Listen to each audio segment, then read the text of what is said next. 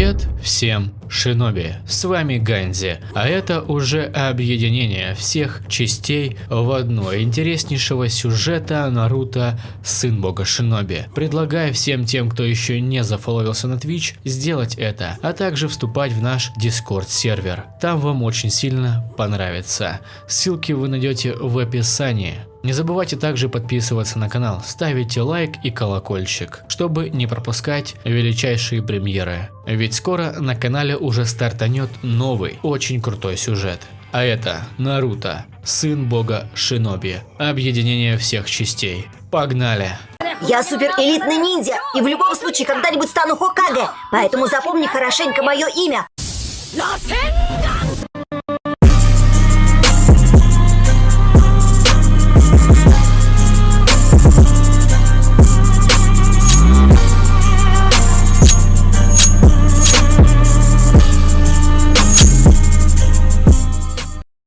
Первая часть. Начало. Сегодня были роды у Кушины Узумаки, или же жены 4-го Хокаге Минато Учиха. У них должны были родиться 2 мальчика и 1 девочка. Старшего они хотели назвать Наруто, а младшего Менма и девочку Мика. Когда прошли роды, то Минато попросил у Биваки подержать детей, но та отказалась и сказала, что сначала мама. После этого она идет к Кушине, но ее голова падает на пол и появляется человек в маске, а после берет детей в свои руки. «Минато, отойди от Джинчурики, или твои дети умрут!» «Пожалуйста, успокойся!» – со страхом в голосе сказал Минато. «Я спокоен, а вот ты нет», – сказал человек в маске. После чего он кидает детей вверх и берет кунай, но Минато успевает словить их с помощью полета бога грома и телепортируется с ними домой. Кладет их на детскую кроватку, а после этого надевает плащ с надписью «4-е поколение» и телепортируется к Кушине. Когда Минато это сделал, то он увидел лежащую Кушину. Он, быстро взяв ее в руки, телепортировался обратно домой и положил возле детей. А сам Минато переместился к человеку в маске и начался бой. Он был как и в каноне. После боя 4-й Хокаге решает запечатать Кьюби в своего старшего сына, а именно Наруто, но его остановил 3-й Хокаге. «Минато, стой! Я сам запечатаю его в Наруто!» «Но почему 3-й сама?» – сказал непонимающий Минато. «Моя жена мертва, я стар, а ты молод, поэтому защити деревню и неси всегда с собой волю огня», – сказал Хирузан. «Хорошо, 3-й сама.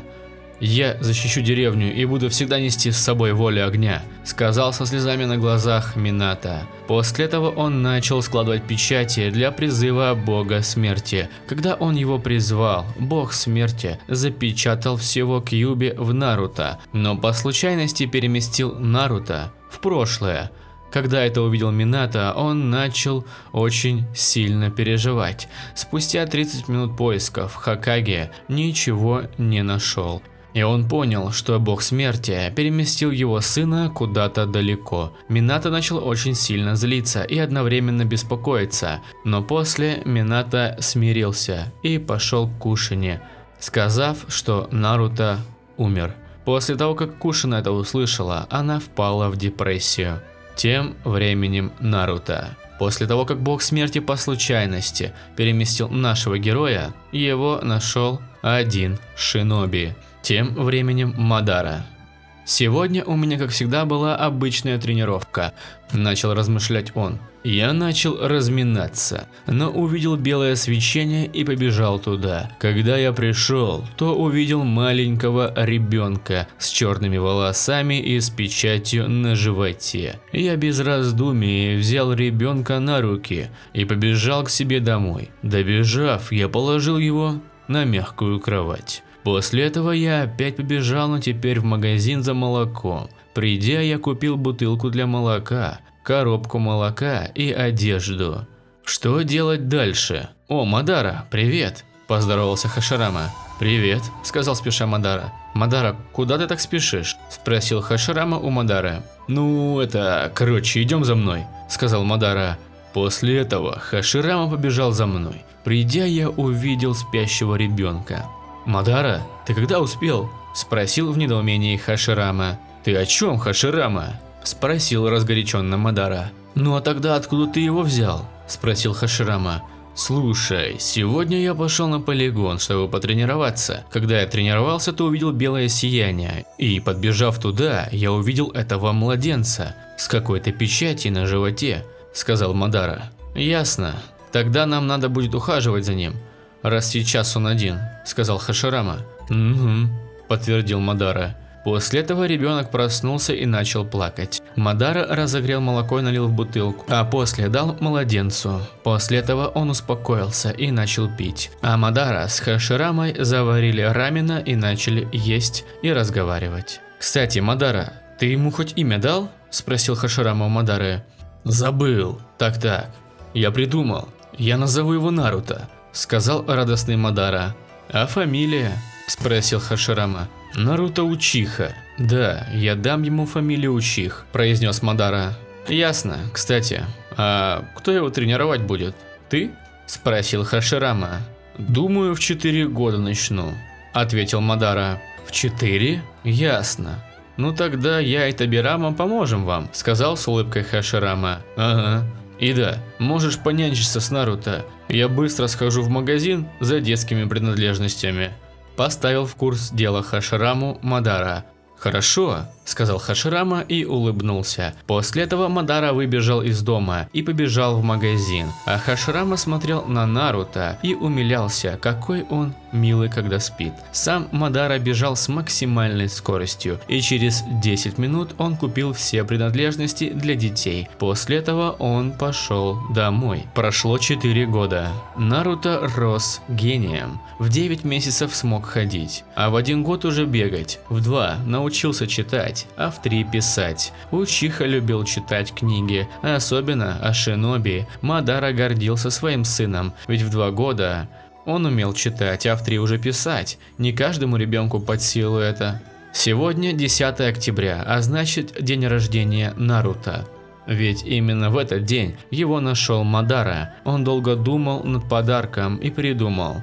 Он подарит ему катану, ведь скоро начнутся тренировки. После этого Мадара вышел из дома, но перед этим...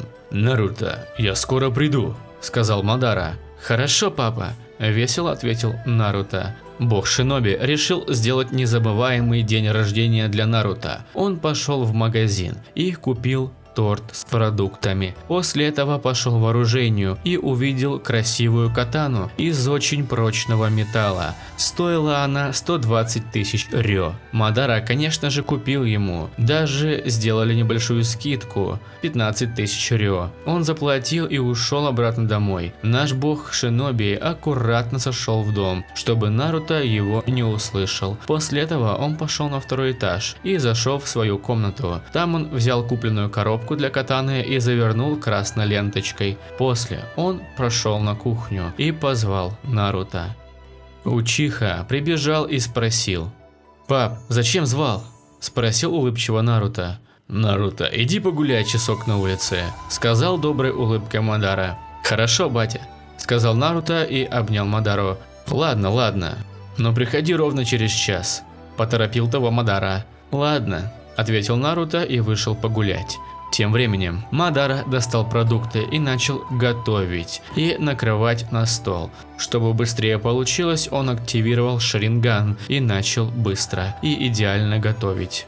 Прошел 1 час. Наруто вернулся домой ровно через час. Когда он разулся, то пошел на кухню и увидел стол с едой. «С днем рождения, сыночек!» – сказал Мадара и протянул подарок.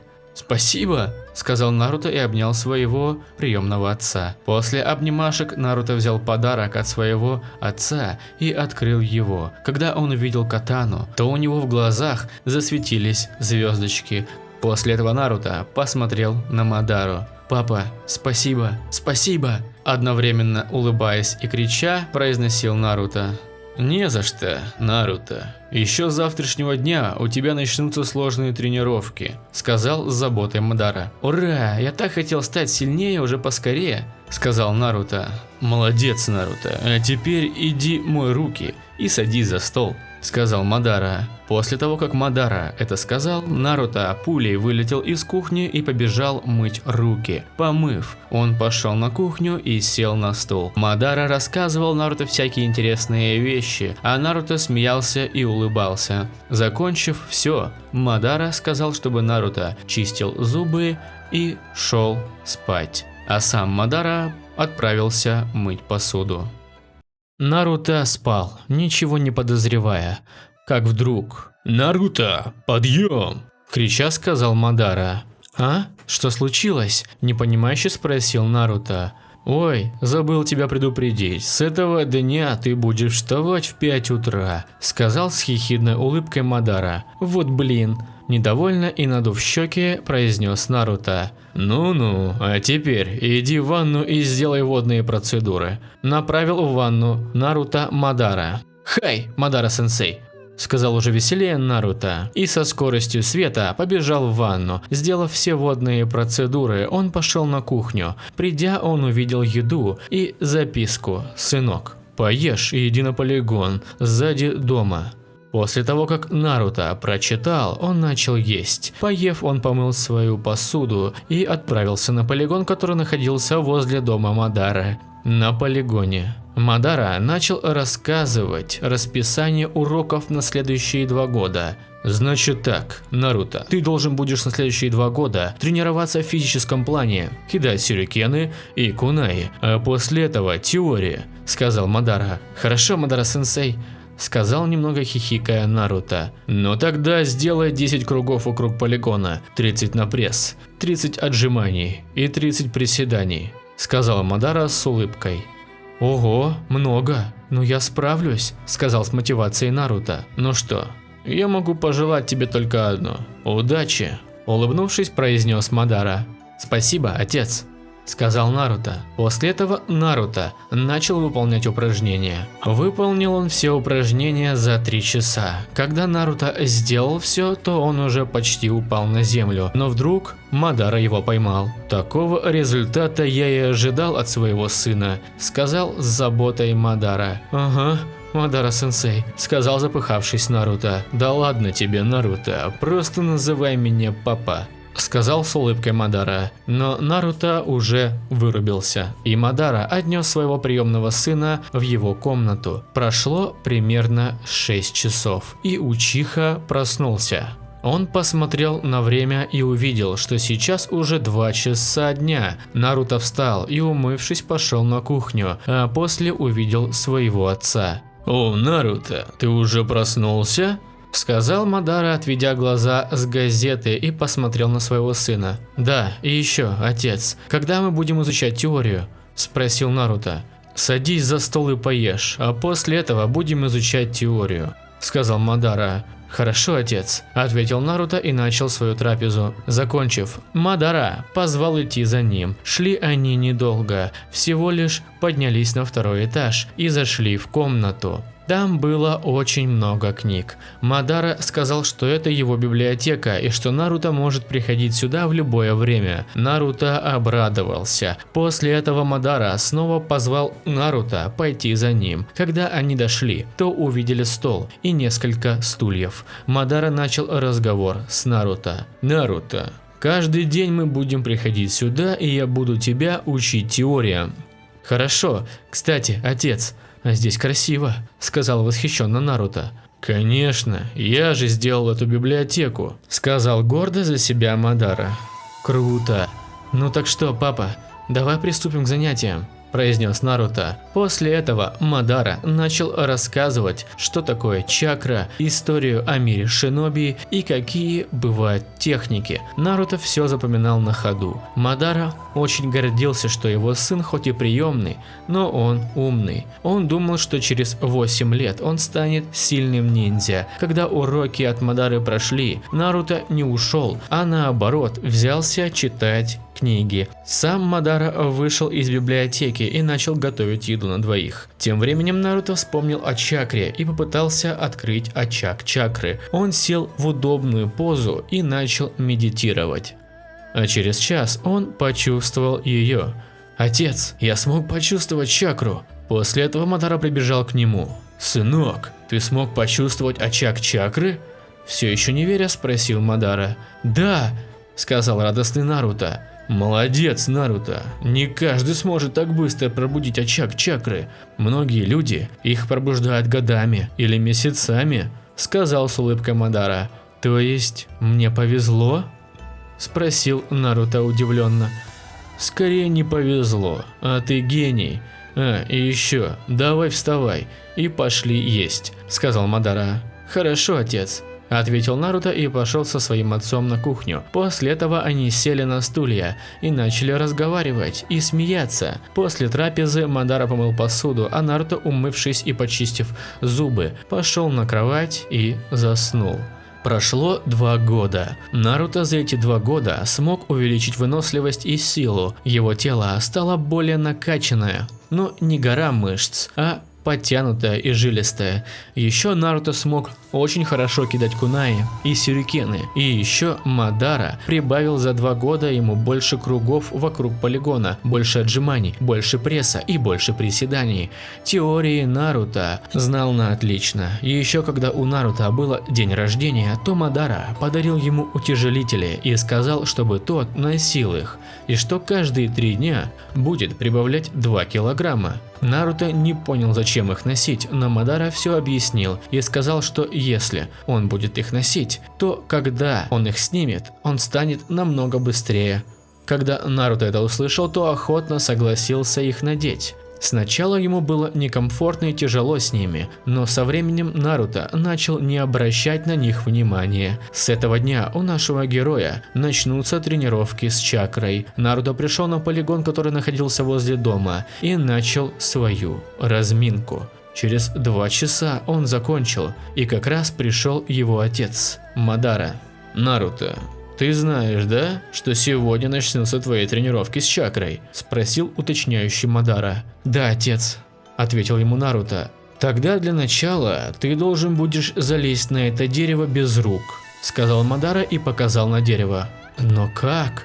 Непонимающе спросил его Наруто. Ты должен будешь направить чакру к себе в ноги, но если ты добавишь слишком мало, то ты упадешь. А если много, то дерево сломается, поэтому нужно найти середину, объяснил ему сам Мадара. Окей, Мадара-сенсей, ответил Наруто и начал пытаться забраться на дерево с помощью чакры, но ничего не выходило. Он все пытался, и только к вечеру он смог залезть до верхушки дерева. Когда это случилось, появился Мадара и с гордостью сказал: «Молодец, Наруто!» «Спасибо», улыбаясь, ответил Наруто. Ну, если ты закончил, то пошли домой поедим, призвал того Мадара. После этого отец и сын, или же учитель и ученик, зашли в дом. Помыв руки, они сели за стол и начали свою трапезу. Закончив, Наруто пошел в ванную. Приняв душ и почистив зубы, он вышел и направился к себе в комнату. Придя, Наруто лег в кровать и заснул. Сегодня Наруто встал и, сделав все, что делает, отправился на полигон, где его ждал отец. «Наруто, ты должен будешь ходить по воде», – сказал Мадара. «Если я прав, то это как ходить по дереву, но на воде надо будет постоянно подавать чакру в ноги», – выдал свою догадку Наруто. «Ты опять прав, сын», – с удивлением и улыбкой сказал Мадара и руками растрепал волосы Наруто. «Отец, я хочу быть как ты», – сказал Наруто с растрепанными волосами. «Чтобы быть как я, тебе надо много и усердно тренироваться», – все еще улыбаясь, говорил Мадара. «Я буду усердно тренироваться и превзойду тебя», – сказал с серьезным настроем и тут же с улыбкой Наруто. «Я тебе верю, Наруто, а теперь иди и учись ходить по воде», – направил того Мадара. «Есть, Мадара-сенсей», – сказал Наруто и побежал учиться ходить по воде. «Эх, Наруто, Наруто, я верю, что ты превзойдешь всех», – сказал Мадара про себя и улыбнулся. После этого разговора с папой Наруто снял футболку, и когда он это сделал, было видно ровное и накачанное тело. Но не суть в этом. Наруто сконцентрировал чакру в ступнях и попытался пойти по воде. Сначала все было хорошо, как вдруг Наруто расслабился и провалился под воду. Когда это увидел Мадара, он начал смеяться и сказал: «Ха-ха, Наруто, ты не должен терять концентрацию, или просто не расслабляйся». Продолжал посмеиваться Мадара. «Ну блин, папа, не смешно», – сказал мокрый Наруто. «Еще как смешно. Ладно, иди учись ходить по воде. Если ты до вечера не управишься, то ты должен будешь пробежать полигон 50 раз», – с улыбкой маньяка сказал Мадара. Когда он это сказал, Наруто вздрогнул и, не теряя ни секунды, побежал учиться ходить по воде. Наруто смог спокойно ходить по воде только под вечер. После этого он вырубился и практически снова упал на землю, но Мадара тут же его поймал и отнес Наруто в его комнату. В комнате Мадара Наруто переодел и положил его на кровать. После этого Мадара укрыл Наруто и вышел из комнаты. Тем временем, когда Наруто вырубился, он оказался в какой-то канализации. Как Наруто это понял, спросите вы? Все просто. На потолках были сломанные трубы, в которых капает вода. Еще и под ногами у Наруто вода, которая доходит ему до щиколоток. Как только Наруто прошел несколько метров, он ощутил очень сильную чакру и большую ненависть. Он решил проверить, от кого несет такой чакрой и ненавистью. Он шел недолго. Спустя буквально 5 минут он зашел в очень большую комнату, а в ней была очень больших размеров золотая клетка, а посередине клетки была канзи с надписью «Печать». Как только Наруто посмотрел внутрь клетки, оттуда появились два красно-алых глаза с черным вертикальным зрачком, и оно начало говорить. «Ха-ха, вот и мой тюремщик пришел», – сказал со злым оскалом существо. «Вы кто?» – со страхом в голосе спросил Наруто. «Бойся меня, я девятихвостый демон Лис, или же, как меня по-другому называют, Кьюби но Йоку», – ответил девятихвостый. «Неясно. Я читал в библиотеке папы про вас», – произнес Наруто уже с меньшим страхом. «И кто же это?» – спросил Кьюби, так как не понимал, кто его отец. «А зачем вам?» – спросил Наруто. «Просто интересно», – уже с менее злым оскалом сказал Лис. «Ну ладно, моего отца зовут Мадара Учиха», – ответил Наруто.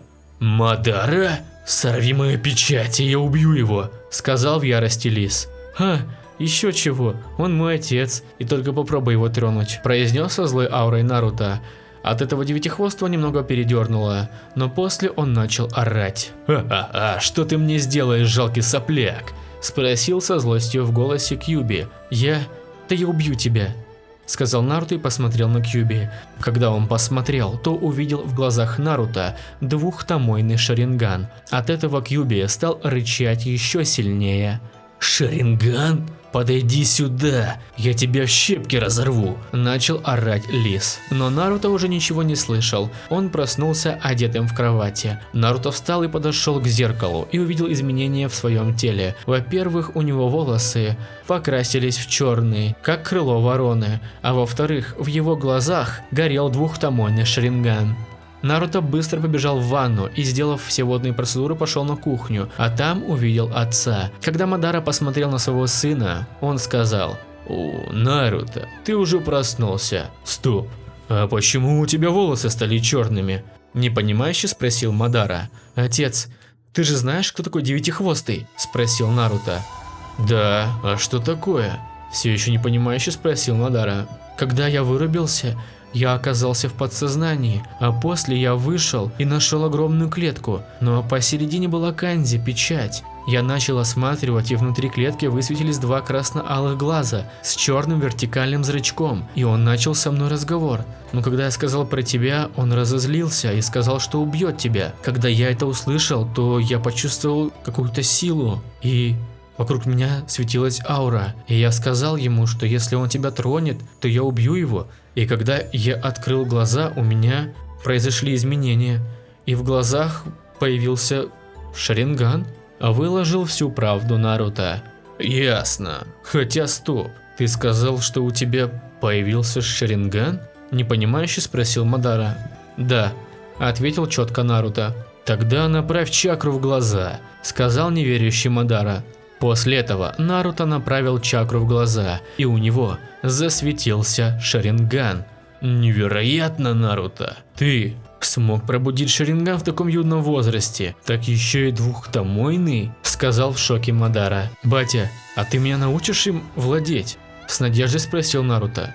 Конечно, сын, сказал Мадара и потрепал волосы Наруто. Спасибо, пап, сказал радостный Наруто и обнял его самой сильной хваткой. После этого Наруто ушел тренироваться. Откуда же у Наруто Шаринган, так еще и внутри девятихвостый? Спросил про себя задумчиво Мадара. Наруто побежал на полигон и начал разминаться. Размявшись, он начал думать, что же ему делать. И уже он хотел сдаться, как вдруг к Наруто подходит Мадара и говорит: «Наруто, я так подумал, ты уже готов к техникам», – сказал Мадара.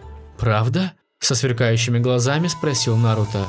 «Да, значит так, ты можешь подождать меня тут, я сейчас приду», – сказал Мадара. После этого Мадара ушел в сторону большого особняка. Дойдя, он постучался. Ему открыл Табирама. Когда Табирама увидел Мадару, он начал с ним разговор.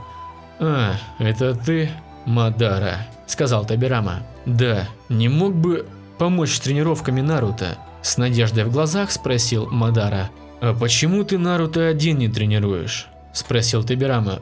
«Ну, как тебе сказать? Я бы хотел ему больше техникам научить», – ответил, нелепо улыбаясь Мадара. «Ха, а почему ты стал так часто улыбаться?» – немного насмехающийся спросил Табирама. «Да просто у меня появился Наруто, и в душе стало как-то теплее», – ответил ему Мадара. «Ха, ясно. Хорошо, я помогу Наруто с тренировками», – сказал тоже улыбаясь Табирама. «Ну тогда собирайся и пошли», – поторопил Табираму Мадара. После этого Табирама зашел домой и начал собирать нужные вещи, а именно кунаи, сюрикены и свою синюю броню. Собрав все, Табирама вышел из дома, и они отправились на полигон, где сейчас их ждет Наруто. Придя, Табирама сказал: «Привет, Наруто», и посмотрел на Наруто, улыбнувшись. «Здравствуйте, Табирама-сама», – поздоровался Наруто и прыгнул на Табираму, а сам Табирама просто взял Наруто на руки и сказал: «Наруто, мне твой папа говорил, что тебя нужно потренировать», – произнес вопросительно Табирама. «Да, Табирама-сама, было бы круто», – ответил Наруто и улыбнулся. «Эй, давай просто, Табирама-сенсей», – сказал немного неловко Табирама. «Хорошо, Табирама-сенсей, так с чего мы начнем?» – спросил Наруто. «Наруто, для начала надо узнать твои стихии», – предложил Мадара. «Хорошо, а как?» – немного неловко спросил Наруто. «Вот, держи эти листочки и проведи по ним чакру», – дал задание Табирама. «Хорошо, Табирама-сенсей», – сказал Наруто. После этого Наруто взял листочки и провел по ним чакру. Первый листик сгорел, второй намок, третий смялся, четвертый сгнил, а пятый покрылся корой дерева. «Наруто, это невероятно!» С открытыми ртами сказали в унисон Мадара и Табирама. «Отец, Табирама-сенсей, что случилось?» – спросил у обоих Наруто. «Наруто, у тебя 4 стихии и еще Макутон», – сказал, не веря глазам Табирама. «Вау, я слышал, что Макутон есть только у дяди Хаширамы», – произнес с выпученными глазами Наруто. «Ну а теперь он есть и у тебя», – сказал все еще в шоке Мадара. «А какие у меня стихии?» – спросил Наруто. «Ой, забыли сказать. У тебя огонь, вода, молния и земля», – перечислил Табирама.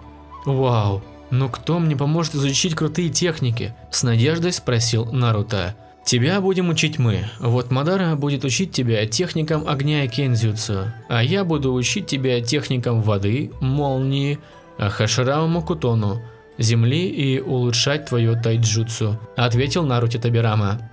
«Круто! А кстати, где сам дядя Хаширама?» – спросил Наруто. «А он в резиденции Хокаге», – ответил Мадара. «Понятно. Ну так что, давайте уже начнем тренировки?» – спросил с нетерпением Наруто. «Нет, сегодня мы с Мадарой проверим твой нынешний уровень сил, а завтра уже начнутся твои тренировки, поэтому пока что отдыхай», – сказал Табирама. «Хорошо», – с улыбкой произнес Наруто. «Ну тогда начали», – сказал Мадара. После этого Наруто побежал на Мадару и Табираму. Они начали драться в тайцзюцу, и Наруто в этом просто всухую проигрывал. Поэтому он отпрыгнул и взял свою катану, а после побежал на своего отца и учителя. Мадара с Табирамой поняли и тоже взяли кунаи и начали бой в кинзюцу. Хотя здесь можно было сказать избиение мальчика. Спустя примерно 2 минуты Табирама остановил бой и сказал: «Хватит, Наруто, для своего возраста ты довольно-таки силен», – подметил Табирама. «Спасибо, Табирама-сенсей», – запыхавшийся ответил Наруто. «Табирама прав, ты смог продержаться 3 минуты, хоть мы и не использовали свою настоящую силу, но это достойно похвалы», – улыбнувшись, сказал Мадара. «Спасибо, папа». Немного неловко поблагодарил Мадару Наруто. «Ладно, сейчас ты примерно на уровне среднего генина», – сказал Наруто Табирама. «Ясно», – ответил с не до конца пониманием Наруто. «Ладно. А теперь сделаем расписание твоих тренировок. С 5 утра до 10:30 будет тренировать Мадара. После 10:30 до 16 буду тренировать я.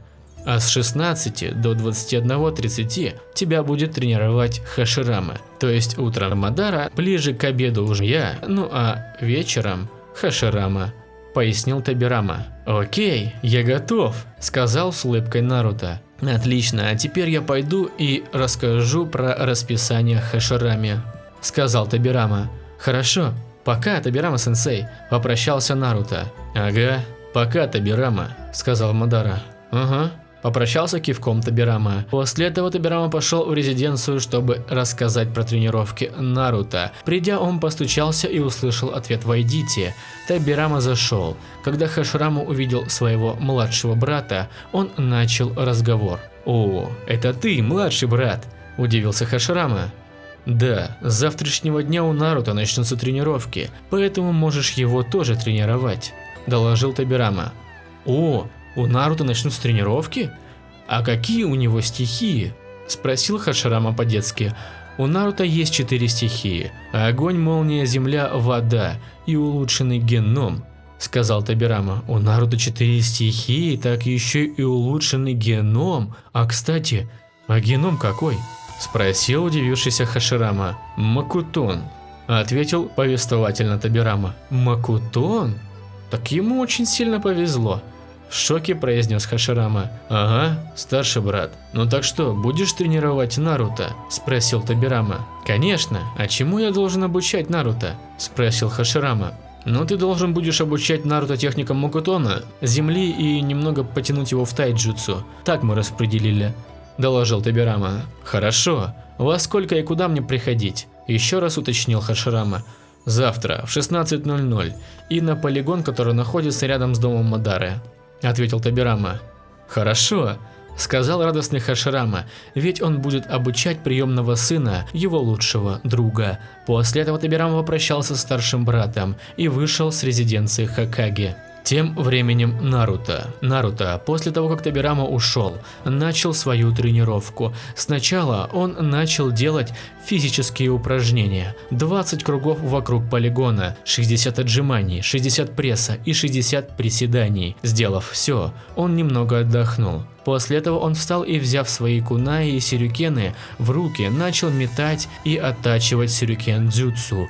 После этой не одной из самых легких тренировок Наруто пошел домой, а там его встретил отец или бог шиноби Мадара Учиха и начал расспрашивать. «Ну, как прошла тренировка?» – спросил Мадара у Наруто. «Да отлично», – улыбнувшись, сказал Наруто. «Ну хорошо, а теперь иди мой руки и садись за стол», – отправил того Мадара. «Окей», – ответил Наруто и побежал в ванну. Зайдя, он помыл руки и пошел на кухню. Придя, он увидел сочную курочку и картошку. Мадара подозвал Наруто за стол. После этого Учиха сел за стол и, сказав «Итадакимас», начал есть. Поев, он поблагодарил отца и пошел в душ. Помывшись, Наруто пошел в свою комнату, лег на кровать и уснул. Следующий день. Наруто встал рано утром и, сделав все свои водные процедуры, отправился на кухню. Там уже был отец, который приготовил Наруто поесть. Когда Мадара увидел своего сына, он начал с ним диалог. «О, Наруто, ты проснулся. Помнишь, что сегодня у нас начнутся тренировки?» – спросил Мадара. «Да, папа», – ответил Наруто в предвкушении тренировок. «Ну тогда садись за стол и поешь. Но когда доешь, я буду ждать тебя на полигоне», – сказал с улыбкой Мадара. «Хорошо», – ответил радостный Наруто. После этого Наруто, не теряя ни секунды, начал быстренько кушать.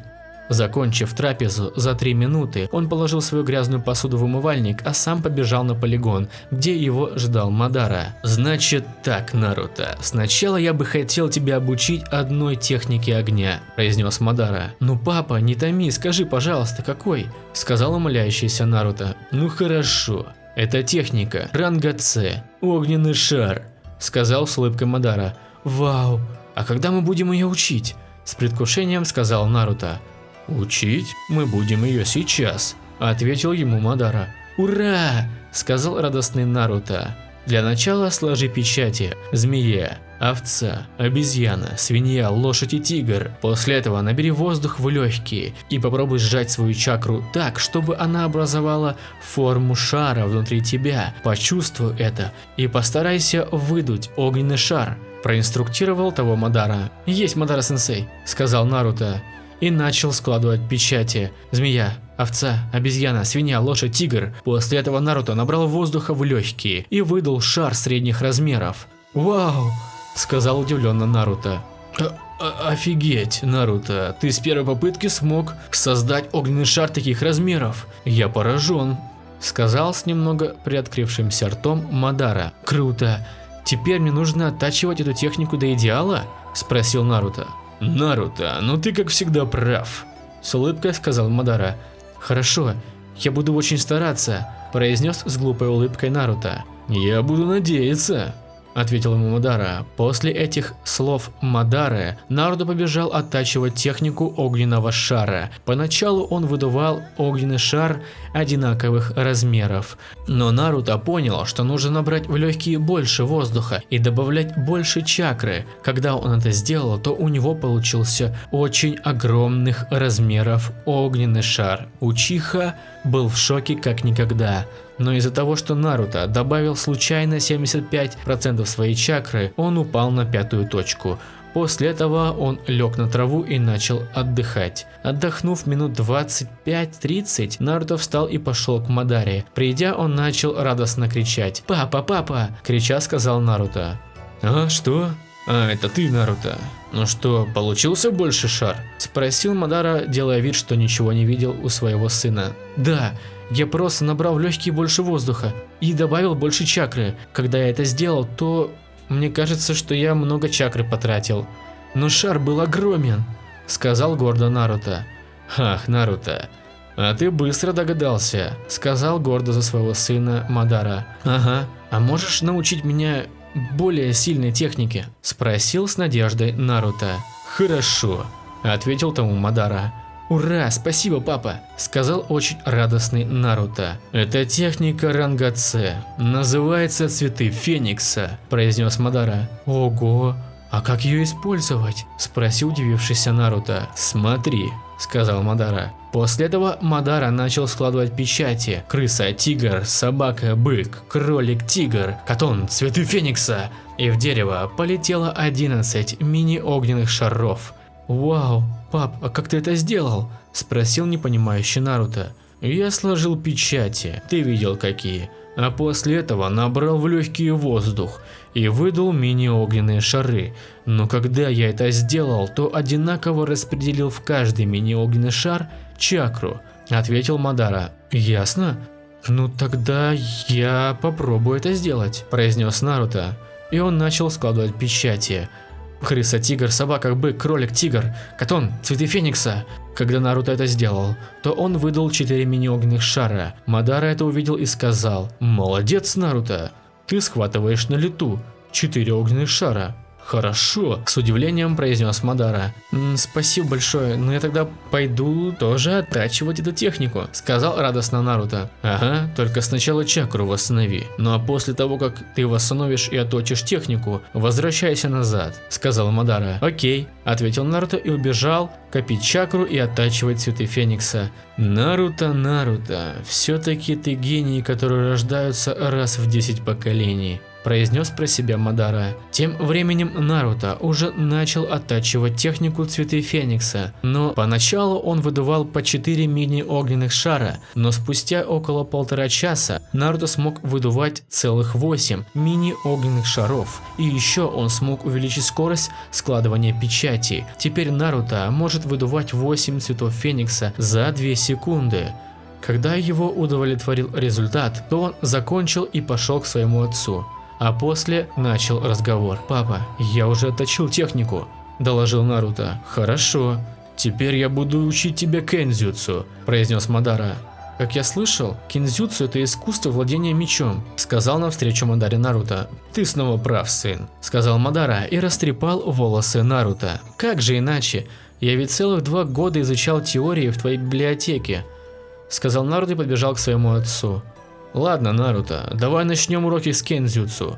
Как ты знаешь, я владею кэнзюцу на мастерском уровне, но я предпочитаю использовать кусари и гунбай. Для начала я буду тренировать тебя в стойке, размаху, блоку и так далее. Когда ты натренируешь это, то я могу обучить тебя моему стилю, или ты можешь придумать его сам. Я забыл тебе сказать, что если бы ты активировал Шаринган, то смог бы копировать техники движения и так далее», – сказал Мадара, почесывая голову. «Блин, отец, все-таки ты забывака», – подметил Наруто. «Ну прости, ладно, давай уже начинать твои тренировки в кинзюцу», – произнес с глупой улыбкой Мадара. «Давай», – ответил уже более радостный Наруто. После этого Наруто достал свою катану из-за спины и активировал свой 2-томойный Шаринган. Мадара тоже достал из-за спины свою кусари и начал показывать Наруто стойку. Спустя 30 минут Наруто автоматически мог вставать в стойку, которую показал Мадара. Он похвалил Наруто и начал показывать, как размахивать катаной. Спустя еще 30 минут Наруто смог правильно размахивать катаной. От этого Мадара еще раз похвалил Наруто, и он стал показывать, как ставить блоки. Узумаки научился ставить блоки за 40 минут. Когда он смог научиться первым этапом кэнзюцу, то Мадара сказал: «Ха, я и не ожидал от своего сына других результатов. Молодец, Наруто. Теперь будем приступать ко второму этапу, а именно я буду тебя бить своей кусари, а ты будешь в свою очередь ставить блоки и пытаться контратаковать. После этого ты будешь со мной оттачивать то, что я тебе сегодня показал. Ясно? А еще, когда ты будешь мастерски использовать кэнзюцу, то я тебя научу моему стилю. Ну или же ты можешь придумать его сам. Я повторюсь еще раз. Теперь я все до конца тебе объяснил, ты понял?» – спросил Мадара, уточняюще. «Да, папа, мне нужно будет очень много тренироваться, чтобы превзойти тебя», – сказал мечтающий Наруто. «Да, так что давай приступать ко второму этапу», – сказал с улыбкой Мадара. «Давай», – ответил Наруто. После этого они встали в стойку и побежали друг на друга. Наруто ставил блоки, хотя это ему давалось очень тяжело, но из-за Шарингана ему немного было легче. Наруто долго отбивал удары от своего отца, и вдруг он замечает, что его отец открылся. Уже он хотел ударить катаной отца, но Мадара просто поставил блок.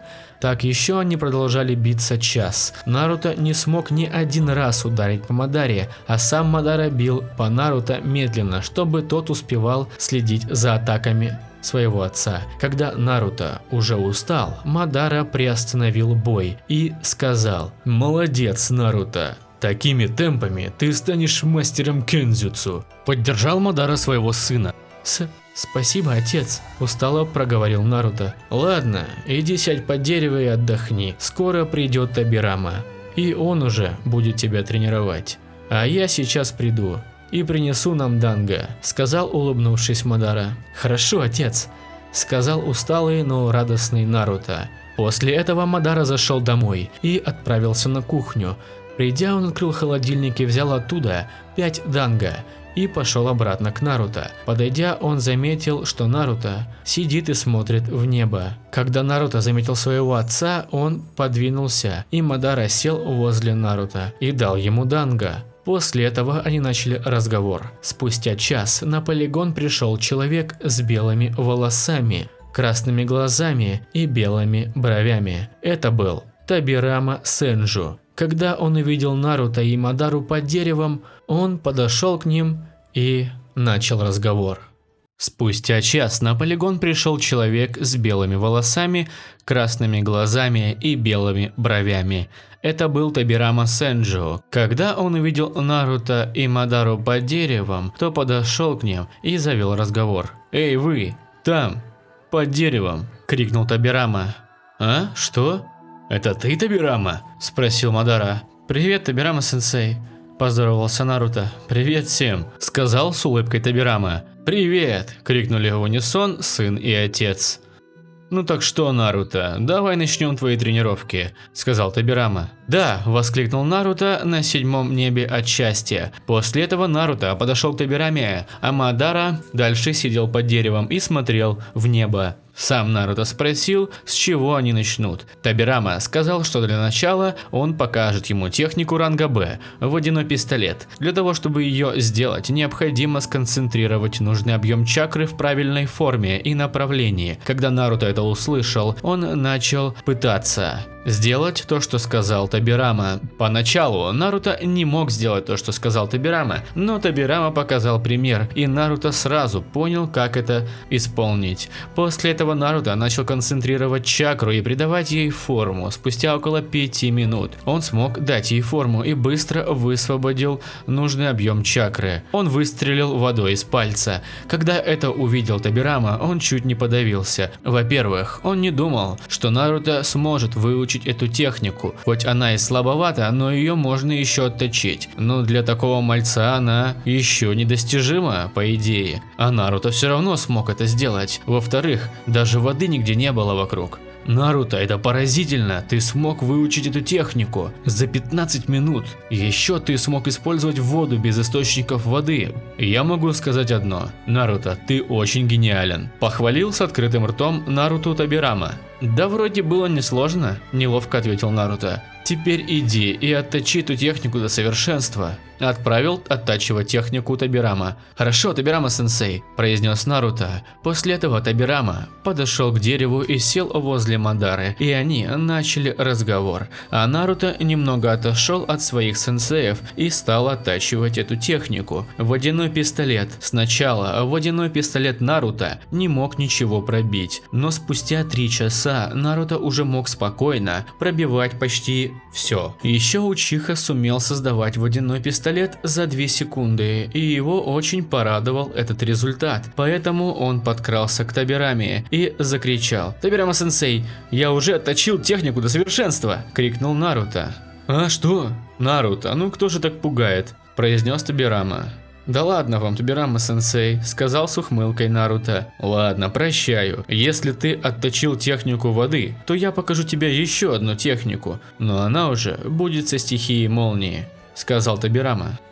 «Окей, Табирама-сенсей», – радостно произнес Наруто. «Эта техника будет ранга С, пес из молнии. Для того, чтобы создать эту технику, тебе понадобится то же самое, что и с водой. А именно, нужно сконцентрировать нужное количество чакры в форме собаки. Эта техника будет полегче, так что много труда не составит тебе ее сделать», – произнес Табирама. «Ну тогда я пойду потренирую эту технику», – сказал Наруто. После этого Наруто ушел, а Табирама обратно сел возле дерева и начал разговор с Мадарой. Наруто же в свою очередь начал пытаться сделать технику пес из молний. Поначалу у Наруто лишь получалось выпустить очень маленького пса из молний, но спустя примерно 1,5 часа Наруто уже смог добиться огромных результатов, и у него получалась большая собака, пес из молний огромный. Когда Наруто закончил, он уже хотел пойти и рассказать все, что научился. Но Учиха просто вырубился из-за чакроистощения. Ну а вы что думали? 9,5 часов работать с чакрой? Так почти еще и без отдыха. Прошло около 2 часов с ухода Наруто. Мадара и Табирама стали беспокоиться, поэтому они встали и побежали искать Наруто. Спустя 5 минут Мадара нашел Наруто, лежащего на траве. Сначала бог Шиноби подумал, что Наруто умер, но проверив сердцебиение, он понял, что Наруто просто вырубился из-за чакры истощения. После этого Мадара позвал Табираму, и они начали ждать, пока проснется Наруто. Прошел час. Наруто еле-еле открыл глаза, и когда он это сделал, то увидел Табираму и Мадару. Наруто подорвался. «Отец, Табирама-сенсей, дядя Хаширама еще не пришел?» Спросил он их с волнением. «О, сын, ты уже проснулся?» «Нет, Хаширама придет через 30 минут примерно», сказал с улыбкой Мадара.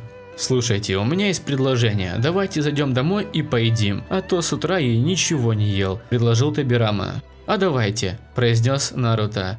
После этого все трое встали и пошли в дом Мадары. Придя, они сняли обувь и пошли на кухню. На кухне Мадара приготовил за 5 минут мисо-суп, и они стали принимать пищу. Закончив прием пищи, Табирама, Наруто и Мадара убрали посуду в умывальник и помыли руки, а после вышли на полигон. Когда они пришли туда, там уже их ждал Хаширама. «Привет, младший брат, Мадара и Наруто», сказал с грубоватой улыбкой Хаширама. «Привет, дядя Хаширама», поздоровался Наруто. «Ага, привет, Хаширама», сказали в унисон Мадара и Табирама.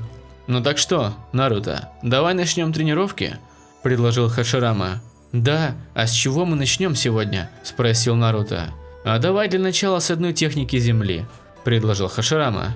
«А какой у нее ранг?» поинтересовался Наруто. «Ну, она С-ранга», ответил Хаширама. «Вот блин, Хаширама-сенсей, научи меня, пожалуйста, техникам ранга Б», просил умоляющий и зазнавшийся Наруто. «Эх, ну Б так Б, ладно», согласился Хаширама. «Ура!» радостно произнес Наруто. «Техника ранга Б, земляная стена, она предназначена для защиты», стал объяснять Хаширама. «О, Хаширама-сенсей, а можете мне ее показать?» спросил Наруто. «Хорошо, Наруто-кун», сказал Хаширама. После этого Наруто активировал двухтомойный шаринган. Когда Хаширама это заметил, он сказал: «Наруто, ты пробудил шаринган?» удивился Хаширама. «Недавно», ответил Наруто. «Ну ладно», сказал Хаширама и начал складывать печати. Тигр, кролик, свинья, собака, дотон, техника земляной стены. И возле Хаширамы появилась больших размеров земляная стена. «Вау, я тоже так хочу», восторженно произнес Наруто и начал складывать печати. Тигр, кролик, свинья, собака, дотон, техника земляной стены. После этого возле Наруто появилась небольшая земляная стенка. «Ого, Наруто, с первого раза сделать земляную стену?» произнес удивившийся Хаширама. «Да блин, но она же маленькая», сказал Наруто. «Конечно, ее нужно оттачивать, чтобы она стала большой», сказал с улыбкой Хаширама. «Ну тогда я пойду тренироваться», сказал с улыбкой Наруто. «Удачи тебе, Наруто», сказали одновременно Мадара и Табирама. «Хорошо, как только отточишь ее, приходи ко мне и покажи», сказал с улыбкой Хаширама. После этого Наруто отошел от своих учителей и стал оттачивать технику земляной стены самостоятельно. Небольшое отступление. Если что, у Наруто большие запасы чакры и прекрасный контроль ее, поэтому он так быстро учит техники. Конец отступления. Сначала Наруто только и делал, что создавал маленькую земляную стену, примерно 2 на 2 квадратных метра, но со временем она становилась все больше и больше. Спустя 2 часа он смог отточить технику до 4 на 4 квадратных метров. Тогда Наруто прекратил ее оттачивать и лег на траву, чтобы отдохнуть, ведь чакры стало маловато. Так он пролежал 20 минут, а после встал и пошел к своим учителям. Когда Наруто пришел, то он увидел, как они втроем играют в карты. Учиха подошел к ним и сказал: «Фух, Хаширама-сенсей, я смог отточить земляную стену, но это было непросто. Обратился к Хашираме Наруто. Можешь показать? Спросил с интересом Хаширама. Конечно, сказал Наруто и начал складывать печати. Датон, техника земляной стены. После этого возле Наруто появилась земляная стена с размером 4 на 4 квадратных метра. Невероятно, Наруто, ты так быстро научился и отточил технику до таких размеров. В шоке и с непониманием произнес Хаширама. Хаширама прав. Наруто, ты поистине гений, сказали шокированные в унисон Табирама и Мадара. Да ладно вам, Хаширама-сенсей, вот мне сказали, что у меня еще особый геном Макутона. Не могли бы вы продемонстрировать технику Макутона? Спросил Наруто. Конечно, это техника ранга Б, множественное древесное клонирование. Чтобы ее сделать, необходимо сложить печати. Запоминай: тигр, собака, змея. После этого нужно сконцентрировать равномерно чакру по всему телу, произнес Хаширама. А можете показать на практике? Сказал с надеждой в глазах Наруто. Хорошо, только не забудь Шаринган подрубить. Напомнил Наруто о Шарингане Хаширама. После этого Наруто активировал двухтомойный Шаринган, а Хаширама начал складывать печати. Тигр, собака, змея. Сложив печати, с его тела начали выходить древесные клоны. Вау, а зачем эти клоны? Спросил Наруто. Вот блин. Наруто, надо было тебя научить этой технике первой, ведь после того, как клон развеется, он передаст тебе все знания и навыки, произнес Хаширама. То есть я мог создавать древесных клонов и быстрее учить технике? Еще раз с пониманием спросил Наруто. Да, ответил Хаширама. Хаширама-сенсей, лучше бегите, сказал со скала маньяка Наруто. Табирама, Мадара, помогите, пожалуйста! Бежал и кричал Хаширама. Не, нам что, жить надоело? Крикнули в унисон Табирама и Мадара. Вот черт, Наруто, прости, я научу тебя одной сильной технике, крикнул Хаширама. После этого Наруто остановился, подойдя к Хашираме, и спросил: какой технике? Это техника ранга А, земляной дракон, сказал Хаширама. Ура, техника ранга А можете показать, как ее делать? Спросил Наруто. После этого он активировал двухтомойный Шаринган. Да, конечно, сказал Хаширама и начал складывать печати. Лошадь, собака, птица, бык, змея, датон, техника земляного дракона. После этого из земли вырвался большой земляной дракон. Вау, только и смог произнести Наруто. Да, эта техника трудная, поэтому ты ее так быстро не выучишь, уточнил Хаширама. Да еще как выучу. Кстати, а сколько времени? Спросил Наруто. Сейчас 18:00, ответил Хаширама. Хорошо, блин, я же забыл про множественного древесного клона, сказал Наруто. Ничего, сложи просто печати. Тигр, собака, змея, и сконцентрируйся, дал указание Хаширама. Окей, произнес Наруто. После этого Наруто отошел от Хаширамы и стал складывать печати. Тигр, собака, змея, техника древесного клонирования, крикнул Наруто, и возле него появился один клон. У Учихи этого не хватило, поэтому он стал пытаться делать больше клонов. Спустя 1,5 часа он смог сделать 10 древесных клонов. Когда его устроил результат, он подошел к Хашираме и сказал: Хаширама-сенсей, я смог научиться 10 древесным клонам, сказал Наруто. Ого, ты молодец. Но теперь иди учи технику, которую я тебе показал, а именно земляного дракона. Дал задание Хаширама. Есть, но можете мне еще раз показать печати? Просто я так увлекся техникой множественного клонирования, что забыл печати от земляного дракона, сказал с глупой улыбкой Наруто. Хорошо, на что Хаширама все показал ему.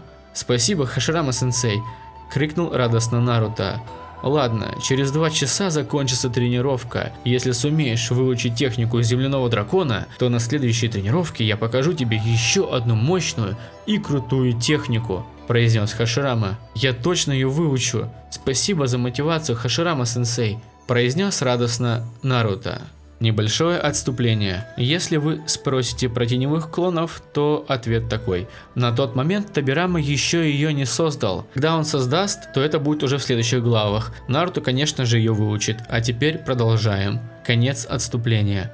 После этого Наруто убежал тренироваться, а Хаширама подошел к дереву, возле которых дремали Тобирама и Мадара. Когда Наруто дошел до места, где он тренируется, он стал складывать печати. Лошадь, собака, птица, бык, змея, датон, техника земляного дракона. Но ничего не получилось. Наруто не обратил на это внимания и стал вновь пробовать. На этот раз то же самое, ничего не случилось. Поэтому Наруто стал добавлять больше чакры, и спустя 2 часа он исчерпал весь запас чакры.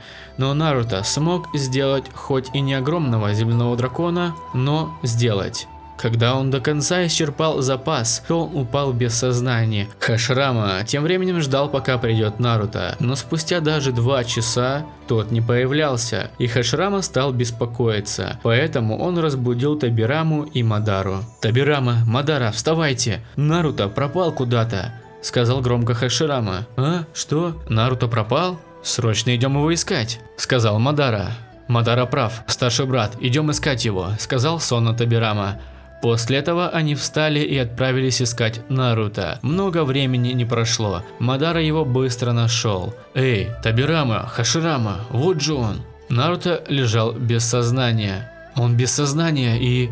чакра истощенный!» – крикнул Мадара. Хмыкнули в унисон братья и подошли к Наруто. «Блин, он уже 2-й раз вырубился из-за чакры истощения», – произнес Тобирама. «Младший брат прав. Мы слишком его гоняем», – сделал вывод Хаширама. «Ага, но если мы скажем, что будем меньше тренировать, то без капризов не обойдемся», – подметил Мадара. «Это тоже правда», – сказали в унисон Тобирама и Хаширама. «Ладно, пойдемте ко мне, положим Наруто в его комнату и выпьем с вами», – предложил Мадара. «Я только за», – сказал Хаширама. «Ну я тоже», – поддержал Тобирама. «Ну тогда идемте», – повторил Мадара. После этого он взял Наруто на спину, и они пошли домой. Придя, Мадара поднялся в комнату Наруто и уложил того в кровать, а сам Мадара осторожно закрыл дверь, чтобы не разбудить Наруто, и пошел на кухню. Там он достал несколько бутылок саке, и они стали выпивать, разговаривать и смеяться, но не громко, а то если Наруто встанет, то он устроит им бунт.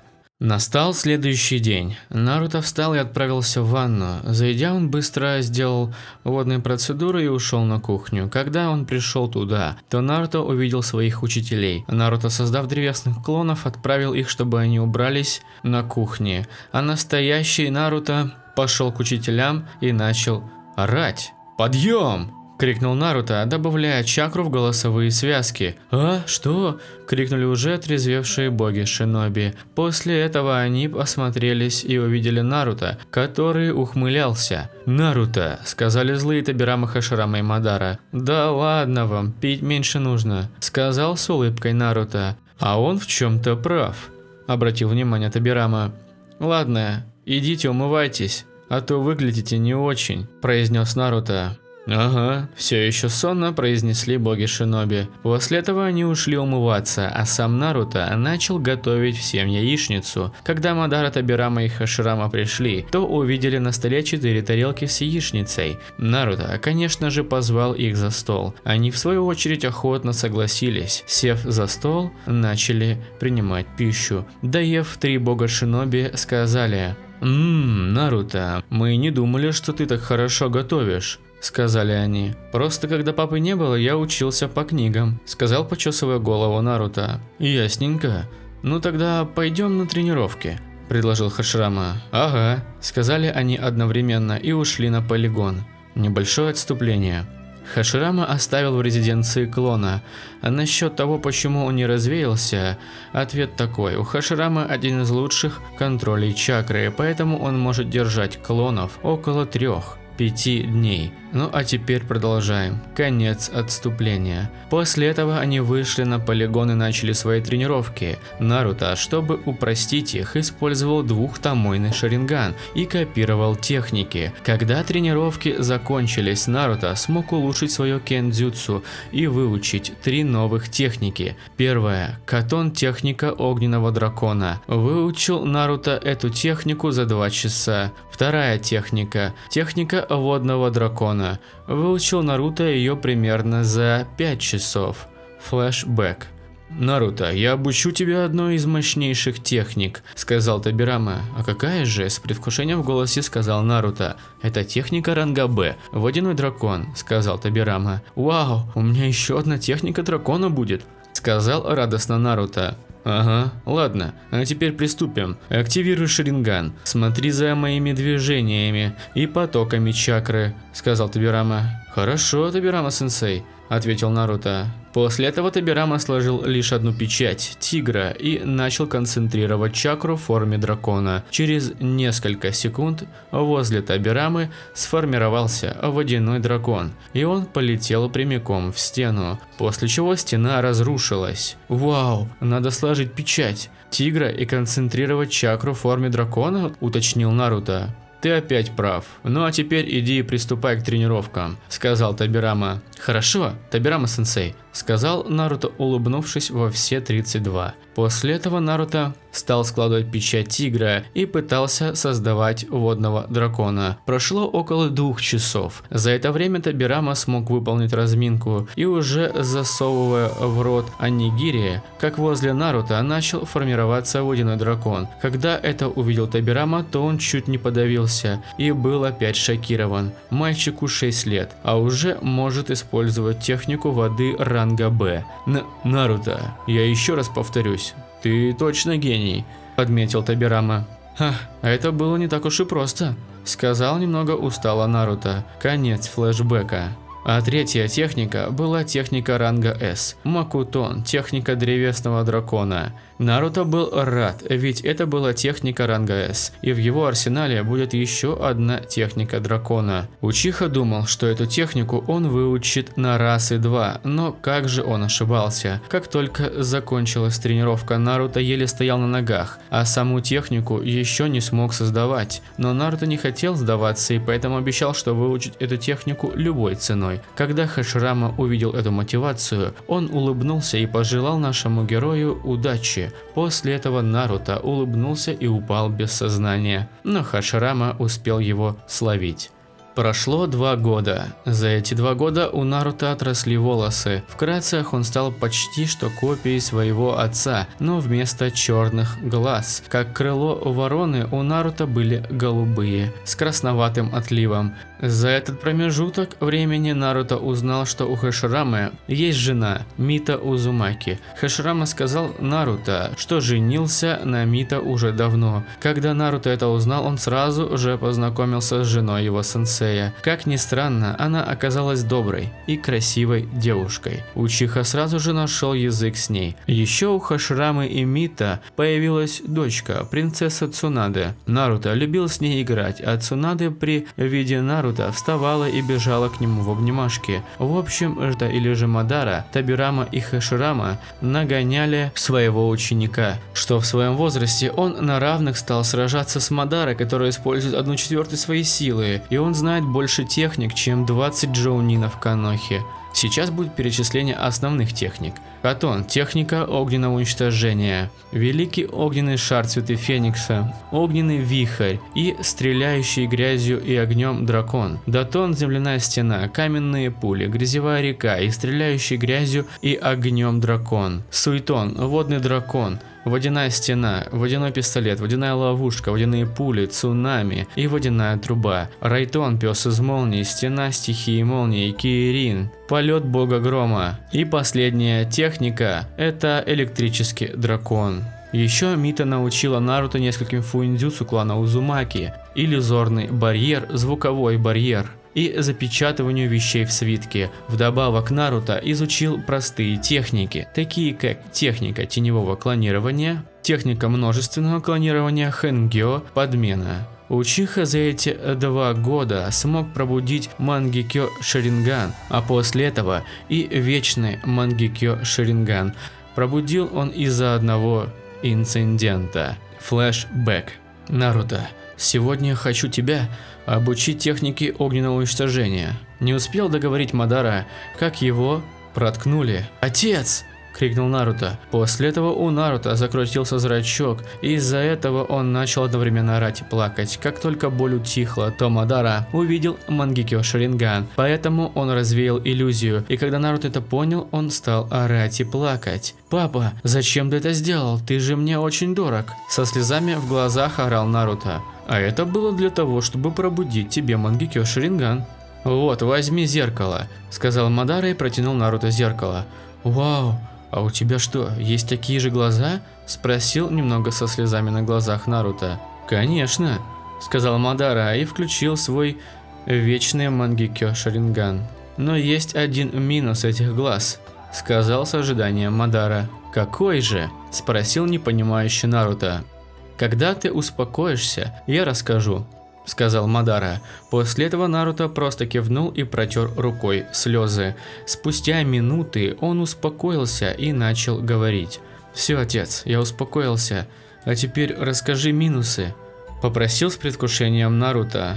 «С каждым использованием глаз ты начинаешь слепнуть», – стал рассказывать Мадара. «Что? Но можно ли избавиться от этого эффекта?» – произнес с надеждой в глазах Наруто. «Конечно, я пересажу мои глаза тебе», – сказал с улыбкой Мадара. «Пап, тогда ты будешь без глаз?» – кричал на Мадару Наруто. «Не бойся, это глаза моего брата, а мои лежат в библиотеке», – ответил Мадара. «Брата?» – спросил с непониманием Наруто. «Да, когда-то у меня был младший брат, но он умер на войне», – сказал с грустью Мадара. «Прости, отец», – сказал грустно Наруто. «Ладно, давай не будем о плохом. Идем за мной, я пересажу тебе мои глаза», – сказал с улыбкой Мадара. После этого они ушли в библиотеку. Там Мадара открыл тайник и взял оттуда банку с непонятной жидкостью, а внутри глаза. Когда Мадара взял все нужные вещи для операции, он вколол в Наруто усыпляющее. После этого он начал операцию. Она прошла успешно, и когда Наруто открыл глаза, у него в глазах засветился вечный Мангекё Шаринган. Конец флешбека. Наруто стал очень силен в кендзюцу. Он даже смог выучить весь стиль Мадары с помощью Шарингана. Но он все еще не мастер, поэтому Мадара решил отвести Наруто в страну железа к мастеру кендзюцу Мифуне. На тот момент ему было 29 лет. Он подошел к Наруто, который тренировался, и начал с ним разговор. «Наруто, мы должны будем пойти в страну железа, чтобы ты еще лучше обучился кендзюцу», – сказал Мадара. «Хорошо, но нужно всех предупредить», – произнес Наруто улыбающийся.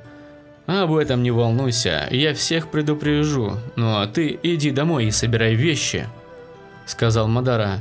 «Хей, Мадара-сенсей», – сказал Наруто и побежал в дом собирать вещи. Тем временем Мадара ушел с полигона и отправился предупреждать об уходе из деревни. Постучавшись в особняк Хокаге, Мадаре открыла Мито. «О, это ты, Мадара? А где Наруто?» – осматривающий спросила Мито. «Наруто собирает вещи. Сегодня мы уходим в страну железа, чтобы Наруто обучили кендзюцу. Поэтому я решил вас предупредить об этом», – сказал Мадара. «Ясненько. Ну, тогда я предупрежу об этом Хашираму, Табираму и Цунадэ скажу. После этого мы вас проведем и попрощаемся с вами», – сказал немного с грустью Мито. «Отлично. А, и еще, мы если что через час будем у ворот Канохи», – предупредил Мадара. «Хорошо», – сказала более радостно Мито. «Ну тогда пока», – попрощался Мадара, и он ушел в сторону своего дома, а Мито закрыла дверь и пошла всех предупреждать. Шел Мадара до дома около 10 минут. Придя, он открыл дверь и увидел Наруто, который бегает по всему дому и что-то ищет. Когда Мадара отозвал Наруто, он сразу же встал в стойку, но посмотрев, Наруто увидел своего отца. «Отец, зачем так пугаешь?» – злостно спросил Наруто. «Ну прости», – с улыбкой сказал Мадара. «Хорошо, и что ты хотел?» – спросил Наруто. «Да, зачем ты бегаешь по всему дому?» – спросил Мадара. «Когда я запечатал вещи в свитке, то куда ты их положил и теперь не могу вспомнить», – ответил с улыбкой Наруто. «Ясно, через час ты должен быть уже готов», – предупредил Мадара. «Хай, Мадара-сенсей», – сказал Наруто и быстро побежал собираться. Прошел час. У ворот Канохи уже все собрались и стали прощаться с Наруто и Мадарой. Наруто, Мадара, удачи вам, пожелала Мита. Ага, удачи вам, Наруто и Мадара, сказали Тобирама и Хаширама. Поблагодарили в унисон Мадара и Наруто. Братик Наруто, приходи поскорее, сказала с улыбкой принцесса Цунаде. Конечно, Цунаде-чан, когда я и папа вернемся обратно в Коноху, то я тебя немного потренирую, пообещал Наруто. Хорошо, братик Наруто, сказала Цунаде и, подбежав к брюнету, обняла его. А от этой картины все умилились. Когда все до конца попрощались, Наруто и Мадара пошли в путь, ведь дорога была очень долгой, аж 5 дней. Когда они шли, то на них нападали разбойники, наемники, но вблизи разглядев, кто перед ними стоит, они пытались убегать, ведь против самого Мадары Учиха и его сына у них не было ни единого шанса. Но кто пытался и не пытался, все равно погибали от рук Мадары и сына Наруто. Дошли, как и ожидалось, за 5 дней, но когда они почти что пришли, на их пути встали 3 самурая и начали диалог. «Зачем к нам пожаловали Мадара-сан и его сын?» – спросил первый самурай. «Мы пришли, чтобы Мифуна сама обучил моего сына в мастерстве владеть кендзюцу», – сказал спокойно Мадара. «Ну хорошо, идемте за мной», – сказал уже второй самурай. «Мифуна сама будет вас рад видеть», – сказал третий самурай. Мадара лишь кивнул, и они пошли к Мифуне саме. Пришли они за 30 минут. Когда Мифуна увидел Мадару, он лишь улыбнулся и начал с ним диалог. «Мадара-сан, зачем вы и ваш сын пришли в страну железа?» – спросил Мифуна. «Мифуна сама, можете ли вы взять ученики моего сына, Наруто?» – спросил с надеждой в голосе Мадара. «Конечно, Наруто. Ты теперь будешь моим учеником по кендзюцу», – подметил Мифуна. «Хорошо, Мифуна-сан», – сказал радостно Наруто. «Давай без суффиксов, а просто как ученик и учитель», – предложил с улыбкой Мифуна. «Окей, Мифуна-сенсей», – согласился Наруто. «Ну вот и отлично, Мадара-сан, когда вы уходите?» – спросил Мифуна. «Через год. А пока что не можете ли вы нам выдать небольшую квартирку?» – спросил Мадара. «Да без проблем. За год я смогу обучить его очень хорошо. Ну ладно, вот вам ключи. Адрес написан на ключах», – сказал Мифуна и протянул ключи от дома богу Шиноби. «Ага, спасибо», – поблагодарил Мадара. «Наруто, завтра приходи ко мне, и мы уже начнем тренироваться», – произнес Мифуна. «Хорошо», – сказал радостно Наруто. После этого Мадара и Наруто вышли из кабинета и пошли искать их квартиру. Долго искать не пришлось. Примерно через минут 5 они уже нашли одноэтажный дом. «Ого, а Мифуна не пожалел», – сказал Мадара. «Ага, а теперь пошли зайдем уже поскорее», – сказал в предвкушениях Наруто. После этого Мадара взял ключи и открыл дверь. Когда они зашли, то увидели красивые и убранные комнаты. Наруто сразу же начал ходить и изучать дом. А Мадара зашел в кухню и стал готовить уже еду, так как они проголодались. Слава богу, там она была. Спустя 20 минут Наруто до конца проверил дом, а Мадара за это время уже сделал ужин. Он позвал Наруто и, сев за стол, они принялись принимать пищу, а именно рис с рыбой. Когда они ели, то разговаривали и смеялись. Закончив, Наруто ушел в душ, а Мадара мыть посуду. После всего этого они выбрали себе по комнате и, раздевшись, легли спать. Но перед сном они немножко поговорили о пройденном дне и подметили, что день был трудный. Наруто снова встал рано утром. Приняв душ и почистив зубы, он пошел на кухню, чтобы приготовить что-то поесть. Но Наруто увидел Мадару, который что-то уже готовит. По запаху можно было понять, что он готовит что-то необычное и вкусное. Но это оказалось бенто. Мадара приготовил завтрак и выложил еду на стол. А после этого он позвал уже Наруто к столу. Он, конечно же, охотно согласился и, сев за стол, взял палочки в руки и начал принимать пищу. Как только он немного поел, он сказал: «Отец, это шедевриально», – произнес в шоке Наруто от вкусного бенто. «Спасибо, Наруто, а теперь доедай и пошли к Мифуне на тренировку», – сказал с приказным оскалом Мадара. «Хорошо, отец», – сказал немного напугавшись Наруто. После этого он начал свою трапезу. Доев, он поблагодарил отца и пошел на тренировку к Мифуне. А сам Мадара отправился на ближайший полигон и начал там свою тренировку. Тем временем Наруто уже дошел до кабинета Мифуны-сенсея и, постучавшись, он дождался ответа «Войдите», ну а после вошел. «Здравствуйте, Мифуна-сенсей», – поздоровался Наруто. «А, это ты, Наруто», – сказал Мифуна. «Да. Когда мы начнем тренировки?» – спросил с предвкушением Наруто. «Сейчас». «Кирита, можешь меня заменить на 1 год?» – спросил Мифуна. «Можете положиться на меня, Мифуна-сама», – сказал Кирита. «Отлично. А теперь, Наруто-кун, идем за мной», – скомандовал Мифуна. После этого Наруто пошел за Мифуна. Спустя 10 минут они были на большом полигоне, где было очень много манекенов и мишеней. Когда это увидел Наруто, то открыл рот от того, что полигон настолько большой и красивый. Он очень сильно отличался от полигона Канохи. «Ну как тебе наш полигон?» – спросил с улыбкой Мифуна. «Красиво!» – ответил все еще с открытым ртом Наруто. «Ну ладно, теперь давай начнем уже тренировку», – сказал Мифуна. «Ага», – ответил ему Наруто. После этого Мифуна стал обучать Наруто кендзюцу. Для начала Мифуна показал самые быстрые комбинации ударов мечом. Учиха, это увидев, активировал 3-томойный шаринган. Когда это увидел Мифуна, он чуть не упал в обморок. Мальчику 8 лет, а у него уже 3-томойный шаринган. Если что, Мифуна даже еще не знает, что у него есть вечный Мангекё шаринган. Прошла 1 минута, Мифуна собрался и сказал: «Наруто, в таком возрасте иметь шаринган, так еще и 3-томойный», сказал все еще шокированно Мифуна. «А, вы про это? Ну да, папа пробудил у меня 3-томойный шаринган», подтвердил Наруто. «Ясно, ну давай продолжать», сказал Мифуна. И Мифуна стал обучать нашего героя.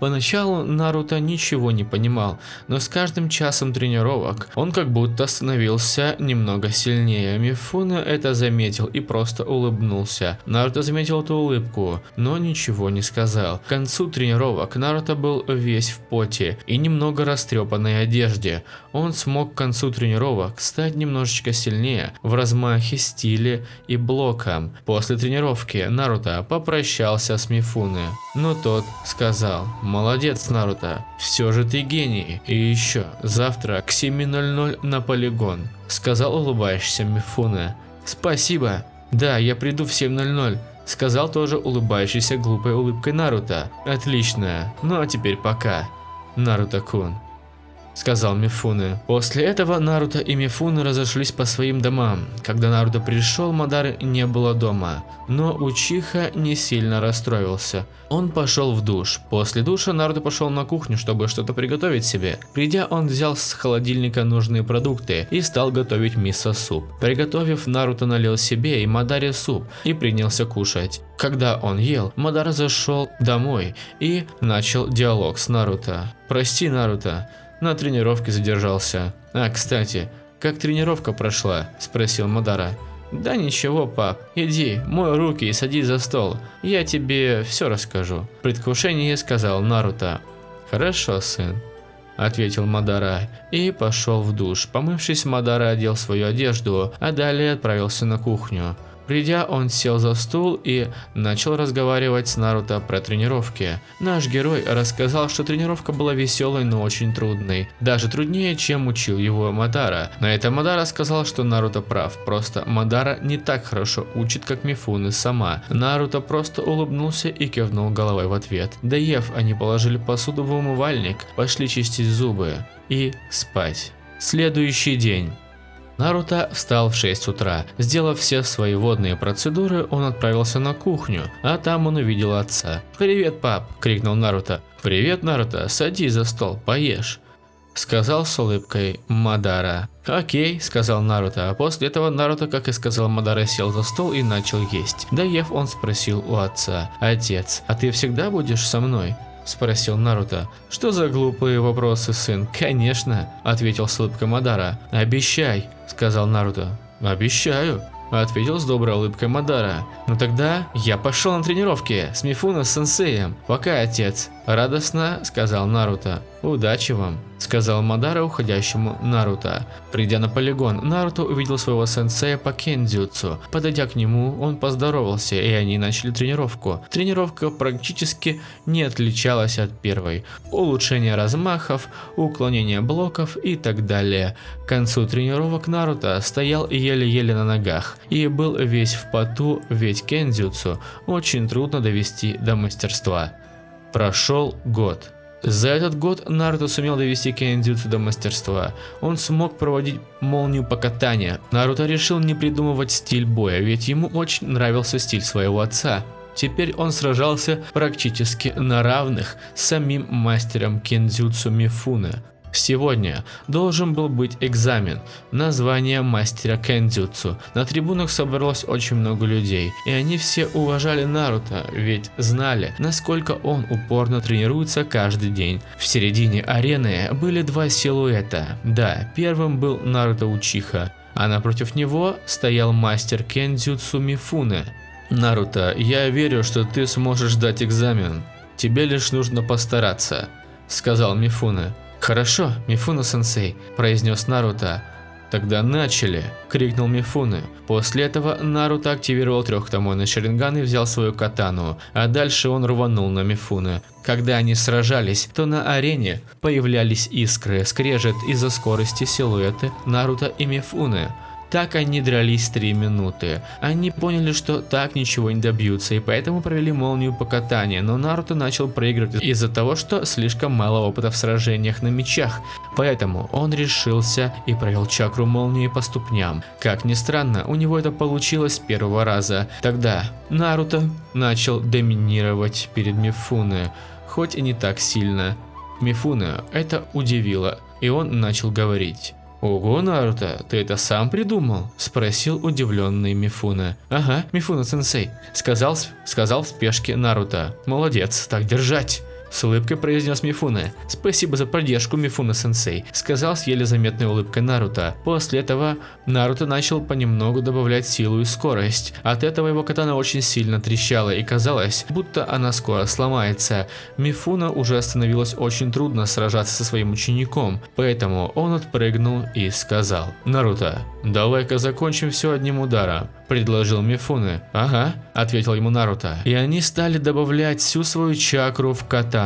От этого у Наруто катана начала просто трещать. Но Наруто не обратил на это внимания и побежал на своего учителя. Когда они добежали, то ударили самым сильным ударом. Когда это произошло на трибунах, появилась гробовая тишина. Но спустя секунду они воскликнули: «Наруто! Наруто!» От этого Наруто улыбнулся, и на арене появился огроменный взрыв. Спустя минуту все увидели Наруто, который стоит еле-еле и упирается об свой сломанный на 2 куска меч. После они увидели Мифуне, который тоже еле-еле стоял на ногах, но он упирался об свой почти что нетронутый меч. «Наруто, ты прошел», — сказал еле-еле Мифуне.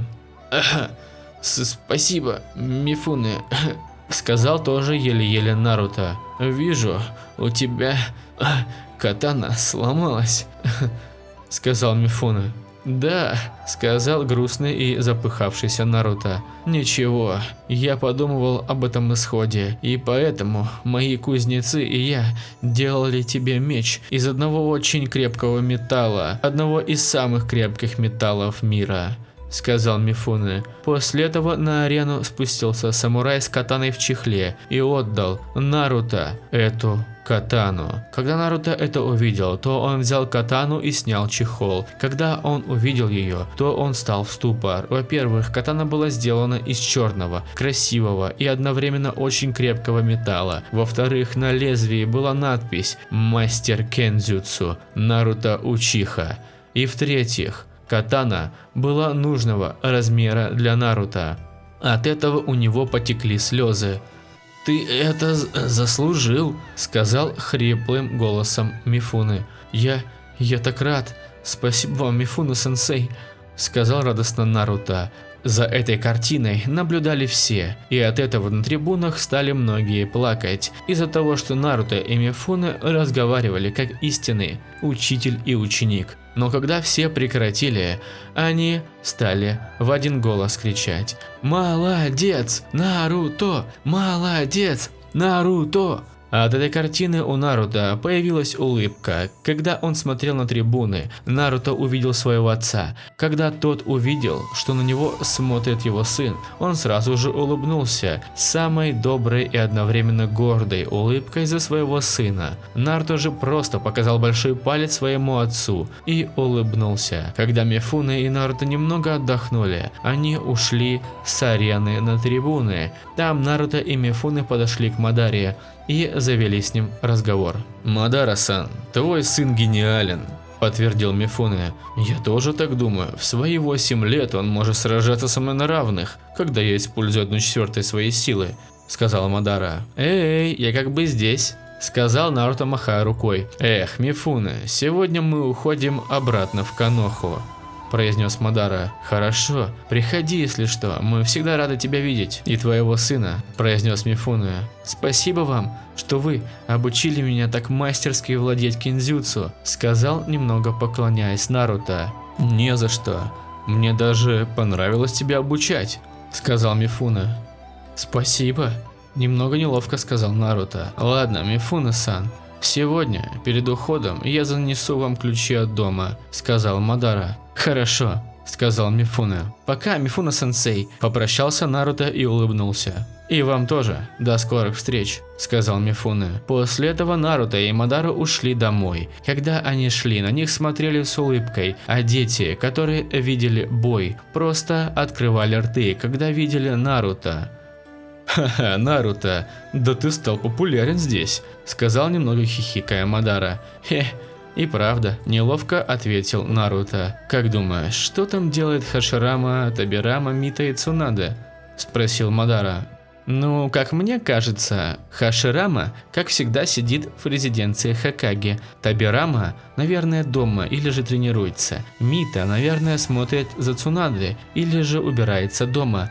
А Цуна, она скучает и ждет, наверное, меня», – произнес вслух свою догадку Наруто. «Ха, может, ты и прав», – сказал Мадара. После этого они шли в тишине. Дойдя до дома, они стали собираться назад в Коноху. Собравшись, Мадара закрыл дверь от дома на замок, и они шли с Наруто. Они подошли в кабинет Мифуне. Придя, Мадара постучался и, услышав «войдите», вошли. «Мифуне-сама, вот ключи от дома», – произнес Мадара и протянул руку с ключами. «Хорошо, Мадара-сан», – сказал Мифуне и взял ключи. «Мифуне-сенсей, удачи вам!» – попрощался еще раз Наруто. «И вам удачи, Наруто-кун и Мадара-сан», – сказал Мифуне с улыбкой. «Ну тогда мы пошли», – сказал Мадара, и они вышли из кабинета Мифуне и отправились в Коноху. После этого Наруто и Мадара вышли из кабинета и направились к выходу из деревни. Придя, они заметили 2 самураев, которые, по-видимому, охраняют, чтобы не зашли посторонние люди. Самураи, увидев Мадара и Наруто, начали с ними диалог. «Здравствуйте, Мадара-сама и Наруто-сама», – сказал первый самурай. «Вы что-то хотели?» – спросил уже второй самурай. «Да, сегодня мы уходим обратно в Коноху», – сказал Мадара. «Хорошо, удачи вам», – сказал первый самурай. «Ага, и вам удачи, с охраной», – пожелал Наруто. После этого Мадара и Наруто вышли и отправились в Коноху. Путь был не самым быстрым, примерно дней 5. Наруто уже хотел прийти в Коноху и показать свой новый уровень в кендзюцу, а после этого наконец-таки потренировать Цунаде. Такими темпами прошло около 3 часов. Когда Мадара увидел своего сына в раздумьях, он решил с ним поговорить. «Эй, Наруто, тебя что-то тревожит?» – спросил Мадара. «Да нет, просто вот думаю, что будет, когда мы вернемся в Коноху?» – ответил, задумавшись, брюнет. Когда Наруто это сказал, их окружили 10 отступников, не ниже ранга А. Мадара и Наруто, это увидев, просто хмыкнули и сказали про себя: Вот идиоты. Тем временем глава этих отступников стал кричать: «О, неужели сам Мадара Учиха и его сынишка?» Сказал глава без страха в голосе. «А вы кто вообще? Лучше уходите, или же будет хуже», предупредил Наруто. «Ха-ха, да что вы нам сделаете?» Не успел договорить глава шайки, как Наруто оказался за его спиной и подставил горлу свою новую катану с надписью «Мастер Кензюцу Наруто Учиха». «Что я сделаю?» Интересный вопрос. «Может, мне тебя убить?» Спросил невзначай Наруто. «Как? Простите, пожалуйста!» Умоляюще просил глава шайки. «Нет, пожалуй, откажусь», сказал Наруто и, замахнувшись, срубил тому голову. «Наруто, на тебя 4, а на меня 5, сказал радостно Мадара. «Ага, пап», сказал Наруто с кровожадной улыбкой. «Неужели это конец?» сказали в страхе все отступники. Мадара против 5 отступников ранга А. Когда они это сказали, то Мадара и Наруто побежали на своих врагов. Бог Шиноби решил не активировать Шаринган, чтобы побольше повеселиться. Когда он стал с ними драться, то он понял, какие же все-таки они слабые. Мадара просто игрался с ними и хотел как можно больше с ними играться. Все отступники отпрыгнули и, сложив печати, выкрикнули: «Катон! Техника огненного шара!» И в Мадара полетел огромный огненный шар. Брюнет лишь улыбнулся и, достав свой гунбай, отбил атаку, но перед этим проведя по ней чакру, чтобы тот не расплавился. После, когда отступники увидели целого и невредимого Мадару, они просто уронили свое оружие и сказали про себя: «Вот и настал мой конец». Тем временем Мадара расплылся в маньяческой улыбке и, взяв свою кусари, начал рубить всех отступников одного за другого. Закончив, он удивленно вздохнул и улыбнулся нормальной улыбкой. Наруто против 4 отступников ранга А. После того, как Наруто побежал на отступников, они быстро взяли свое оружие и стали отбивать сильные и очень точные удары Наруто. Когда они поняли, что такими темпами проиграют, отступники отпрыгнули от Учихи и, сложив печати, крикнули: «Катон, техника огненного дракона!» И на Наруто полетели 4 огненных дракона, после чего они объединились, и теперь на Наруто не летели 4 дракона, а летел один, очень огромный дракон. На это Наруто лишь еще раз хмыкнул и, сложив печати, сказал: «Сутон, техника водного дракона!» После этого на огненного дракона полетел водяной дракон, который не уступал размерами, а наоборот был немного больше. Когда они это увидели, отступники сказали: «Смысл с ним драться? Мы потратили все по половине чакры, а он без проблем создал водного дракона, который был больше нашего». Стали обсуждать отступники. После того, как техники столкнулись, появилось очень много пара. Наруто лишь улыбнулся, ведь сейчас он сможет поиграться с ними. Брюнет активировал 3-томойный Шаринган и стал искать отступников в паре. Спустя 3 секунды он их нашел. Наруто лишь взял в руки свою катану с надписью «Мастер Кензюцу Наруто Учиха» и быстрым рывком оказался сзади спины одного отступника, после чего он сжал покрепче свою катану и стал ее втыкать в тело отступника. Отчего он стал орать и молиться, чтобы поскорее это все закончилось. Когда эти крики услышали его товарищи, они посмотрели в его сторону. После этого отступник сказал со страхом в голосе: «Он демон, ему всему 9, а убивает без сожаления», сказал со страхом в голосе один из отступников.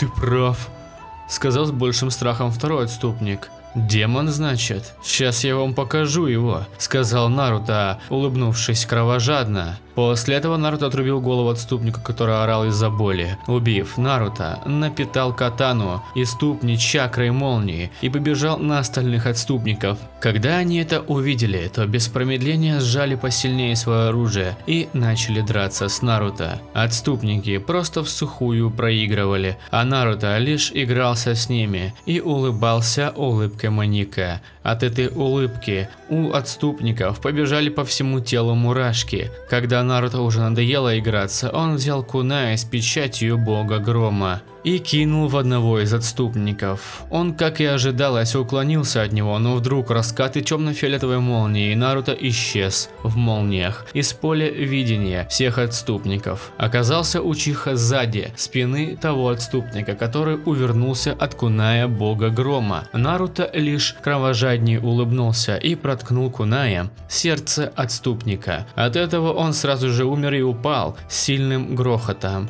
Брюнет лишь хмыкнул и сказал: «Такие отбросы, как вы, не имеют права жить в мире шиноби», произнес Наруто и исчез в темно-фиолетовой молнии.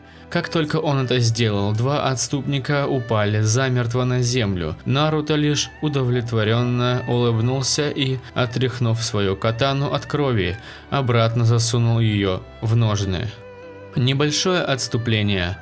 Мы забыли упомянуть вам о способностях Мангекё Шарингана Наруто. Значит так. Первая способность — это мощное Цукиёми. Оно сильнее обычного Цукиёми, но слабее вечного. А вторая способность — это сопротивление ото всех гиндзюцу. Она может снять любое гиндзюцу, кроме вечного Цукиёми. Еще у Наруто есть Сусана, но оно незавершенное. Сусана желтого цвета. Когда Наруто научится делать завершенного Сусана, то у него будет меч Тоцука и щит Ята.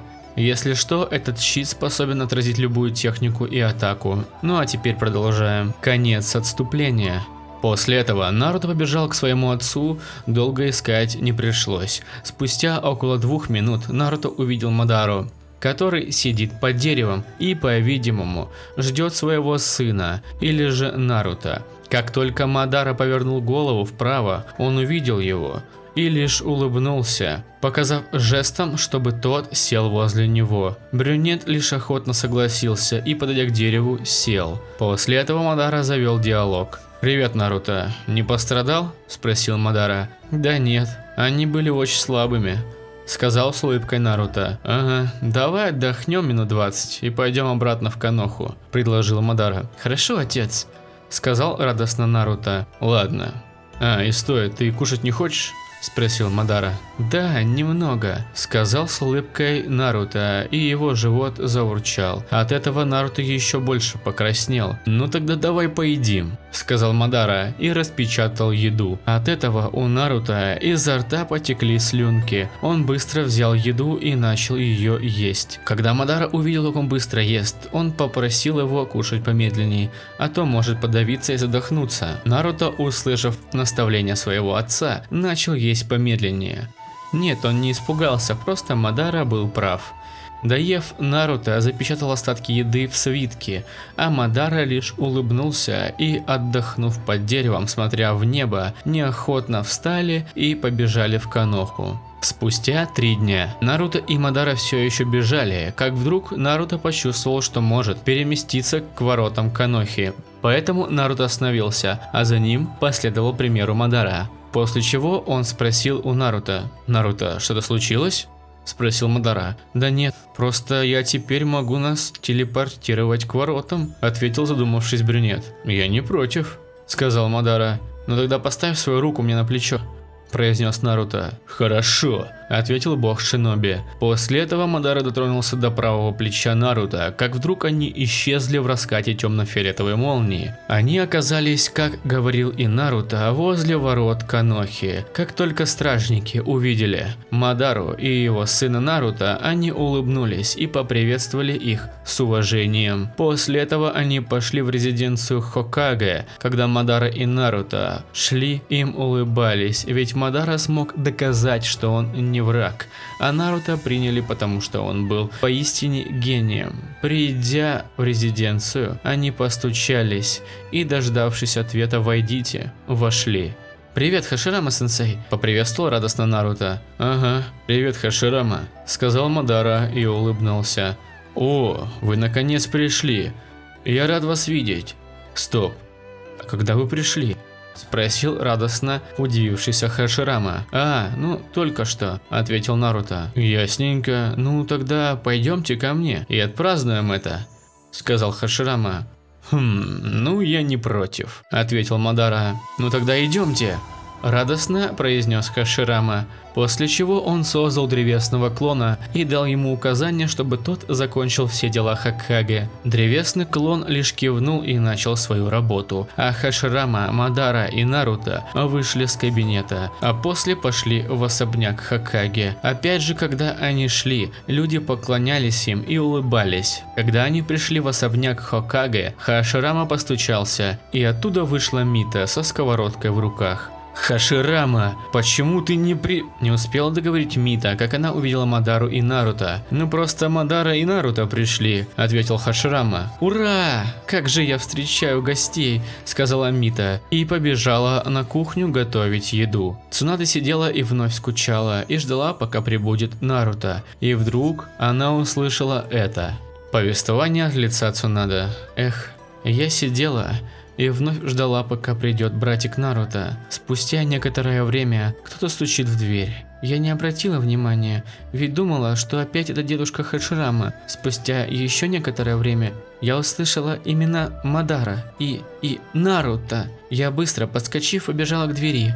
Добежав, я увидела, что возле двери стоят бабушка Мита, дедушка Хаширама, дядя Мадара и он, Наруто. После этого бабушка Мита ушла, по-видимому, готовить». Конец повествования Цунада. После этого Наруто, Мадара и Хаширама зашли в дом.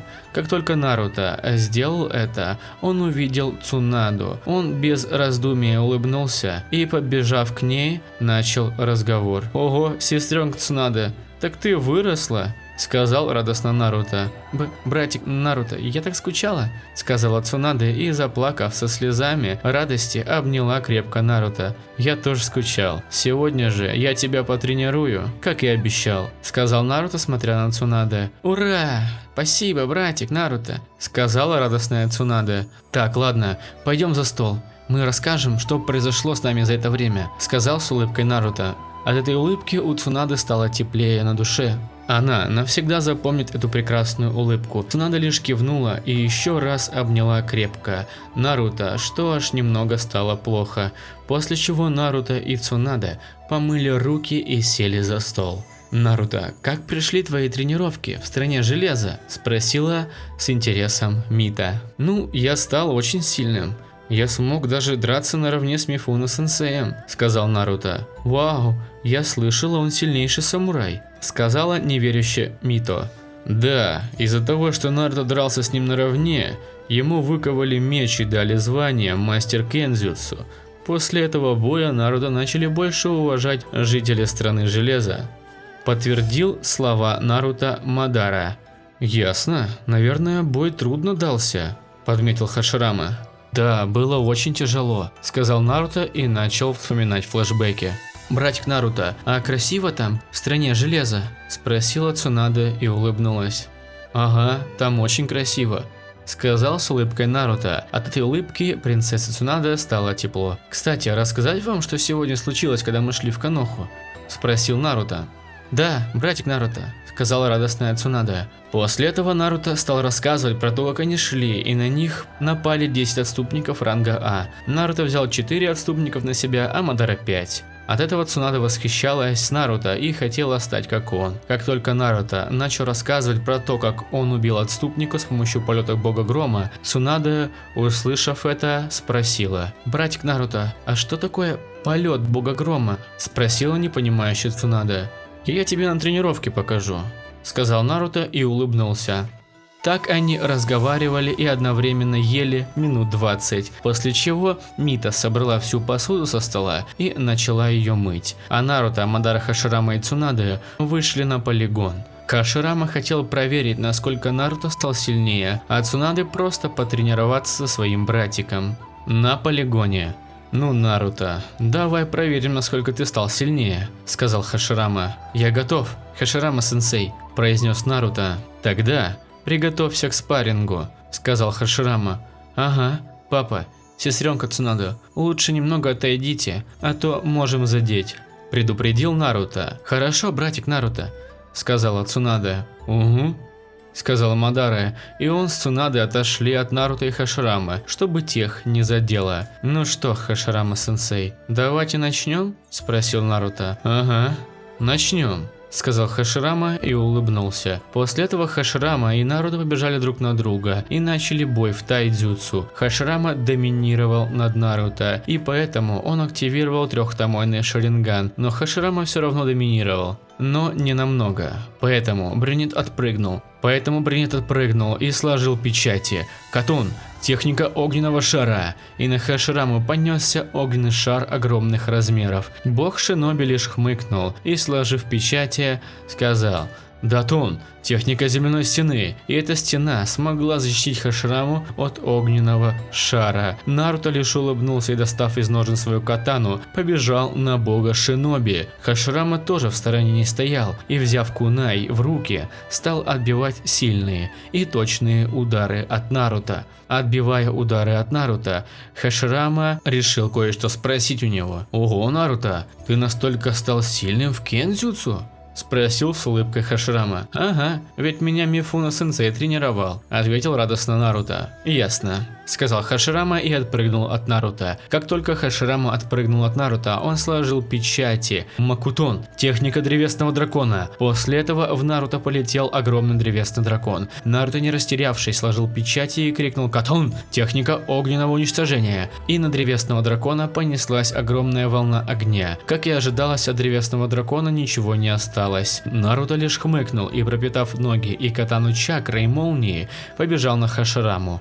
Бог Шиноби не ожидал такой скорости и пропустил один удар. Хаширама понимал, что в кендзюцу он не простоит даже 5 минут, поэтому он быстро сложил печати и произнес: «Макутон, техника рождения древесного леса», и из земли стали вырываться деревья. Прошло 10 секунд, и весь полигон был заполнен деревьями, будто был лес. Наруто понял, что тут лучше не использовать стихию огня, поэтому он взял свою катану и начал искать Хашираму. Сам же Хаширама взял кунай и кинул в Наруто. Брюнет, почувствовав опасность, на рефлексах отбил катаной летящий в него кунай. Хаширама понял, что надо уже кончать с ним, и быстро зайдя в Санин мод, оказался позади спины Наруто, что тот ничего не понял. После этого Хаширама поднес кунай к горлу Наруто. Брюнет улыбнулся и сказал: «Я сдаюсь, Хаширама-сенсей», — сказал Наруто. «Ага, все-таки ты стал очень сильным. Мне пришлось даже использовать Санин мод», — отметил Хаширама. «Ладно, а кстати, Хаширама-сенсей, а вы можете убрать все эти деревья?» – спросил Наруто. Чуть не забыл», – сказал Хаширама, и, сложив печати, деревья на полигоне стали уходить обратно в землю. После этого к Наруто и Хашираме подбежала Цунаде и стала расспрашивать, что это сейчас было. «Вау, братик Наруто, дедушка Хаширама, а что сейчас было?» – спросила Цунаде. Это, сейчас все расскажет Наруто», — сказал Хаширама и убежал, прихватив с собой Мадару. «Хорошо, братик Наруто, можно потренироваться с тобой?» – спросила Цунада. «Ага, давай для начала сделай физические упражнения. 3 круга вокруг полигона, 8 отжиманий, 8 пресса и 8 приседаний. Тебе хватит», – сказал Наруто и улыбнулся. От этой улыбки Цунаде перехотелось возмущаться. «Хорошо, братик Наруто», – сказала Цунада и стала делать упражнения. Спустя час. Вот Цунада уже почти что сделала последние приседания. Как только она сделала, то упала уже без сил и начала говорить. «Ух, братик Наруто, это было трудно», — сказала Цунада уставшим, но радостным голосом. «Ого, молодец, сестренка Цуна.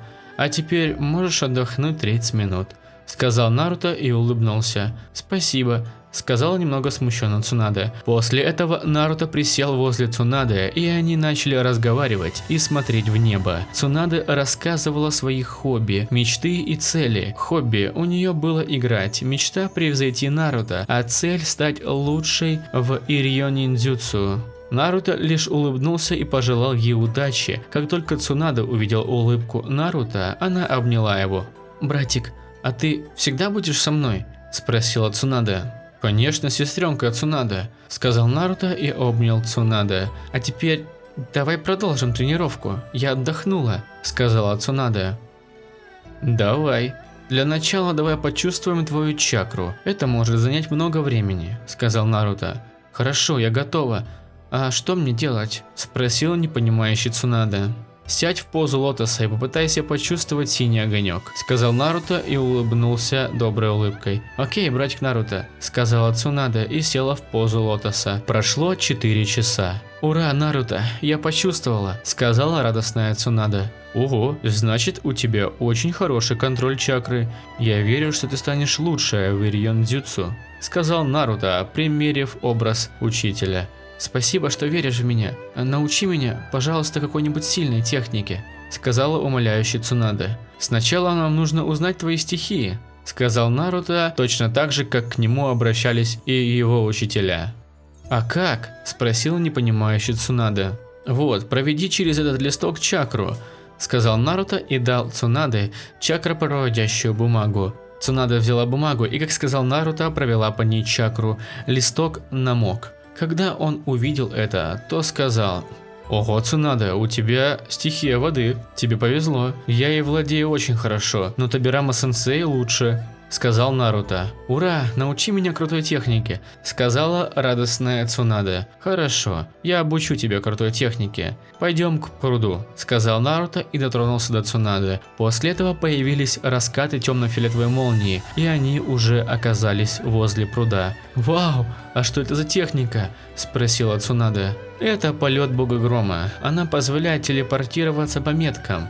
Еще когда я телепортируюсь, оставляю за собой темно-фиолетовую молнию», сказал Наруто. «Вау, а научишь меня?» спросила Цунада. «Прости, Цунада, но ты не сможешь», сказал Наруто и стукнул двумя пальцами об лоб Цунады. «Ну ладно», сказала Цунада и надула щечки. Когда она это сделала, Наруто умилился. «Так, а как эта техника называется, братик Наруто?» спросила Цунада. «Эта техника называется...» «А как эта техника называется?» «Эта техника называется водяной пистолет. Ранг у нее Б», сказал Наруто. «Вау, а как ее сделать?» спросила с радостью в голосе Цунада. Нужно сконцентрировать нужный объем чакры в указательный палец. После этого из пальца выпустится высокоскоростная струя воды большой точности и силы, что может порезать цель на множество ровных кусков. «Ясненько, ну тогда я попробую», произнесла Цунада. «Ага, давай, сестренка Цуна», сказал Наруто и улыбнулся. После этого Цунада начала концентрировать чакру в указательном пальце. Какое-то время Наруто просто наблюдал за своей сестренкой, чтобы та не натворила глупостей. Цунада уже начала злиться, ведь она думала, что справится быстро, но оказалось, все не так просто. Спустя какое-то время, а именно 24 минуты, Цунада смогла выпустить хоть какой-то небольшой, но водяной пистолет. «Ура, братик Наруто, я смогла!» – крикнула радостно Цунада. «Молодец, Цуна, я тобой горжусь!» – сказал Наруто и растрепал волосы Цунады, как ему делал Мадара. «Спасибо, братик Наруто!» – сказала смущенно Цунада. «Ладно, Цуна, тебе нужен отдых, идем домой», – произнес Наруто. «Хорошо», – устало сказала Цунада. Наруто лишь улыбнулся и, подойдя к Цунаде, взял ее на спину и пошел домой. Когда они шли, Цунада прижималась сильнее к Наруто. Учиха же улыбнулся и пошел дальше домой, где сейчас были Мадара, Хаширама и Мита. Придя к дому, он открыл дверь и увидел богов Шиноби, которые играют в карты. Наруто лишь хмыкнул и закричал: «Эй, Хаширама-сенсей, отец!» – крикнул Наруто. «О! Вы вернулись, Наруто?» – произнесли в унисон Мадара и Хаширама. «Да», – ответил Наруто. «А Цуна, по-видимому, слишком перетрудилась?» – спросил Хаширама. «Да, она большая молодец», – сказал Наруто и улыбнулся ему. «Понятно», – ответил Хаширама. «А, и еще, Хаширама-сенсей, а где ее комната?» – уточнил Наруто. «На 2-м этаже. И первая дверь», – ответил на вопрос Хаширама. «Спасибо». После этого Наруто поднялся на 2-й этаж и зашел в комнату Цунады. Там он осторожно положил ее на кровать и накрыл одеялом, а после вышел из ее комнаты, а дальше спустился к Мадаре и Хашираме. Когда Наруто спустился на 1-й этаж, он увидел Мита, которая, по-видимому, готовит, а боги Шиноби общаются и смеются. Когда Мита заметила Наруто, она завела разговор. «Привет, Наруто», – сказала Мита. «Здравствуйте, тетя Мита», – сказал Наруто и немного поклонился. Кстати, а где Цунаде? Спросила явно побеспокоившаяся Мита. Она у себя в комнате спит, ответил ей Наруто. Понятно. Цунаде, по-видимому, хорошо потренировалась, спросила Мита. Да, она постаралась на славу, ответил Наруто и улыбнулся. Ясненько. Ну тогда позови своего отца и Хашираму. После этого садитесь за стол, сказала Мита и улыбнулась. Окей, сказал Наруто. После этого он пошел в комнату, где сейчас играли в карты Хаширама и Мадара. Придя, он подошел к ним и сказал: «Эй, отец, Хаширама-сенсей, идите за стол, вас тетя Мита ждет», сказал Наруто и улыбнулся. «А, это ты, Наруто? Хорошо, мы сейчас придем», сказал Мадара и тоже улыбнулся. «Да, сейчас мы доиграем последнюю партию и придем», сказал уже Хаширама. На эти слова Наруто лишь кивнул и пошел обратно на кухню. Придя, Мита спросила у Учихи, где Мадара и Хаширама. Наруто сказал, что они сейчас придут. На это Мита улыбнулась и показала жестом, чтобы тот сел за стол. Наруто это понял и, не теряя секунды, сел. Тем временем боги шиноби уже доиграли в карты. Итог был таков: Мадара выиграл 3 раза, а Хаширама только 2. После этого они встали и пошли на кухню. Придя, 2 бога шиноби увидели, как Наруто ест и разговаривает с Мита. Они лишь улыбнулись. Когда Мита увидела Мадару и Хашираму, она стала на них кричать. «Вы почему так долго?» Начала кричать Мита и выпускать свою мощную ауру, что даже Биджо курят в сторонке. «Прости нас, Мита», сказали одновременно со страхом в голосе боги шиноби. «Хорошо, идите мойте руки и садитесь за стол», сказала Мита уже с менее мощной аурой. Мадара и Хаширама на это лишь кивнули и, помыв руки, сели за стол. Когда они кушали, Мита спросила у Наруто: «Наруто, чему ты сегодня научил Цунаде?» – спросила Мита. Сначала она сделала физические упражнения, а после сестренка смогла пробудить очаг чакры. Еще она выучила одну технику воды, ответил Наруто. Ясненько. В таком юном возрасте пробудить очаг чакры, так еще и выучить за 1 день технику, достойно похвалы, произнесла Мита и улыбнулась. Так они разговаривали еще 40 минут. Доев, Мадара и Наруто уже хотели уходить, но Хаширама сказал: «Мадара, Наруто, оставайтесь у нас на ночь.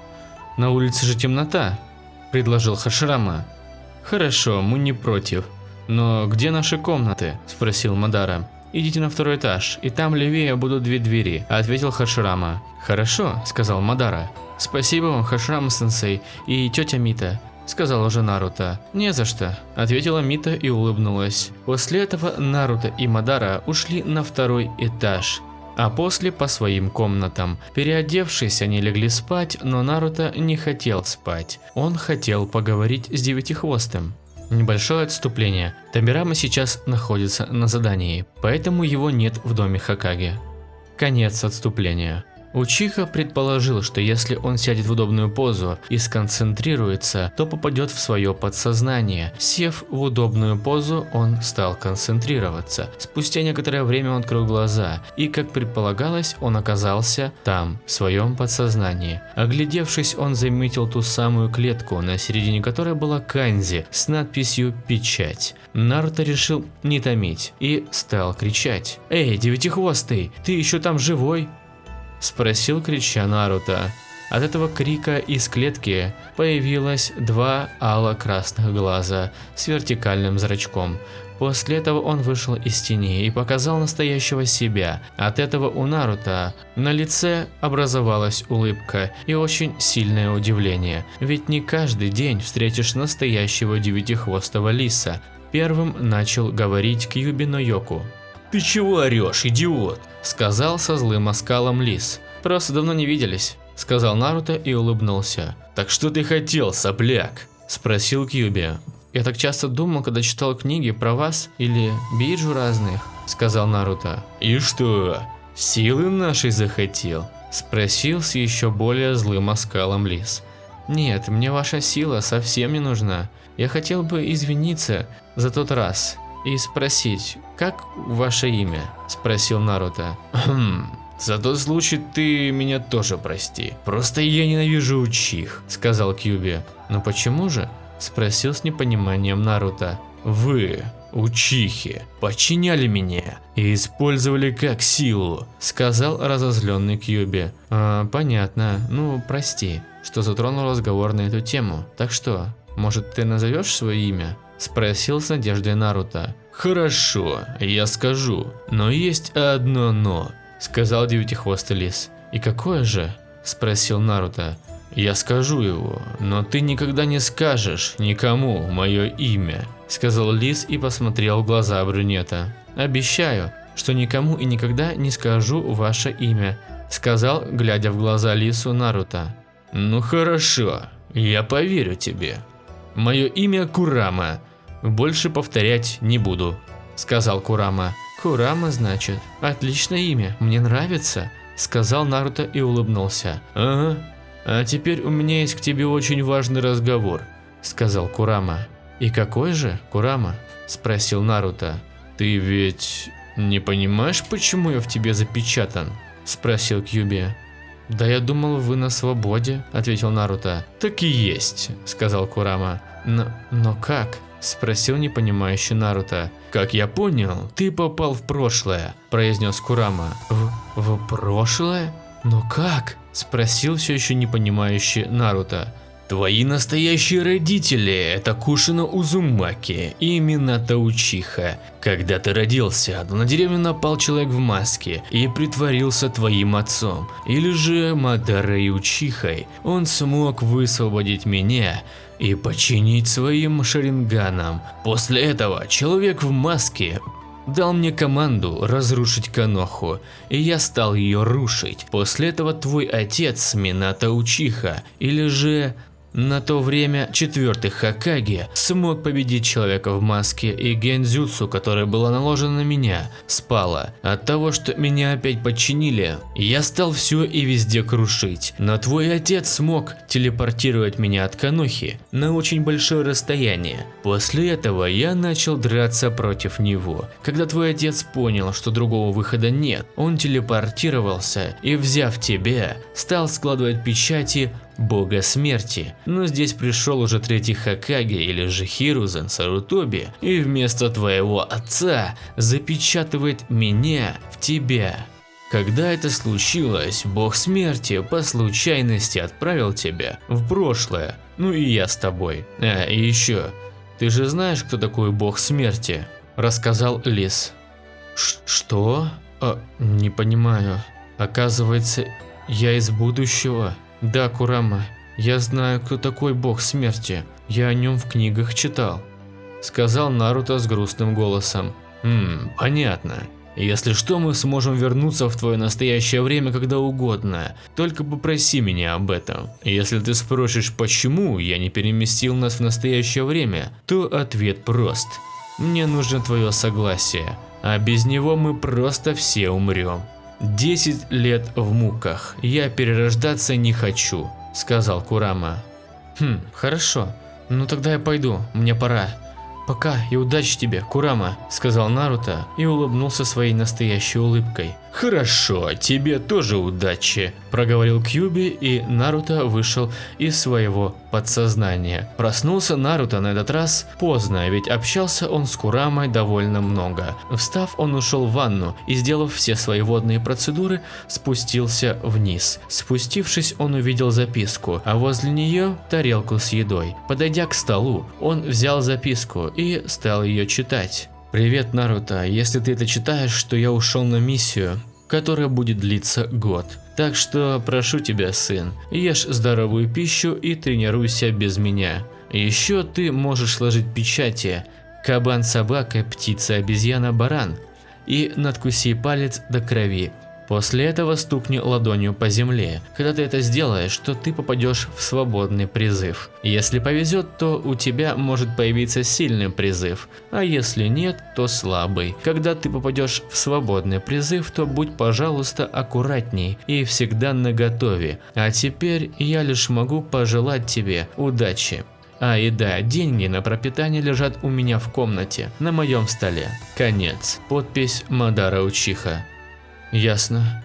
Отец ушел на миссию, которая будет длиться около года. но зато он оставил очень полезную технику призыва. Думаю, через месяцев так 8 нужно будет туда пойти. А теперь мне нужно тренироваться, чтобы превзойти своего отца, сказал с мотивацией Наруто. После этого Наруто начал свою разминку. Она практически была одинаковой, но в конце тренировки он создал древесного клона из половины своей чакры и начал с ним бой. Наруто против клона. Наруто и клон побежали друг на друга и начали бой в тайдзюцу. Никто и никому не уступал по силе. Бой проходил примерно так: удар, блок, подсечка, прыжок. Удар, блок, подсечка. Спустя какое-то время клон и Наруто поняли, что в тайдзюцу они ничего не добьются. Поэтому, отпрыгнув, Наруто и клон сложили печати и произнесли: «Катон, техника огненного шара». Два огненных шара примерно одинаковых размеров полетели друг на друга. Когда шары столкнулись, то огненный шар оригинала смог выиграть и пролетел дальше в клона. Клон же не терял времени и, сложив печати, выкрикнул: «Суетон! Техника водяной стены!». После того, как техники встретились друг с другом на полигоне, образовался пар. Клон и Наруто, не теряя ни секунды, активировали шаринганы и побежали друг на друга в кендзюцу. В кендзюцу уже доминировал оригинал. Дрались они в стиле Мадары. Спустя 10 минут боя они отпрыгнули и, быстро сложив печати, произнесли: «Суетон! Техника водяного дракона!». И два водяных дракона полетели друг на друга. Оригинал же не стал терять времени и быстрым рывком оказался позади древесного клона. «Ха, я тебя выиграл», — сказал Наруто. «Хорошо, тогда я признаю свое поражение», — сказал клон и, улыбнувшись, распался в деревьях. «Ух, на сегодня закончились тренировки. Пойду, пожалуй, поем», — сказал уставший Наруто. Прошло 8 месяцев. За этот промежуток времени Наруто тренировался еще усерднее, чем когда-либо. Тайдзюцу он смог улучшить так, чтобы мог сражаться с Хаширамой наравне, когда тот использовал 1/3 своей силы. Ниндзюцу он тоже сильно улучшил, но не выучил никаких техник, ведь ему своего арсенала было достаточно. Кендзюцу Наруто не улучшал, ведь он знает, что владеет этим искусством на уровне мастера. Насчет Курамы. Наруто еще крепче подружился с ним, и теперь они лучшие друзья. Еще Наруто показал печать Мита. Когда она услышала, что в Наруто девятихвостый, она чуть ли не подавилась. Конечно же, Мита ничего не смогла сказать насчет лиса в Наруто, хоть и Учиха знал, что в нем лис, но он решил сказать об этом своей тете. Еще Наруто обучал Цунаде, если у того было свободное время. За это Цунада была очень благодарна Наруто. Сейчас же на полигоне возле дома Мадары стоит один силуэт. Да, это Наруто Учиха. Он решил, что сегодня отправится в свободный призыв. Ведь уже прошло 8 месяцев. Учиха немного нервничал, ведь если не повезет, то призыв будет плохим и слабым. Но откинув все плохие мысли, он начал складывать печати, которые дал отец. Или же кабан, собака, птица, обезьяна, баран. Сложив, он откусил подушечку пальца до крови и стукнул ладонью по земле. После этого он исчез в белом дыме. Когда белый дымок ушел, то Наруто был в шоке. Оказалось, он в мире призыва.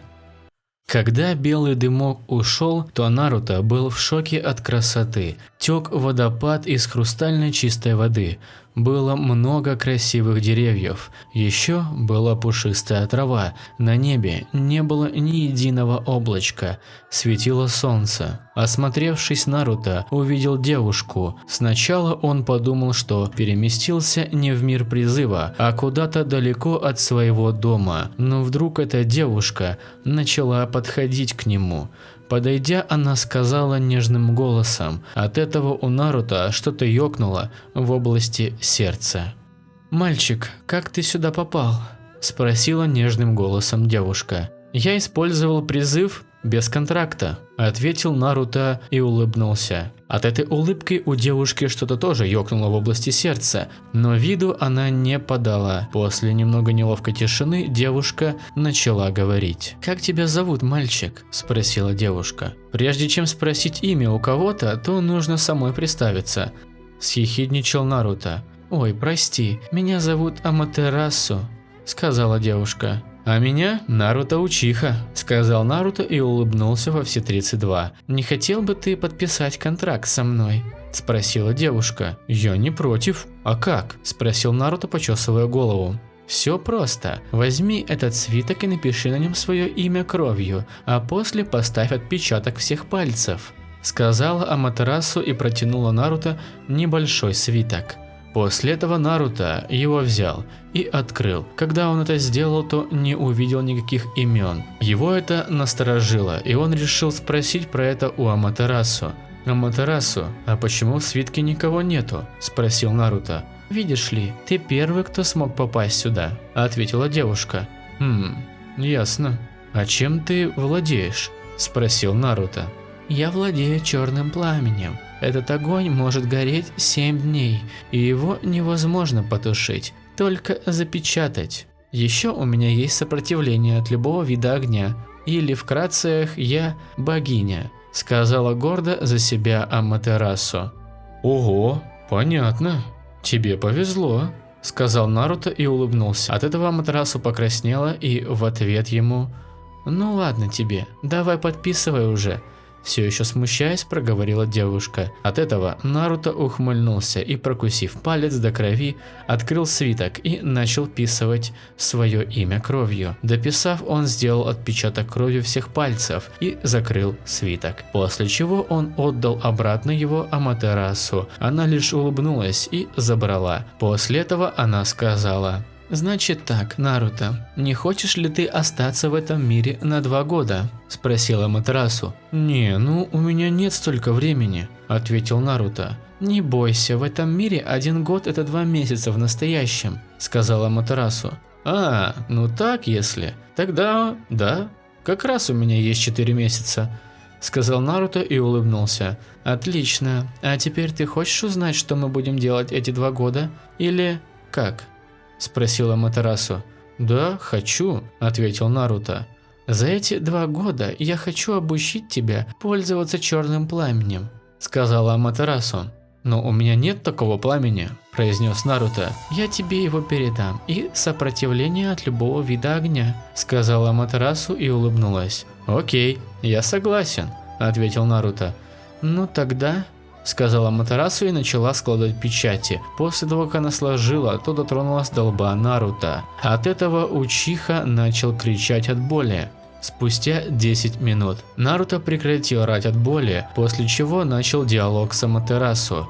«Блин, Аматерасу, предупреждать же нужно», – сказал Наруто. «Ой, прости, я не привыкла к такому», – сказала неловко Аматерасу. «Ладно, ничего, но так что, когда начнем тренировки?» – спросил надоедливо Наруто. «Сначала тебе нужен отдых, а потом уже тренировки», – сказала Аматерасу. «Ладно, ну тогда давай поговорим хотя бы», – предложил Наруто. «А давай», – сказала Аматерасу. После этого они стали разговаривать о жизни, как Наруто тренировался со своим отцом. Аматерасу была рада, ведь она давно так не общалась. Спустя 30 минут разговора Аматерасу задала вопрос. «Кстати, Наруто, а у тебя девушка-то есть?» – спросила Аматерасу. «Ну нет, а что?» – спросил непонимающий Наруто.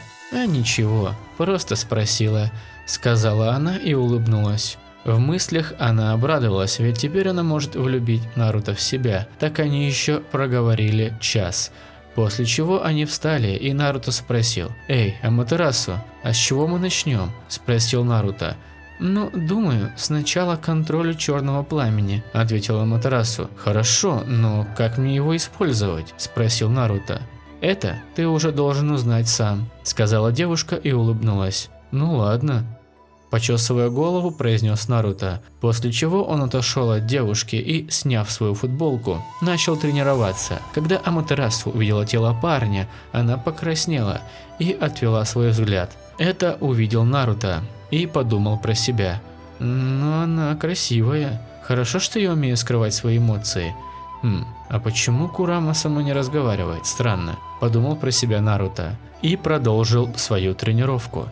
Так он пытался создать черное пламя любым способом, концентрировал чакру, пытался выдуть техники огня, но с черным пламенем ничего не получалось. Наруто не расстроился и решил попробовать свою теорию, а именно активировать свой вечный Мангекё Шаринган и сконцентрировать чакру в глазу.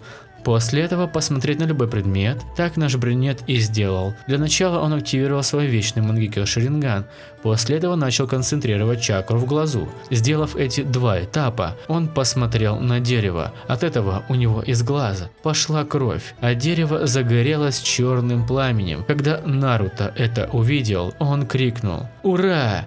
Я все-таки смог это сделать!» – крикнул Наруто. Когда Аматерасу увидела, как горит дерево черным пламенем, она про себя подумала: «Вау, так быстро выпустить черное пламя? Ну как у него это получилось?» – подумала про себя Аматерасу. Отступление. Теперь у Наруто не две способности вечного Мангекё Шарингана, а три. Потому что Аматерасу дала ему черное пламя. Ну вы поняли. Ну а теперь продолжаем. Конец отступления.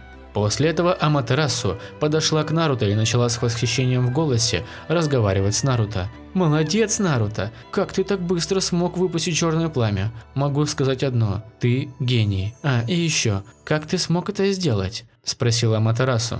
«Ну спасибки. Вообще, меня все называют гением. А про то, как я смог выпустить пламя, тут и все легко. Я всего лишь проверил свою технику, а именно активировал свой вечный Мангекё Шаринган. После этого сконцентрировал в левом глазу чакру и сказал все как и есть Наруто». «Что? Мангекё Шаринган? Я слышала у других богов об этих глазах. Но почему у тебя вечный Мангекё Шаринган?» – спросила Аматерасу.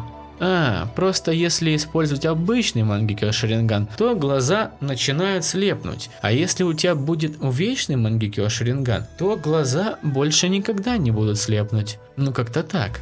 «Если что-то непонятно, спрашивай, я отвечу», – сказал Наруто и улыбнулся. «Понятно. Но как ты смог получить эти глаза?» – спросила непонимающая Аматерасу. «А тут все легко. Как мне рассказывал мой отец, или же Мадара Учиха, что если пересадить глаза любого Учихи, то у тебя появятся эти вечные Мангекё Шаринганы. Поэтому отец мне пересадил свои глаза», – ответил Наруто. «Стоп, если твой отец пересадил свои же глаза, то как он видит?» – спросила все еще не понимающая Аматерасу. «А здесь тоже все легко. У него были глаза своего брата. Братик моего отца умер на войне», – сказал грустно Наруто. «Ясно, прости», – сказала Аматерасу. «Да ничего, давай поговорим лучше о тренировках», – сказал уже явно веселее Наруто. «Ага.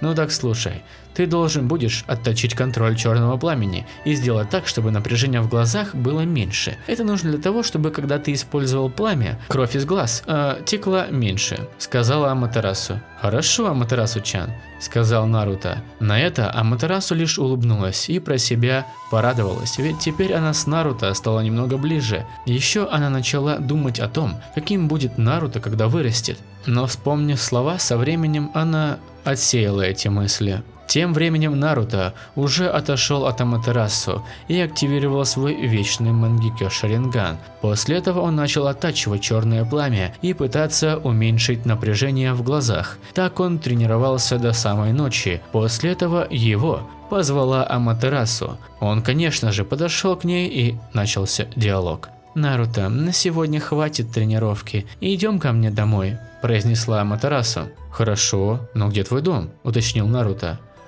Сейчас все будет», – ответила она и, закрыв глаза, начала представлять что-то. Спустя минуту возле них стоял большой дом. Нет, это уже не дом, а целый особняк. От этого у Наруто открылся рот, и он спросил у Аматерасу: «Вау, Аматерасу-чан, а как ты это сделала? Вот так из ничего появился особняк?» – спросил с восхищением Наруто. «Ой, забыла тебе сказать, Наруто, что в этом мире, если что-либо представить, то это появится здесь», – сказала девушка. «Офигеть!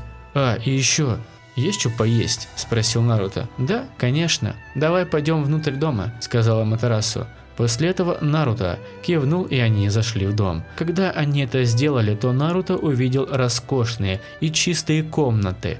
Аматерасу сказала, чтобы тот осмотрел дом, а сама она приготовит покушать. На это Наруто лишь кивнул и пошел осматривать особняк. Пока что Учиха осматривала особняк, Аматерасу пошла на кухню и стала думать, чтобы приготовить. Так, думаю, можно приготовить карри. Надо приготовить самое лучшее карри, которое попробует Наруто, сказала с ехидной улыбкой Аматерасу. После этого она взяла все нужные продукты и начала готовить. Тем временем Наруто осматривал комнаты в доме. Даже в стране железа не было так красиво. От этого у Наруто настроение поднялось очень сильно. Так он осмотрел еще дом минут 20-30.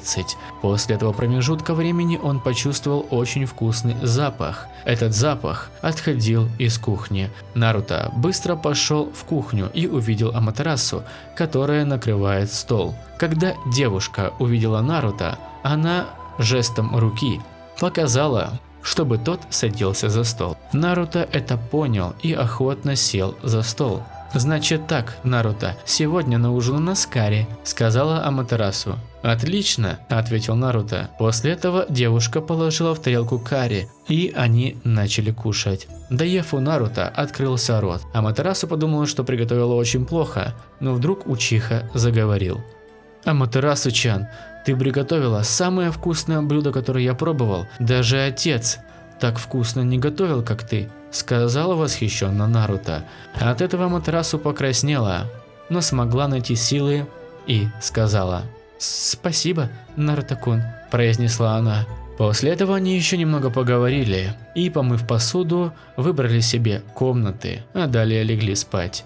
Прошло 2 года. За эти 2 года Наруто смог отточить использование черного пламени в мастерстве, а и теперь, когда Учиха использовал пламя, то из глаз стало намного меньше идти кровь. Наруто выглядит так. Парень лет 16, когда ему лишь 13, черные волосы, которые доходили до бедер, его рост составлял 170 сантиметров. Он одет в синее кимоно, а на спине герб клана Учиха, на ногах обычная обувь шиноби. Аматерасу выглядит так. Девушка лет 20, хотя ей 1213 лет. Длинные и аккуратно собранные черные волосы, которые доходят до бедер. Глаза у девушки черные, в них можно было утонуть от красоты. Ее рост составляет 168 сантиметров, а одета она в красное, красивое кимоно. И еще за этот промежуток времени Аматерасу и Наруто признались друг другу в любви. Флэшбэк. Сегодня был обычный день. Наруто, как всегда, тренировался, а Аматерасу смотрела на Учиху. Когда закончилась тренировка, Наруто позвал ее к себе. Она, конечно же, пришла и начался диалог. «Аматерасу-чан, я бы хотел тебе сказать одну вещь», – произнес Наруто. «Что?» – спросила Аматерасу, а в мыслях она уже представляла себе, ведь, наверное, сейчас он признается в любви, которая она очень сильно ждет. «Фух, я тебя люблю», – сказал Наруто, и у него словно застыло сердце. Я тоже, Нару», – сказала нежным голосом Аматерасу. После этого они страстно поцеловались. Так они целовались 3 минуты. После этого у них закончился воздух, и им пришлось разорвать поцелуй. Они лишь друг другу улыбнулись и отправились домой, чтобы поесть. Конец флэшбэка. У Учихи сзади висит его танто. Наруто все еще не смог связаться с Курамой, и это его насторожило, но виду он не подал. Сегодня он должен был уходить с мира призыва, но перед этим сказал: «Эй, Аматерасу-чан, давай, когда я уйду обратно в свой мир, я призову тебя, и мы будем жить вместе», – сказал Наруто. «Неплохая идея, Наруто, но думаешь, получится?» – спросила Аматерасу. «Ага, я думаю, да, теперь просто жди. Мы попробуем», – сказал Наруто и улыбнулся. На это девушка лишь кивнула, и Учиха, сложив печати, переместился обратно в свой настоящий мир. Учиха, сложив печати, переместился обратно в настоящий мир. Когда он переместился, то увидел тот полигон, на котором переместился в мир призыва. Тем временем в доме Мадары. Он только недавно прибыл с годовой миссии. Когда он пришел в свой дом, то не увидел Наруто. Учиха сразу же подумал, что его сын использовал технику призыва. Он начал беспокоиться о Наруто, ведь в мире призыва очень опасно. Но его мысли прервал звук призыва со стороны полигона, который находился возле его дома. Он быстро взял свою косу с гунбаем и отправился туда. Прибежав на полигон, он увидел своего сына. Когда Наруто увидел отца, то подбежал к нему, и они завели разговор. «Наруто, это правда ты?» – уточняюще спросил Мадара. «Да, это я, отец», – ответил Наруто. После этого Мадара обнял своего сына и сказал: «Как же ты вырос, Наруто», – произнес Мадара. «Да ладно, отец, пойдем домой, хочу сильно есть», – сказал Наруто. «Хорошо, пойдем», – сказал Мадара. После чего они ушли с полигона и направились в сторону дома Мадары. Придя, они зашли в него и, разувшись, отправились на кухню. Там бог шиноби начал готовить еду, а именно онигири с мисо-супом. Приготовив, он разложил еду по столу, и они начали есть. Поев, они положили посуду в умывальник, а сам Мадара сказал: «Эй, Наруто, пойдем на полигон, покажешь свой призыв», – предложил Мадара. «Хорошо», – ответил Наруто. После этого они надели обувь и пошли на полигон. Придя, Мадара сказал: «Так, а теперь покажи свой призыв, сынок», – сказал Мадара. «Хорошо, отец», – ответил Наруто и, надкусив свой большой палец до крови, начал складывать печати. Сложив, он стукнул ладонью по земле. После этого появился дымок. Когда дымок рассеялся, то на глазах Мадары появилось удивление, ведь он увидел призыв девушки. После этого бог шиноби спросил у своего сына: «Наруто, какие силы у твоего призыва? Есть ли они вообще?» – спросил беспокойно Мадара. «Конечно есть, но пообещай, что никому и никогда не расскажешь», – попросил Наруто и посмотрел на своего отца. «Ну обещаю, конечно. Наруто, ты чего?» «Ну тогда слушай, отец. Мой призыв – это Аматерасу, богиня черного пламени. Еще она моя девушка», – сказал Наруто и покраснел, что красный цвет ему не ровня. «Черное пламя – это же сила Мангекё Шарингана. Так еще она и твоя девушка. Что вообще происходит?» – удивился Мадара. «Да, только никому не говори, пожалуйста. Ты обещал, отец», – напомнил Наруто. «Эй, я вообще-то здесь», – подключилась к разговору уже Аматерасу. «Ой, прости, Аматерасу», – сказал Наруто. «Ладно, прощаю», – сказала Аматерасу и улыбнулась.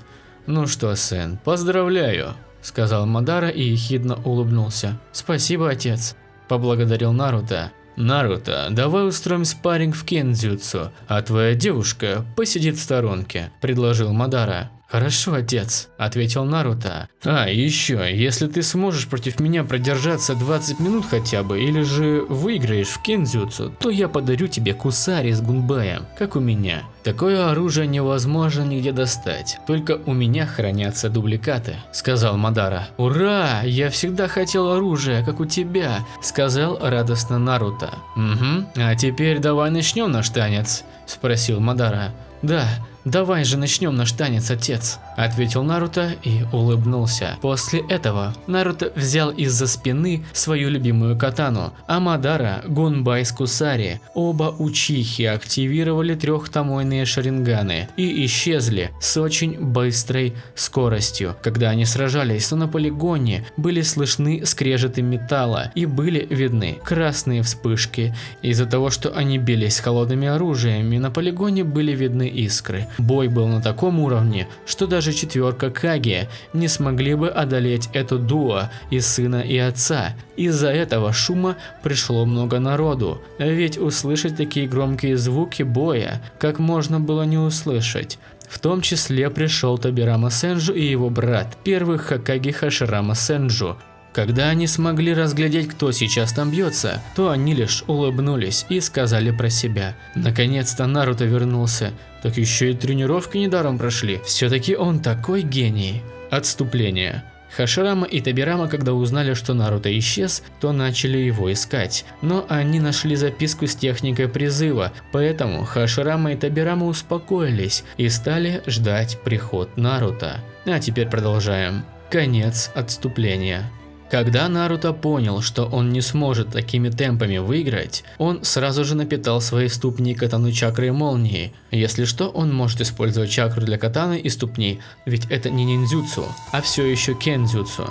От этого он и начал искриться синими молниями. Когда это увидел Мадара, он активировал свой вечный Мангёкё Шаринган, и они стали биться. Скорость была настолько быстрой, что все люди видели только искры от металла, так еще и две вспышки. Первая вспышка принадлежала Наруто, а вторая вспышка – Мадаре, тем временем Аматерасу. Вау! Наруто-то хорошо бьется, так еще с него выходят синие молнии. Офигеть! Оказывается, мой парень не только красивый, так еще и настолько сильный. Эх, за ним можно наблюдать вечно, сказала про себя Аматерасу. Никто никому не уступал. Мадара лишь гордился за своего сына, ведь в свои годы биться с богом шиноби на равных даже Аруки не была настолько сильной. А Наруто лишь думал, включать ли свой вечный Мангёкё Шаринган или нет. Но собравшись, он направил чакру в глаза, и его зрачок начал крутиться. Спустя 3 секунды в них горел вечный Мангёкё Шаринган. Когда это увидел Мадара, то он понял, что вероятнее всего проиграет, но сдаться не решился. И вот Наруто уже с включенным вечным Мангёкё Шаринганом начал нападать на своего отца. Теперь Наруто очень начал доминировать в кендзюцу, из-за чего Мадара начал сдавать позиции. Спустя 10 минут битвы Мадара решил сдаться, ведь в кендзюцу он 100% проиграет. «Сын, стоп, я сдаюсь. Все равно ты бы выиграл меня в кендзюцу», сказал Мадара, поднимая руку. От этого все, включая Табираму, Хашираму и Наруто, были в шоке. Никто не думал, что бог шиноби сдастся своему сыну. Наруто, поразмыслив, спросил: «Отец, спасибо тебе», сказал Наруто и подбежал к Мадаре, обняв того. От этого у бога шиноби полились слезы, ведь он 1 год не видел своего отца. От этого весь народ, включая Табираму и Хашираму, умилились. Спустя 30 минут все люди, которые были там, ушли. Остались лишь 5 человек. Это были Хаширама Сенджу, Табирама Сенджу, Мадара Учиха, Наруто Учиха и Аматерасу. Когда Хаширама и Табирама увидели эту девушку, то они спросили у Наруто: «Эй, Наруто, а кто она?» Спросили в унисон братья Сенджу. «Вы про Аматерасу? Как бы вам сказать? Она моя девушка», сказал Наруто. От этого у всех, кроме Мадары, открылся рот. Потом они его закрыли и сказали: «Привет, Аматерасу, я Хаширама Сенджу, а это мой брат Табирама Сенджу», поприветствовал Хаширама. «Приятно познакомиться», сказала Аматерасу и улыбнулась. «Нам тоже», сказал Табирама. «А, кстати, Наруто, вот как я и обещал, твое новое оружие – Гунбай и Кусари», сказал Мадара и распечатал оружие. «Ура, спасибо, отец. А как им обращаться?» спросил Наруто. «Все очень просто. Мой стиль подходит почти ко всем холодным оружиям. Кусари и Гунбай не исключение», ответил Мадара. «Ясно. Тогда можно считать, что я уже умею пользоваться ими», сказал Наруто и улыбнулся. «Ну, типа того», подтвердил Мадара. После чего они еще немного поговорили, а после Хаширама пригласил всех к себе в особняк. Они все согласились и пошли. Придя, Хаширама постучался, а дверь им открыла Цунаде. Когда она увидела Наруто, то у нее потекли слезы счастья. Повествование Цунаде. Сегодня был обычный день. Когда я спрашивала, когда приедет братик Наруто, они говорили, что скоро, но мне уже не терпелось с ним поиграть и потренироваться. Вот я сейчас сижу и думаю про себя, как вдруг кто-то стучится в дверь. Я подбежала и открыла. Когда я это сделала, то увидела его. Конец повествования Цунаде. «Братик Наруто, ты наконец-то пришел», сказала радостная Цунаде. «Да, сестренка Цуне», сказал Наруто и улыбнулся. «А кто это?» спросила Цунаде и показала пальцем на Аматерасу. «Знакомься, это Аматерасу, моя девушка», ответил Наруто. «Ясненько. Тогда привет, меня зовут Цунаде, рада познакомиться», сказала Цунаде. «Мне тоже», – сказала Аматерасу и улыбнулась. После чего к ним пришла Мита. Когда она увидела Наруто и девушку, то она обрадовалась и спросила: «Наруто, ты вернулся? А и кто эта девушка?» – спросила Мита. «А, тетя Мита, знакомься, это моя девушка Аматерасу», – представил Аматерасу Наруто. «Ого, поздравляю тебя, Наруто. И, кстати, рада знакомству, меня зовут Мита Узумаки», – сказала Мита и улыбнулась. «Я тоже рада знакомству», – сказала Аматерасу и улыбнулась. «Так, ладно, а теперь давайте сядем за стол», – предложил Хаширама. «Да», – сказали все в унисон, включая Мадару, Тобираму, Цунада, Мита, Наруто и Аматерасу. После чего все пошли на кухню. Там Мита начала готовить, а остальные, кто там был, стали разговаривать. Спустя 20 минут на столе лежало много еды. Они все охотно начали трапезу, и спустя 30 минут все съели. Мита лишь улыбнулась и, взяв свою посуду, начала мыть, а Цунада попросила у Наруто: «Братик Наруто, потренируй меня, пожалуйста», – сказала Цунада. «Хорошо, сестренка Цунады, идем на полигон», – сказал Наруто и улыбнулся. «Ага, пошли», – сказала Цунада. «Аматерасу, ты с нами?» – спросил Наруто. «Да, я, пожалуй, пойду с вами», – сказала Аматерасу и улыбнулась. После этого они вышли из дома и направились на полигон. Придя, Наруто начал: «Значит так, Цунада, сначала давай начнем с физических упражнений. Сделай 2 круга полигона, 10 отжиманий, 10 приседаний и 10 пресса», – сказал Наруто. «Хорошо, братик Наруто», – сказала Цунада и пошла делать физические упражнения. «Нару, сядем под дерево, пошли», – сказала Аматерасу и показала на дерево. «Идем», – сказал Наруто и улыбнулся. Прошла неделя. «Наруто, вставай!» – прокричал Курама. «А, что?» – сказал Наруто и попытался встать, но Аматерасу, которая с ним спала, не дала этого сделать. После она встала и спросила у Наруто: «Нару, что-то случилось?» – сонно спросила девушка. «Сам еще не знаю». «Эй, Курама, что случилось?» – спросил непонимающий Наруто. «Временная печать бога смерти начала ломаться. Как бы тебе сказать, через 20 минут ты попадешь в свое время обратно», – прокричал Курама. «Вот блин, почему? Почему она начала ломаться?» – стал паниковать Наруто. «Дурак, напиши письмо своему отцу», – сказал Курама. «Хорошо, Курама, спасибо», – грустно в спешке сказал Наруто. «Нару, что случилось?» – спросила Аматерасу.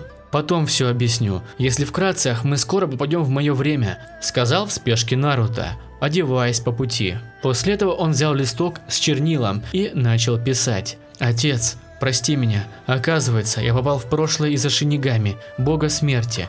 Прости меня, отец. Я не хочу уходить от тебя, но этого не изменить. Знай, только ты будешь мне отцом, больше никто другой. Когда-нибудь мы еще раз встретимся, и мы будем жить счастливо. Эх, я так хочу много тебе написать, но не могу. Прощай, отец. Я тебя всегда буду любить. Твой сын». После этого Наруто со слезами на глазах говорит своей девушке: «Аматерасу, возьмись за мое плечо», – сказал Наруто. Аматерасу все поняла и быстро взяла брюнета за плечо. Наруто лишь вытер слезы и сказал: «Курама, возвращай нас в мое время», – сказал Наруто, и у него снова пошли слезы печали. «Хорошо», – сказал Курама и сложил несколько печатей. После этого Наруто и Аматерасу начали немного светиться белым огнем. Спустя 5 минут от них не осталось и следа. Повествование Мадары. Сегодня я встал в ванну, пошел и умылся. После этого я решил позвать Наруто и Аматерасу на завтрак. Я постучался, но никто не открыл дверь. Я еще раз постучался, и снова то же самое. Я открыл дверь и не увидел никого. Я стал паниковать, но увидел листок. Видимо, записка. Я взял его и начал читать. После прочтения у меня несвойственно полились слезы. Теперь у меня нет лучика света, теперь я один. Слезы текли, не останавливаясь. Я начал сильно кричать, но вдруг из земли появляется черное тело с одним желтым глазом. Я, конечно же, начал с ним диалог. Конец повествования Мадары. «Ты кто?» – спросил Мадара. «Я Черный Зетсу», – ответил он. «Что тебе нужно от меня?» – спросил Мадара. «Я хотел бы спросить одно. Хочешь ли ты жить со своим сыном вечно?» – спросил черный Зетсу. «Да, но это невозможно», – ответил Мадара. «Нет, все возможно. Ты должен будешь наложить на весь мир вечное Цукиёми», – сказал черный Зетсу. «Ну, как мне это сделать?» – спросил непонимающий Мадара. Сейчас я тебе все покажу», – сказал черный Зетсу, после чего наложил на Мадару мощное гендзюцу и показал, как воплотить эту мечту. «Ясно», – сказал Мадара и улыбнулся улыбкой маньяка. После этого он взял свой кусари и гунбай и побежал в сторону, где сейчас находился Девятихвостый. Бежал он 3 дня, после чего он нашел на болотах лиса, и Мадара начал с ним диалог. «Эй, демон-лис, отдавай свою силу, или я заберу ее сам», – прокричал Мадара. «Человек, да как ты смеешь так говорить со мной?» – кричал Кьюби и уже хотел ударить Мадару лапой, как вдруг у бога Шиноби появляется в глазах вечный Мангёку Шаринган, и он подчиняет того. «Ха-ха, ты сам виноват, тупой лис», – произнес Мадара, и Мадара залез на Кьюби. После этого он побежал на всей скорости в Каноху. Спустя 1 день он был уже там.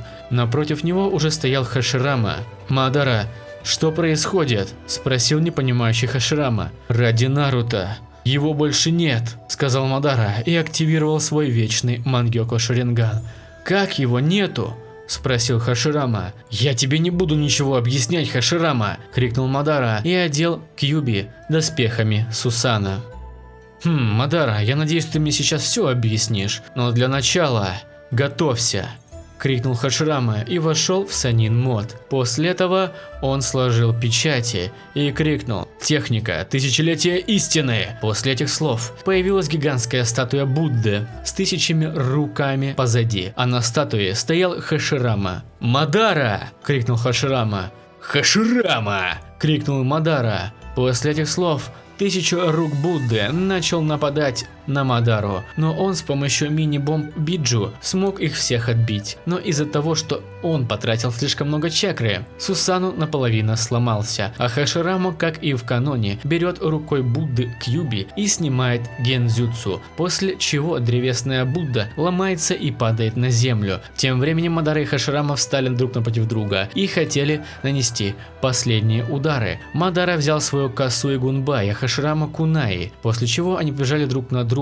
и прокричали: «Мадара!» – крикнул Хаширама. «Хаширама!» – крикнул Мадара. После чего они обменялись ударами. Хаширама не смог задеть куная Мадару, а сам Мадара смог порезать Хашираму своей кусари. Он подумал, что уже выиграл первого Хокаге, но это оказался древесный клон. Оригинал подошел позади и воткнул тому кунай в сердце. После чего Хаширама сказал: «Мадара, зачем же ты пошел против Канохи?» С непониманием спросил в пустоту Хаширама. «Тебе этого не нужно знать, Хаширама», – сказал Мадара и упал на землю, но перед этим откусил кожу Хаширамы и засунул ее в рот. После этого сработала Изанаги, которое он настроил на свой правый глаз, если он проиграет бой. Дальше все шло по канону. Тем временем Наруто с Аматерасу.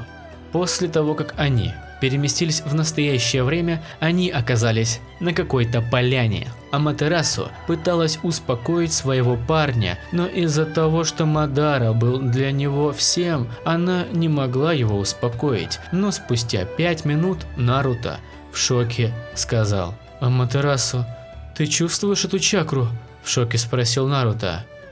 «Да, эта чакра принадлежит ему». «Эта чакра же принадлежит Учихе Мадаре, но она какая-то не такая, будто бы 2 вида чакры смешались в один», – сказала шокированно Аматерасу. «Но как?» – спросил в шоке Наруто. «Не знаю, Нару, давай проверим сейчас, где этот человек с чакрой Мадарой», – предложила Аматерасу. «Да, давай проверим, кто это может быть», – сказал Наруто. После чего Наруто и Аматерасу пошли в сторону этой необычной чакры, которая была сильно похожа, как у Мадары, но одновременно совсем другая. Они решились бежать верхними путями, ведь так намного быстрее, а сейчас скорость это главное. Когда они бежали, то эта чакра чувствовалась еще сильнее и сильнее. Когда они все-таки смогли найти этот источник чакры, то немного охренели. Этим источником чакры был человек в маске. Одет он был так, на лице была оранжевая маска с отверстием на правый глаз. Волосы у него были черные и не такие уж и длинные. Еще у него был черный плащ с красными облаками. На ногах были черные сандали шиноби. На спине висели два оружия. Этими оружиями были Кусари и Гунбай. Когда Наруто это увидел, то произнес: «Ясно, мать твою, откуда у него такая чакра. Вот же он, как он посмел? Откуда у него эти оружия? Откуда?» Не сильно прокричал Наруто. «Ясно. Эти оружия были ближнего боя, они принадлежат твоему отцу. Но как у него оказались они? Ведь мы вернулись в твое время, и вероятность того, что твой отец умер, равняется 100%, сказала Аматерасу. Ты права, Аматерасу, мой отец не мог бы жить в это время. Стоп, это еще кто такой? Эти глаза, неужели Рениган? Спросил в шоке, посмотря на того человека.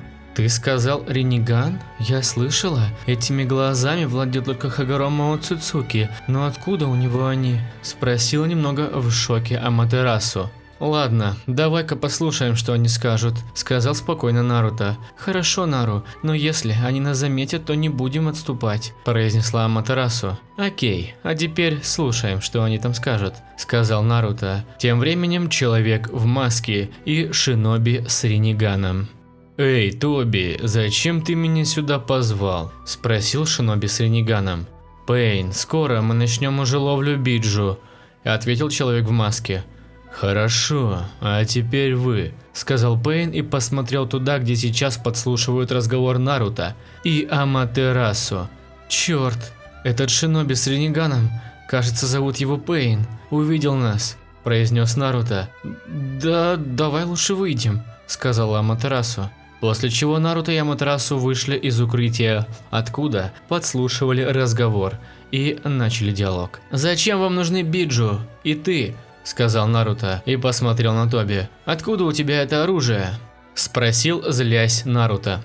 «Ха, я тебе ничего не скажу про Биджу, а про это оружие меня зовут Учиха Мадара, а некоторые называют меня просто Тоби», – ответил человек в маске.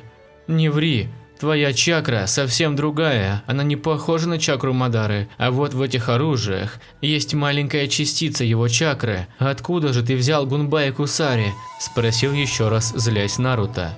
«Я тебе ничего больше не скажу, называй меня просто Тоби», – ответил человек в маске. «Ты сам виноват, Аматерасу, возьми того шиноби с Рениганом на себя, а я этого недоноска в маске», – произнес Наруто. «Хорошо, Нару», – ответил Аматерасу. «Отлично, только будь осторожнее», – сказал Наруто. «Наруто, хорошо, а теперь ты», – сказала Аматерасу и посмотрела на Пейна. «Начнем наш бой», – сказала девушка и встала в стойку. Наруто против человека в маске. «А теперь давай потанцуем», – сказал Наруто и взял из-за спины свою катану, после чего напитал ее и ступни чакрой молнии. «Хорошо», – сказал человек в маске и тоже взял за спины Гунбай Кусари, после чего активировал свой Мангёку Шаринган. Он был как и в оригинале. Наруто его увидел и лишь хмыкнув побежал на Тоби. Он тоже не стоял в стороне и побежал на Наруто, после чего они начали биться в кендзюцу. Хотя это было настолько красиво, что можно было назвать это танцем. Хоть и человек в маске активировал свой Мангёку Шаринган, он еле уклонялся и пытался контратаковать, но ничего не получалось. Поэтому он решил использовать Камуи, чтобы стать неосязаемым, но у него есть лишь 7 минут. После этого промежутка времени у него закончится чакра. Когда Наруто уже хотел ударить Тоби, то он использовал Камуи и стал неосязаемым. Учиха это заметил и сказал: «Ха, ты не только недоносок, так еще и трус», – сказал Наруто, дразня того. «Ты кого это недоноском и трусом назвал?» – спросил, злясь Тоби. «О, так ты еще и глухой, тебя я так назвал», – ответил, чуть ли не смеясь Наруто. «Ах ты», – сказал, злясь Тоби. Человек в маске уже хотел напасть, как вдруг Наруто прикусил палец и начал чертить что-то на кунаи. Начертив, он сказал: «Эх, хоть бы получилось», – произнес Наруто, после чего кинул этот кунай в Тоби. Он, как и ожидалось, использовал неосязаемость, и этот кунай прошел сквозь него. Человек в маске уже хотел сказать ему, как вдруг Наруто исчезает в раскатах фиолетовой молнии и появляется позади Тоби, после чего пинает того ногой, заряженной чакрой молнии. От этого удара Тоби не успел уклониться и получил удар прямо в живот. После чего улетел на 53 метра. Когда он встал, то почувствовал сильную боль в области живота. Он решил отступить, но перед этим сказав: «Знай, мы еще встретимся», – произнес Тоби и исчез в воронке. Когда это увидел Наруто, то он крикнул ему вдогонку: «Вот же сволочь, как я мог его упустить?» После чего он успокоился и побежал помогать своей девушке. Тем временем Аматерасу против Пейна. После того, как Наруто побежал на человека в маске, Аматерасу тоже не стояла в стороне и тоже побежал на шиноби с ринneганом. Бой проходил в тайдзюцу, в котором никто и никому не уступал. Аматерасу поняла, что такими темпами ничего не добьется, поэтому она отпрыгнула и произнесла: «Аматерасу! Стрела черного пламени!» – крикнула Аматерасу, после чего она выпустила изо рта стрелу из черного пламени. Эта стрела была настолько быстрой, что Пейн не успел ничего предпринять, и из-за этого лишился головы. Аматерасу подумала, что выиграла, но это оказалась всего лишь марионетка. Она поняла, что настоящий Пейн находится совсем в другом месте. Но от раздумий ее вывел голос ее парня, или же Наруто Учиха. «Эй, Аматерасу, ты смогла убить того шиноби с ринneганом?» – спросил, удивившись Наруто. «Да, но это оказалась кукла. Настоящий Пейн совсем не здесь. И, кстати, ты смог убить того человека в маске?» – спросила Аматерасу. «Нет, он смог убежать», – ответил немного со злым и расстроившимся голосом Наруто. «Ясно. А теперь, что мы будем делать?» – спросила Аматерасу. Аматерасу, ты умеешь использовать хэнгё? – спросил Наруто. Да, когда я была на земле, то изучила немного техник, такие как хэнгё и замена, ответила Аматерасу. Ясненько. А ты знаешь свои стихии или в тебе только черное пламя? Еще раз уточнил Наруто. Ой, даже не знаю. Я всегда использовала только черное пламя, ответила Аматерасу. Ясно. Тогда пойдем в Коноху и попробуем там прижиться, сказал Наруто. «Хорошо, любимый, я согласна», – сказала Аматерасу. А про себя она сказала: «Ура, мы будем жить там, а после мы поженимся и заживем счастливой жизнью, хотя это всего лишь мечты», – сказала про себя Аматерасу. После этого они выдвинулись в Коноху. Тем временем в логове Акацуки. Сегодня на нас напал пацан и, по-видимому, его девушка. Они налегке одолели меня и Тоби, сказал Пейн всем шиноби, отступникам своих деревень, которые вошли в организацию Акацуки. «Как он выглядел?» – спросил черный Зетсу. «Он был почти что копия Мадары, но только вместо черных глаз – голубые», – ответил Пейн. Когда Какузу и Зетсу это услышали, они произнесли про себя: «Черт, неужели это сын Мадары, который непонятно как исчез?» – сказал про себя Какузу. «Блин, этого я боялся больше всего. Он оказался из будущего. Нужно будет придумать план против него», – произнес Зетсу. «Что-то случилось, Зетсу, Какузу? Или вы просто задумались?» – спросил Пейн. «Нет, ничего», – сказали в унисон Зетсу и Какузу. «Ну тогда с завтрашнего дня мы начинаем сбор Биджу», – произнес Пейн. «Хорошо, но как же Девятихвостый? Его больше не существует на земле», – сказал Кисами. «Не бойтесь, у меня есть план», – сказал Тоби. «Хорошо, мы надеемся на тебя. А теперь собрание закрыто. Не забудьте, завтра начнется ловля Биджу», – напомнил Пейн. Все кивнули и вышли из кабинета, но одна девушка, выходя, произнесла про себя. Все кивнули и вышли из кабинета, но одна девушка, выходя, подумала про себя. Копия Мадары и его девушка. Я должна его встретить, сказала про себя девушка. «Эй, Итачи, готовься, завтра у нас будет трудный день», – сказал Человек-акула. «Хорошо, Кисаме», – ответила Итачи, после чего Кисаме ушел в свою комнату, а Итачи все думала о копии Мадары и его девушке. Тем временем Наруто и Аматерасу. В Коноху они шли медленно, и можно задать один вопрос. А зачем бежать? Когда они шли, то одновременно наслаждались природой. Наруто любил природу, он мог создать для себя мини-лес и там отдохнуть. Ему было очень грустно, что из его жизни ушли такие люди, как отец Мадара Учиха, Хаширама Сенджу или же его сенсей, Табирама Сенджу или Табирама сенсей и еще тетя Мита. Для Наруто они были всем, они его вырастили, тренировали, чтобы он стал сильным, а сам Наруто обещал, что их защитит, но он не смог сдержать обещание. Аматерасу увидела состояние своего парня и решила с ним поговорить. «Эй, Нару, я знаю, что тебе сейчас трудно, но знай, твой отец, сенсей и тетя Мита не хотели бы увидеть тебя таким. Для меня они тоже стали близкими, хотя я с ними мало прожила», – сказала с нежным голосом Аматерасу. «Ты права, Аматерасу. Мне не нужно грустить. Когда-нибудь я с ними еще встречусь», – сказал Наруто и улыбнулся. «Угу. Кстати, Нару, когда мы придем в Коноху, то давай не будем показывать наши силы», – предложила Аматерасу. «Давай. Но я тут подумал, если мы придем в Коноху, то нас сразу же поймают. Даже Хэнгё не поможет», – сказал Наруто. Ну тогда что ты предлагаешь, Нару? Спросила Аматерасу. Думаю, лучше не нужно идти в Коноху сейчас, там же нас сразу раскроют. Поэтому лучше нам искать по миру информацию про тех людей в черных плащах с красными облаками, ответил Наруто, изменив их план. Ясно. Ну так что? «Теперь наш путь не лежит в Коноху?» – спросила Аматерасу грустно и остановилась. «Ты права, все-таки нам нужно попутешествовать и найти информацию про тех людей», – ответил Наруто и тоже остановился. «Хорошо. И еще, где мы достанем деньги тогда?» – спросила Аматерасу.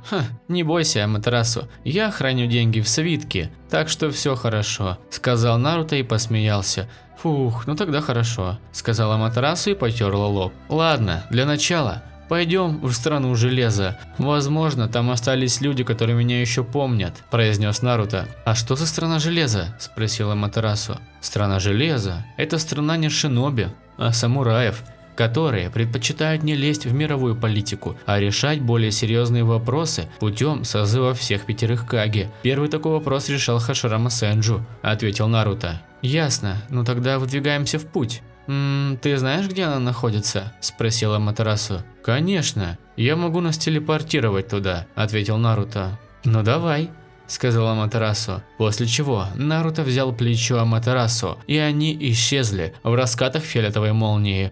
Когда они переместились, то Аматерасу в шокированном состоянии произнесла: «Вау, Нару, это было так круто, особенно эти фиолетовые молнии. Как ты это сделал?» – спросила в шокированном состоянии Аматерасу. «Все очень просто. Я использовал Хирайшин, техника Табирама сенсея, но у меня он необычный. Когда я телепортируюсь, то оставляю за собой фиолетовые молнии», – объяснил Наруто своей девушке. «Офигеть! А кстати, где это мы оказались?» – спросила Аматерасу. «Прямо сейчас мы не в стране железа, мы в нескольких километрах от нее», – ответил Наруто. «Ясненько. Тогда чего мы ждем? Пошли», – сказала радостная Аматерасу. «Стой, нужно применить Хэнгё, а то нас будут недолюбливать. Хорошо, что самураи страны железа не умеют распознавать Хэнгё, а то бы у нас были бы проблемы», – сказал со спокойной душой Наруто. «Хорошо», – ответила Аматерасу и применила Хэнгё, после чего она выглядела так: длинные, ухоженные черные волосы, стройное тело, красивое, с 3 размером груди. На теле была черная футболка, на которой был нарисован дракон красного цвета, а поверх футболки был красивый жилет, на ногах были обычные сандали шиноби. Когда это увидел Наруто, то он сказал: «Молодец, Аматерасу, ты хорошо применила Хэнгё», – сказал Наруто, улыбнувшись. «Спасибо, а теперь ты», – сказала она, покраснев. Наруто кивнул и применил для себя Хэнгё, после чего он выглядел так: черные и не такие уж длинные волосы. Он это сделал, чтобы ничего не подумали. Черные как смоль глаза. На теле было просто синее кимоно, на спине висела катана черного цвета, на руках были черные перчатки. Еще на нем были синие штаны и бинты, которыми были обвязаны голени. Когда это увидела Аматерасу, то сказала: «Вау, Наруто, теперь тебя будет очень трудно узнать», – произнесла она. «Ага, а теперь пошли», – сказал Наруто, после чего показал жестом, чтобы она шла за ним. Аматерасу это поняла и, лишь улыбнувшись, побежала за брюнетом. Шли они молча, никто не мог начать разговор, но Аматерасу все же нашла в себе силы и сказала: «Эй, Нару, как считаешь, сестренка Цунаде где может быть?» – спросила Аматерасу. «Эх, думаю, она сейчас где-нибудь в Конохе», – ответил Наруто. «Ясно», – только и могла сказать Аматерасу. «Ладно, Аматерасу, мы уже почти пришли», – сказал Наруто. «Хорошо», – сказала Аматерасу и замолчала, после чего они бежали молча. Наруто лишь думал, что будет в будущем, а Аматерасу пыталась успокоить грусть, ведь Хаширама, Мадара, Табирама, Мита и сестренка Цунаде стали для нее больше, чем просто знакомые. Так они бежали 20 минут. После этого промежутка времени они были уже возле ворот, где сейчас стояли два самурая. Когда те увидели парочку, то первый самурай им сказал: «Стойте! Кто вы такие и зачем пришли?» – спросил первый самурай. «Черт, забыл нам имена придумать», – сказал про себя Наруто. «Наконец-то я могу пообщаться с тобой, Наруто», – сказал Курама в подсознании. «Стоп, Курама? Это ты?» – спросил Наруто. «Да, это я, но все потом расскажу. Пока что возьми для себя имя Акума, а своей девушке Аматерасу имя Ямика», – сказал лис. «Спасибо, Ку», – поблагодарил Наруто Кураму, после чего он пришел в себя и сказал: «Меня зовут Акума Накамура, а мою девушку Ямика Ката», – сказал Наруто. «Ясно. Какая у вас цель прибытия?» – спросил уже второй самурай. «Наша цель прибытия – это…» – не успел договорить Наруто, как Аматерасу сказала. «Наша цель прибытия – это посетить страну железа и посмотреть на достопримечательности», – ответила Аматерасу. «Хорошо, мы вам верим, ну а теперь можете проходить», – сказали в унисон два самурая-охранника. «Спасибо за понимание», – сказали одновременно Ямика, Аматерасу и Акума Наруто. После чего они прошли в страну железа. Когда они шли, то Аматерасу лишь восхищалась красоте этой страны. Наруто это видел и умилялся. Тем временем в кабинете Мифуне. «Эх, каждый день я встаю и вспоминаю Наруто. Он был самым моим гениальным учеником. Жалко, что он так рано умер. Я люблю рассказывать всем моим ученикам об этом мальчишке. Все, кто это слышал, восхищались им. Ведь не каждый день услышишь, что мальчик лет 8-10 мог выиграть самого Мифуне в кендзюцу», – сказал грустно про себя мастер кендзюцу. Отступление. После того, как Хаширама убил, в кавычках, Мадару, то он всем сказал, что Наруто мертв. Эта весть пошла по всему миру, ведь все, кто знал Наруто, то знали, насколько он был гениален. А теперь продолжаем. Конец отступления. Тем временем Наруто с Аматерасу. После того, как Аматерасу начала осматривать страну железа, прошло 30 минут. Все люди, которые видели нашу парочку, непонимающе смотрели на них, но после они отводили взгляд и уходили по своим делам. После этого промежутка времени Наруто произнес: «Эй, Аматерасу, идем за мной», – сказал Наруто. «Хорошо, но куда мы?» – спросила Аматерасу. «Проведать моего старого сенсея по кендзюцу», – ответил Наруто. «Хорошо, пойдем, любимый», – сказала Аматерасу. «Если я твой любимый, то ты моя любимая», – ответил туповато Наруто. «Хорошо», – сказала Аматерасу и хихикнула. После чего они выдвинулись в сторону кабинета главы страны железа. После чего они выдвинулись в сторону кабинета главы страны Железа. Шли они не спеша, а люди, которые их видели, смотрели с интересом и непониманием, но Аматерасу с Наруто не обращали на них никакого внимания. Вот они уже возле резиденции главы страны Железа. Зайдя в нее, они поднялись на второй этаж. Когда Наруто с Аматерасу поднялись, они увидели нужную дверь, где сейчас сидит глава страны. Подойдя к ней, Наруто постучался, после чего они услышали «Войдите». Услышав это, парочка зашла в кабинет главы страны. Повествование Мифуне. Как же я хочу вернуть те времена, когда были Хаширама, Мадара и Наруто. Хорошо, что у меня есть лучик счастья, который достался от моей умершей на войне дочки. Этот лучик счастья – моя внучка Фудзико. Опять кто-то стучится в дверь. «Войдите», – сказал я, после чего в кабинет зашел пацан лет 16-17. Он был немного похож на Наруто, хотя он, наверное, самурай, ведь за спиной у него черная катана. Еще вместе с ним зашла, по-видимому, его девушка лет 18-20. После чего я пришел в себя и начал с ними разговор. «Вы кто такие и зачем пришли в нашу страну железа?» – спросил я у них. «Меня зовут Акума Накамура, а это моя девушка, ее зовут Ямика Ката», – ответил Акума, то есть Наруто. «Ясно, а что за катана у тебя за спиной?» – спросил я и посмотрел на Акуму. «Это моя катана», – ответил он. А можно посмотреть на нее?» – спросил я. «Да, конечно, только в обморок не упадите», – ответил Наруто. «Что?» – спросил я с непониманием. «Ладно, я шучу», – ответил брюнет. После чего он достал свою катану. Когда я увидел эту катану, то у меня начали всплывать воспоминания о такой катане, которую я подарил Наруто. Этот пацан протянул свою катану мне. Я, конечно же, охотно взял ее и начал осматривать. Когда я увидел эту надпись, то стал столбом. Эта катана принадлежала Наруто. Спустя несколько секунд в кабинете послышался буф и появился дым. Когда он ушел, то я увидел его. Это был Наруто Учиха. Конец повествования Мифуне. «Что же, Мифуне-сенсей, не ожидали меня здесь увидеть?» – спросил Наруто и ухмыльнулся. «Неужели это ты, Наруто?» – спросил в шокированном состоянии Мифуне. «Ага, а это моя девушка Аматерасу», – сказал Наруто. «Ясно.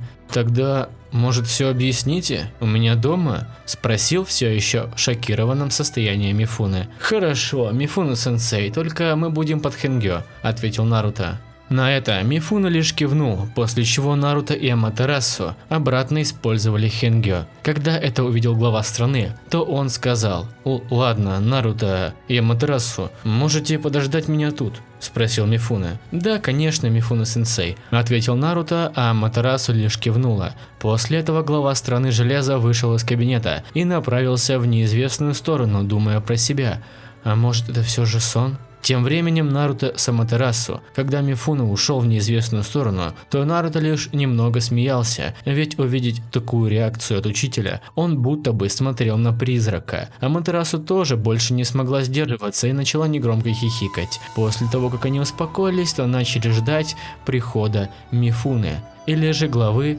страны Железа. Спустя 3 минуты Мифуне все-таки смог договориться со своей правой рукой, чтобы тот взял пост главы страны Железа на 3-4 года. Он, конечно же, согласился. После чего Мифуне и его правая рука пошли в кабинет, где сейчас находились под Хэнгё Наруто и Аматерасу. Придя в кабинет, как и ожидалось, они поздоровались, после чего Мифуне сказал, чтобы Наруто с Аматерасу шли за ним. Они, кивнув, пошли за мастером кендзюцу. Когда наша тройка шла, то на них все смотрели и не понимали, кто же они такие. Что ж, Мифуне сама куда-то идет провожать, но они не обращали внимания, а просто шли. Спустя 20-25 минут они вышли на большой особняк. Когда это увидел Наруто, то у него в голове стали приходить флешбеки с этим особняком, после чего они зашли внутрь. Когда это случилось, то к ним вышла девушка лет 15-16. Это увидел Наруто, и он спросил у своего учителя: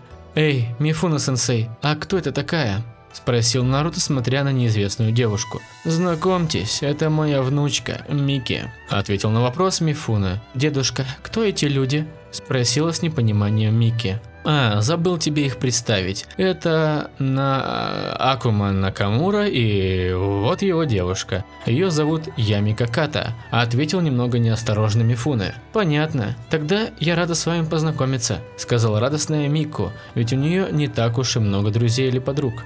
«Ладно, а теперь пойдемте на кухню. Еще, Акума, завтра устроим с тобой спарринг. Ты не против?» – сказал Мифуне, подмигивая, и посмотрел на Наруто. «Хорошо, я даже буду рад», – ответил немного радостно Наруто. «Вот и отлично, а теперь пойдемте на кухню», – сказал радостно Мифуне, ведь Наруто был для него всем, а после умер, но оказалось не так. После чего все пошли на кухню. Там Аматерасу и Мику начали готовить еду. А Мифуне и Наруто просто разговаривали, как это делали давно. Спустя 10 минут на столе уже лежала еда. От этого у Наруто загорелись глаза, ведь он давно так много не видел еды. После этого они начали есть. Но Мифуне, когда все ели, произнес: «Акума, с завтрашнего дня я возьмусь за твои тренировки», – сказал Мифуне и посмотрел на Акуму, который сейчас ел. «Хорошо», – с едой во рту сказал Акума Наруто. После чего они начали дальше принимать трапезу. Закончив, Мифуне и Наруто пошли на полигон, где никогда не бывает людей. Там они хотели устроить спарринг, а девушки стали убирать со стола и мыть посуду. На полигоне.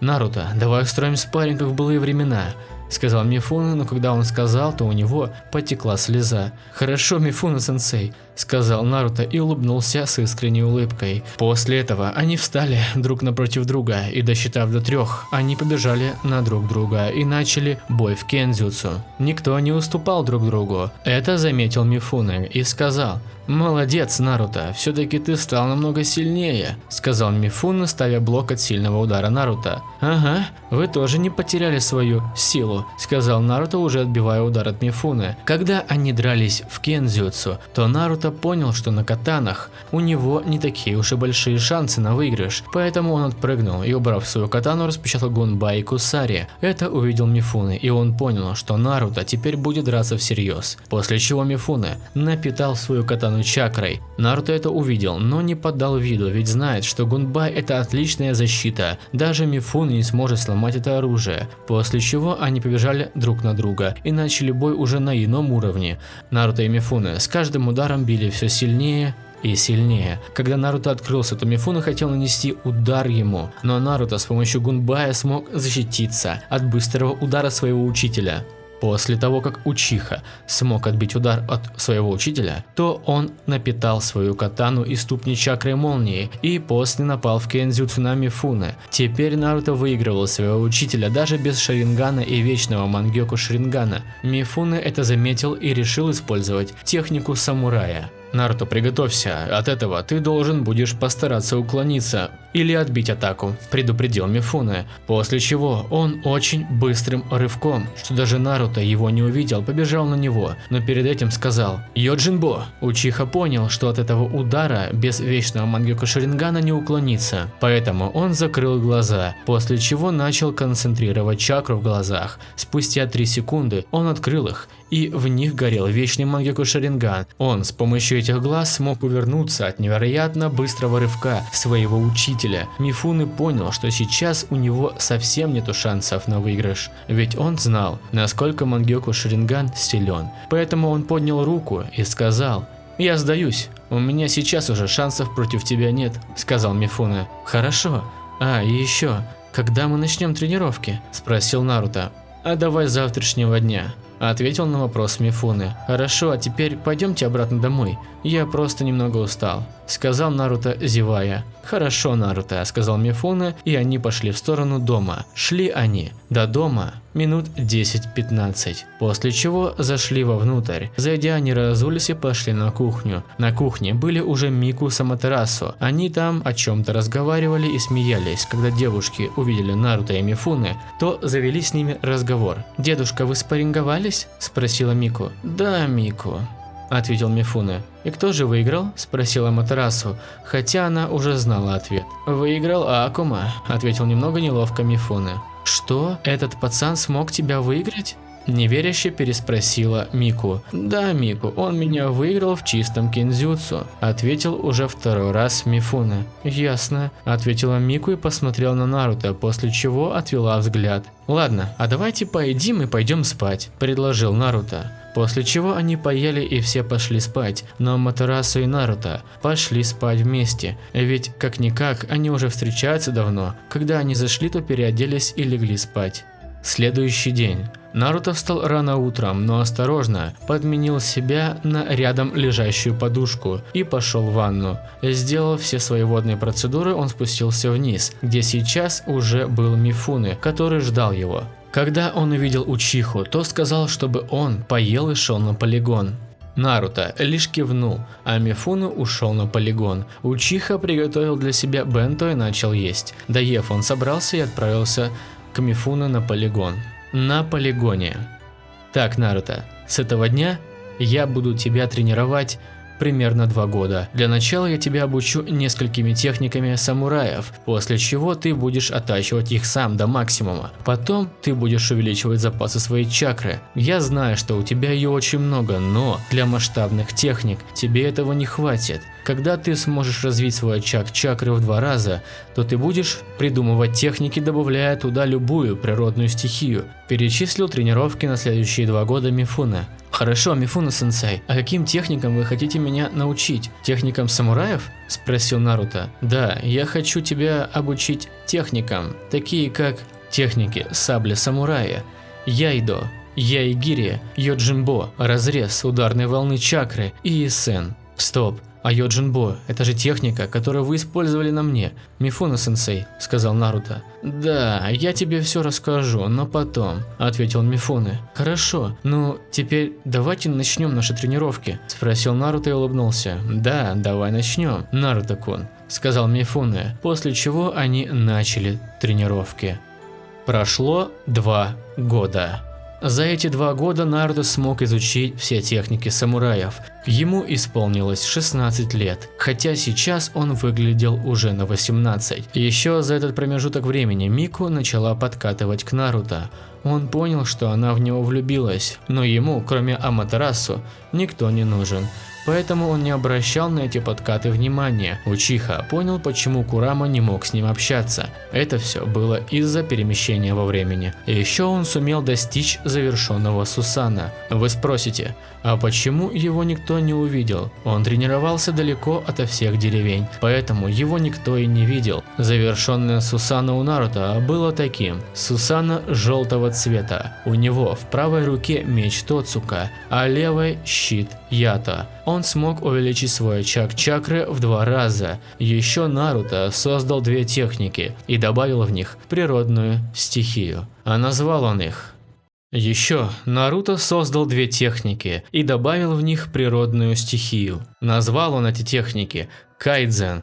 Это сжатый желтый шарик. Он настолько сжатый, что если им ударить в дерево, то он отлетит и сломается примерно на 300 метров. Наруто создавал эту технику наподобие Расенгана, но он жал эту технику очень сильно, поэтому у нее большая разрывная мощь. Эту технику никто, кроме Наруто, использовать не может. Почему же, спросите вы? Все просто. В этой технике есть минусы, такие как: во-первых, надо потратить очень много чакры для этой техники. Во-вторых, только Наруто может использовать кайдзен, ведь надо очень хороший контроль чакры, который имеется у Наруто. В-третьих, Учиха только 4 раза может использовать эту технику, но Наруто добавил в эту стихию молнии. Из-за этого кайдзен искрится своими синими молниями. Еще из-за того, что он добавил стихию молнию в эту технику, Наруто теперь может кидать кайдзен, а его разрывная мощь чуть увеличилась. Но теперь Учиха может использовать эту технику 3 раза. Вторую технику Наруто назвал Кароа. Эта техника придумана самим Учихой. В отличие от Кайдзена, это техника для защиты. Чтобы ее использовать, нужно сконцентрировать большое количество чакры по всему телу. Из-за того, что у Наруто ее много, он без проблем может концентрировать большое количество чакры по всему телу. Из-за этого его в 2 раза труднее пробить, но Наруто добавил в эту технику еще и огонь. От этого его тело не пробить техниками Б-ранга и слабыми А. Если бы не регенерация Курамы, то огонь бы его убил. Наруто все еще не мог открыть эту чертову клетку в подсознании, внутри которой сидит и спит Курама. Мифуне был рад снова тренировать своего старого ученика. Еще он решил давать сложные задания Учихе. Он выполнял задания такие как А-ранга, С-ранга, но они были все легкими. Только одна миссия С-ранга была веселой, но из-за этого его узнал почти весь мир. Флэшбэк. Наруто после тренировки снова пошел к своему учителю в кабинет, чтобы взять миссию ранга С. Придя, он постучался и зашел, после чего начал диалог с Мифуне. «Мифуне-сенсей, не могли бы вы мне дать миссию ранга С?» – спросил с надеждой Наруто. «Хорошо, Наруто, я дам тебе миссию ранга С. Она заключаться будет в том, что тебе нужно устранить бессмертное дуо из организации Акацуки. Их местоположение – страна огня, поэтому я прошу тебя найти и убить их», – ответил Мифуне и посмотрел на Наруто. «Хорошо, Мифуне-сенсей, я беру эту миссию и не подведу вас», – сказал Наруто, улыбнувшись, и вышел из кабинета, после чего он пошел домой, где его ждали Аматерасу и Мику. Наруто, собравшись, хотел уже уходить, но Аматерасу и Мику остановили его и пожелали удачи. На это Наруто улыбнулся и вышел из дома. После этого направился к воротам страны железа. Там его пропустили быстро, ведь они знали, что он ученик Мифуне-самы. После чего Наруто побежал по деревьям в страну огня. Он знал, что может туда телепортироваться, но он хотел вспомнить те времена со своим отцом. От этих мыслей у Наруто скатилась одинокая слеза с правого глаза. У него осталось мало близких людей, поэтому он защитит их любой ценой. Даже ценой своей жизни. Он обещал, что когда-нибудь встретит своих близких. Так Наруто бежал и прыгал по деревьям 4 часа. Но вдруг в него летят кунаи. Он распечатал свой гунбай и отбил летящие на него кунаи. Когда этот человек вышел, то Наруто спросил: «Эй, ты кто такой и зачем на меня напал?» – спросил с непониманием Наруто. «Как ты можешь меня не помнить? Забыл, как мы сражались?» – сказал неизвестный и поднял голову. Когда он это сделал, то Наруто сразу же понял, кто это, после чего начал говорить. «Ты же недоносок, глухой», – сказал Наруто. «Я тебя убью за такие слова», – сказал человек в маске и активировал свой Мангёку Шаринган. «А это будет интересно. Насколько же ты стал сильнее? Покажи мне», – сказал Наруто с довольной улыбкой. «Сегодня ты умрешь», – крикнул человек в маске и побежал на Наруто. «Не думаю», – сказал Наруто и достал свою любимую катану, которую подарил ему учитель по кендзюцу. После чего они начали бой в кендзюцу, где Наруто с легкостью все отбивал и пытался контратаковать, но из-за того, что он неосязаем, не было толку. Наруто, отпрыгнув, активировал свой вечный Мангёку Шаринган. Когда это увидел человек в маске, то он понял, что его не победить, ведь такие глаза имели лишь несколько учих. Один из них был Мадара Учиха. Человек в маске решил не томить и отступить. Он уже исчезал в воронке, как вдруг Наруто телепортируется к нему и ударяет по лицу. От этого человек в маске отлетел на 5 метров. Когда он встал, то сказал: «Но как?» – спросил с непониманием человек в маске. «В нашей первой встрече я поставил на тебя метку Хирайшина», – ответил Наруто. «Понятно, а теперь прощай. Увидимся на 4-й мировой войне шиноби», – сказал человек в маске и исчез в спирали. Когда Наруто это услышал, он не поверил и не обратил на это внимания, а после чего отключил свой вечный Мангёку Шаринган и пошел дальше, в страну огня. Спустя 2 дня Наруто смог добраться до страны огня. Сейчас он возле храма Шаолиня, ведь он знал, что Какузу любит деньги, а насчет Хидана он знает только, что он бессмертен. Когда он постучался в храм, ему открыл ниндзя-монах. Когда он увидел Наруто, то сказал: «Здравствуйте, вы что-то хотели? Если да, то пройдемте к нашему главному монаху Чирику-сану», – поприветствовал ниндзя-монах. «Да, мне к нему и нужно», – сказал Наруто. После чего этот ниндзя-монах пропустил Наруто, и они пошли к Чирику. Когда они шли, то на них смотрели с интересом. Спустя минуту они дошли до двери главного Шаолиня. Отступление. Наруто знает так много из-за рассказов Мифуны. Он ему рассказал об Акатsuki, 12 ниндзя-защитников и так далее. Еще Мифуна сказал, что за его голову очень большая награда, а именно 30 миллионов рё. Поэтому Наруто понял, что Какузу придет 100% за ним. Так что так. А теперь продолжаем. Конец отступления. Ниндзя-монах постучался, и услышав «войдите», они вошли. Когда Чирику увидел незнакомца, то он сказал: «Здравствуйте, можете сказать вашу цель прибытия?» – сказал Чирику, вставая.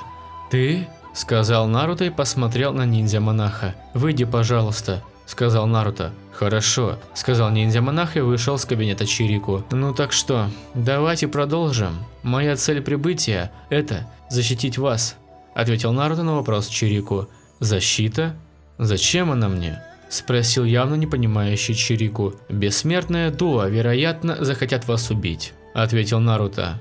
«Зачем же я им нужен?» – спросил еще раз Чирику. «Ваша голова на черном рынке, как вы знаете, стоит 30 миллионов рё, поэтому они будут охотиться на вас», – ответил Наруто. «Хорошо, я принимаю от вас защиту, но от кого вы?» – спросил главный монах. «Я от Мифуна-сенсея, или же главы страны железа», – ответил холодно Наруто. «От Мифуны-сана? Ясно.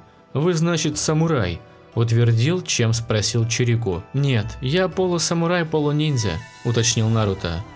Ясно. Ну тогда пройдемте, я вам покажу вашу комнату. А, и еще, не могли бы вы мне назвать ваше имя?» – спросил Чирику. «Меня зовут Акума Накамура», – ответил Наруто. Чирику кивнул, и он пошел показывать комнату для Наруто. Показав ее, он ушел обратно в свой кабинет, но перед этим сказал, чтобы обращался. Наруто, кивнув, зашел в саму комнату, после чего, разложив вещи, он отправился на улицу, чтобы потренироваться. Когда он шел, то на него смотрели с интересом, ведь сам Чирику сама обращается к нему на «вы». Но наш брюнет не обратил на это никакого внимания и, выйдя из храма, направился на свободное место, чтобы потренироваться. Спустя 5 минут он нашел свободную поляну, где никого не было. После чего Учиха начал свою ежедневную тренировку. Закончив, он немного отдохнул и посмотрел в небо. Там было красиво, ведь уже была ночь. После чего он собрался и пошел обратно в храм. Зайдя вовнутрь, Учиха увидел накрытый стол и монахов с Чирикой. Когда тот увидел Акуму Наруто, то сказал: «Акума, где ты был?» – спросил Чирика. «На тренировке, где же еще?» – ответил Наруто. «Ясно, тогда садись за стол», – сказал Чирика. Наруто кивнул и сел за стол. На него все смотрели с интересом, ведь не каждый день увидишь такого скрытного парня. Когда все поели, то ушли к себе по комнатам. Наруто был не исключение. Зайдя в комнату, он переоделся и лег на кровать, а после заснул. Спустя 3 дня. За этот промежуток времени не было нападения от бессмертного дуа. Наруто уже подумал, что чутье было неправдой, как вдруг с первого этажа послышались крики ниндзя-монахов. Учиха быстро побежал на первый этаж. Он увидел, как на Чирика бегут 2 шиноби в черных плащах с красными облаками. Наруто сразу понял, что это Акатsuki. Учиха с помощью куная с печатью Хирайшина телепортировался к ним и ударил 2 ногами так, что те отлетели на 10 метров, после чего они встали и начали диалог. «Ах ты ж сука! Какой урод посмел меня ударить, а?» – прокричал Хидан. «Заткнись, Хидан», – сказал Какузу, после чего он посмотрел в сторону Наруто. От этого он сразу начал вспоминать мальчика лет 10, который смог победить его. Он сразу же понял, что это сын Мадары, но он не понимал, как он выжил. Его официально признали мертвым. После чего Какузу с Хиданом встали и начали говорить. «Ты кто такой, черт возьми?» – сказал в своей манере Хидан. «Тебе лучше не знать этого», – ответил Наруто и достал свою катану. «Ах ты ж маленькая сучка», – сказал Хидан, поднимая свою косу. «Хидан, будь осторожен», – произнес явно обеспокоенный Какузу. «Ты чё, блин, боишься его, Какузу? Чё, обосрался?» – спросил Хидан. Замолчи. А теперь нападаем, сказал Какузу, после чего он с Хиданом побежал в ближний бой против Наруто. Хидан пытался ударить своей косой по Наруто, но Учиха с помощью своей катаны отбивал его все удары. Какузу тоже не стоял в сторонке и сразу активировал все 5 сердец. Наруто это увидел и лишь улыбнулся, а Чирико смотрел и офигевал от силы Наруто. Какузу пытался нанести урон своими техниками, но ничего не получалось, а Хидан пытался задеть Наруто, чтобы провести ритуал, но он отбивал все удары и не давал себя ранить. А ниндзя, монахи смотрели на Акуму, Наруто, в шоке. Учиха понял, что если не телепортирует их в другое место, то здесь они все разнесут. Поэтому он взял 2 куная с печатью Хирайшина и кинул в двоих. Но те, конечно же, увернулись, как вдруг Наруто исчезает в фиолетовых молниях. Когда это увидели Какузу и Чирико, то они открыли рты, ведь знали, что это за техника. Спустя секунду Наруто, Какузу и Хидан телепортируются в другое место, после чего завязывается еще один диалог.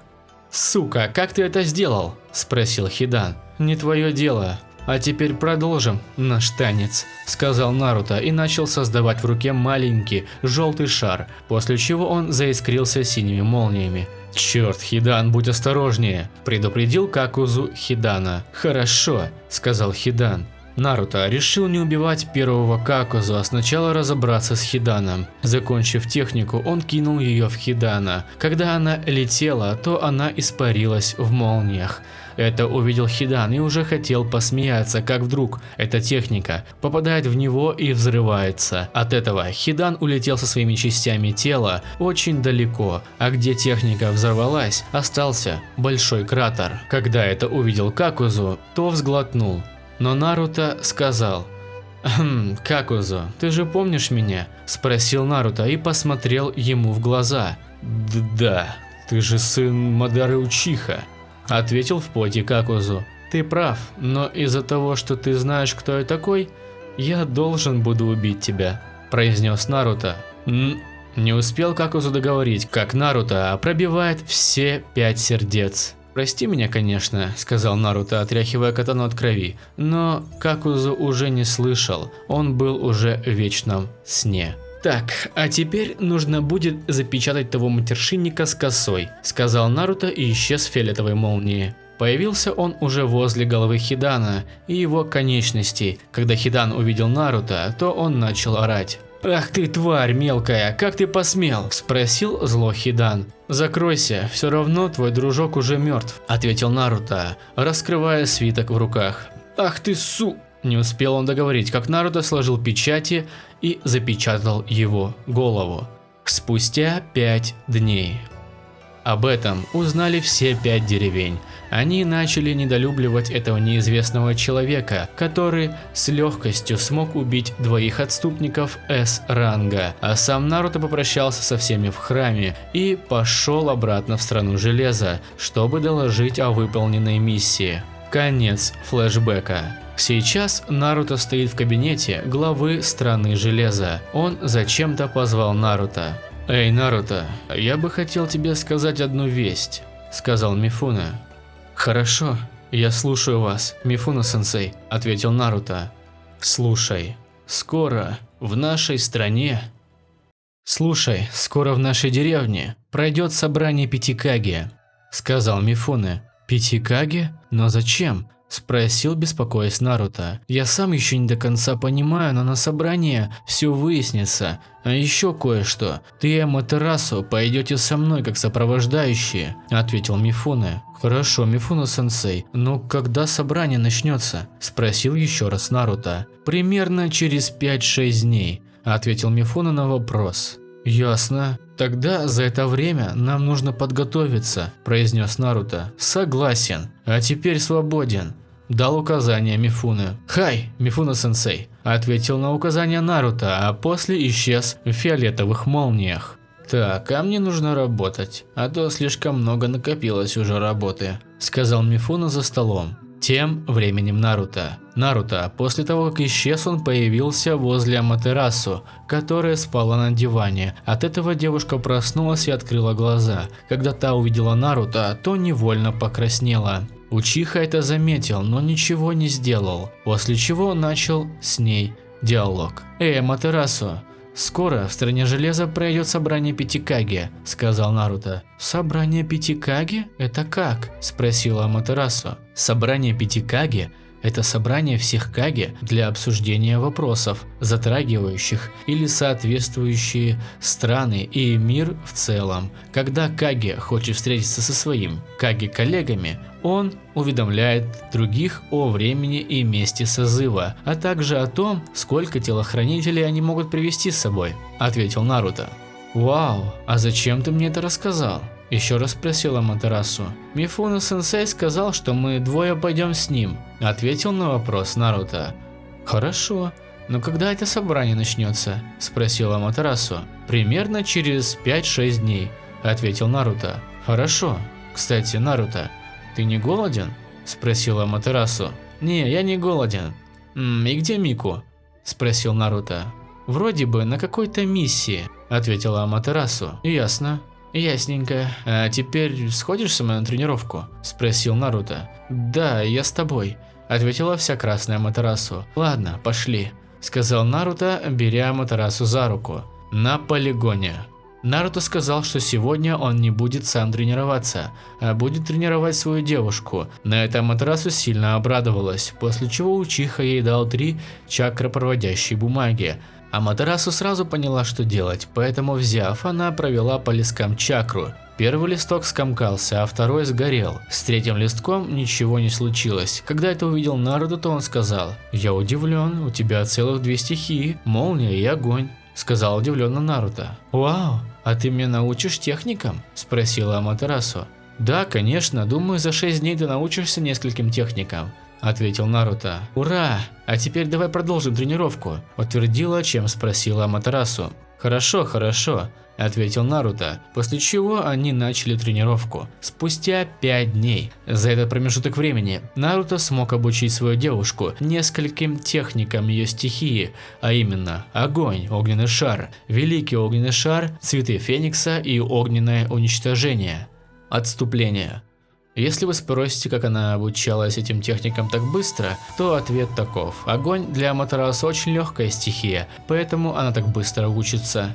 Конец отступления. Райтон, пес из молнии и дракон из молнии. Сегодня должно было начаться собрание 5 Каге. Мифуне, Наруто и Аматерасу идут сейчас в кабинет для собрания. Мифуне немного переживал, а Наруто было совсем наплевать. Ведь если 5 Каге нападут на них, то Наруто с легкостью с ними справится. Аматерасу же тоже не волновалась.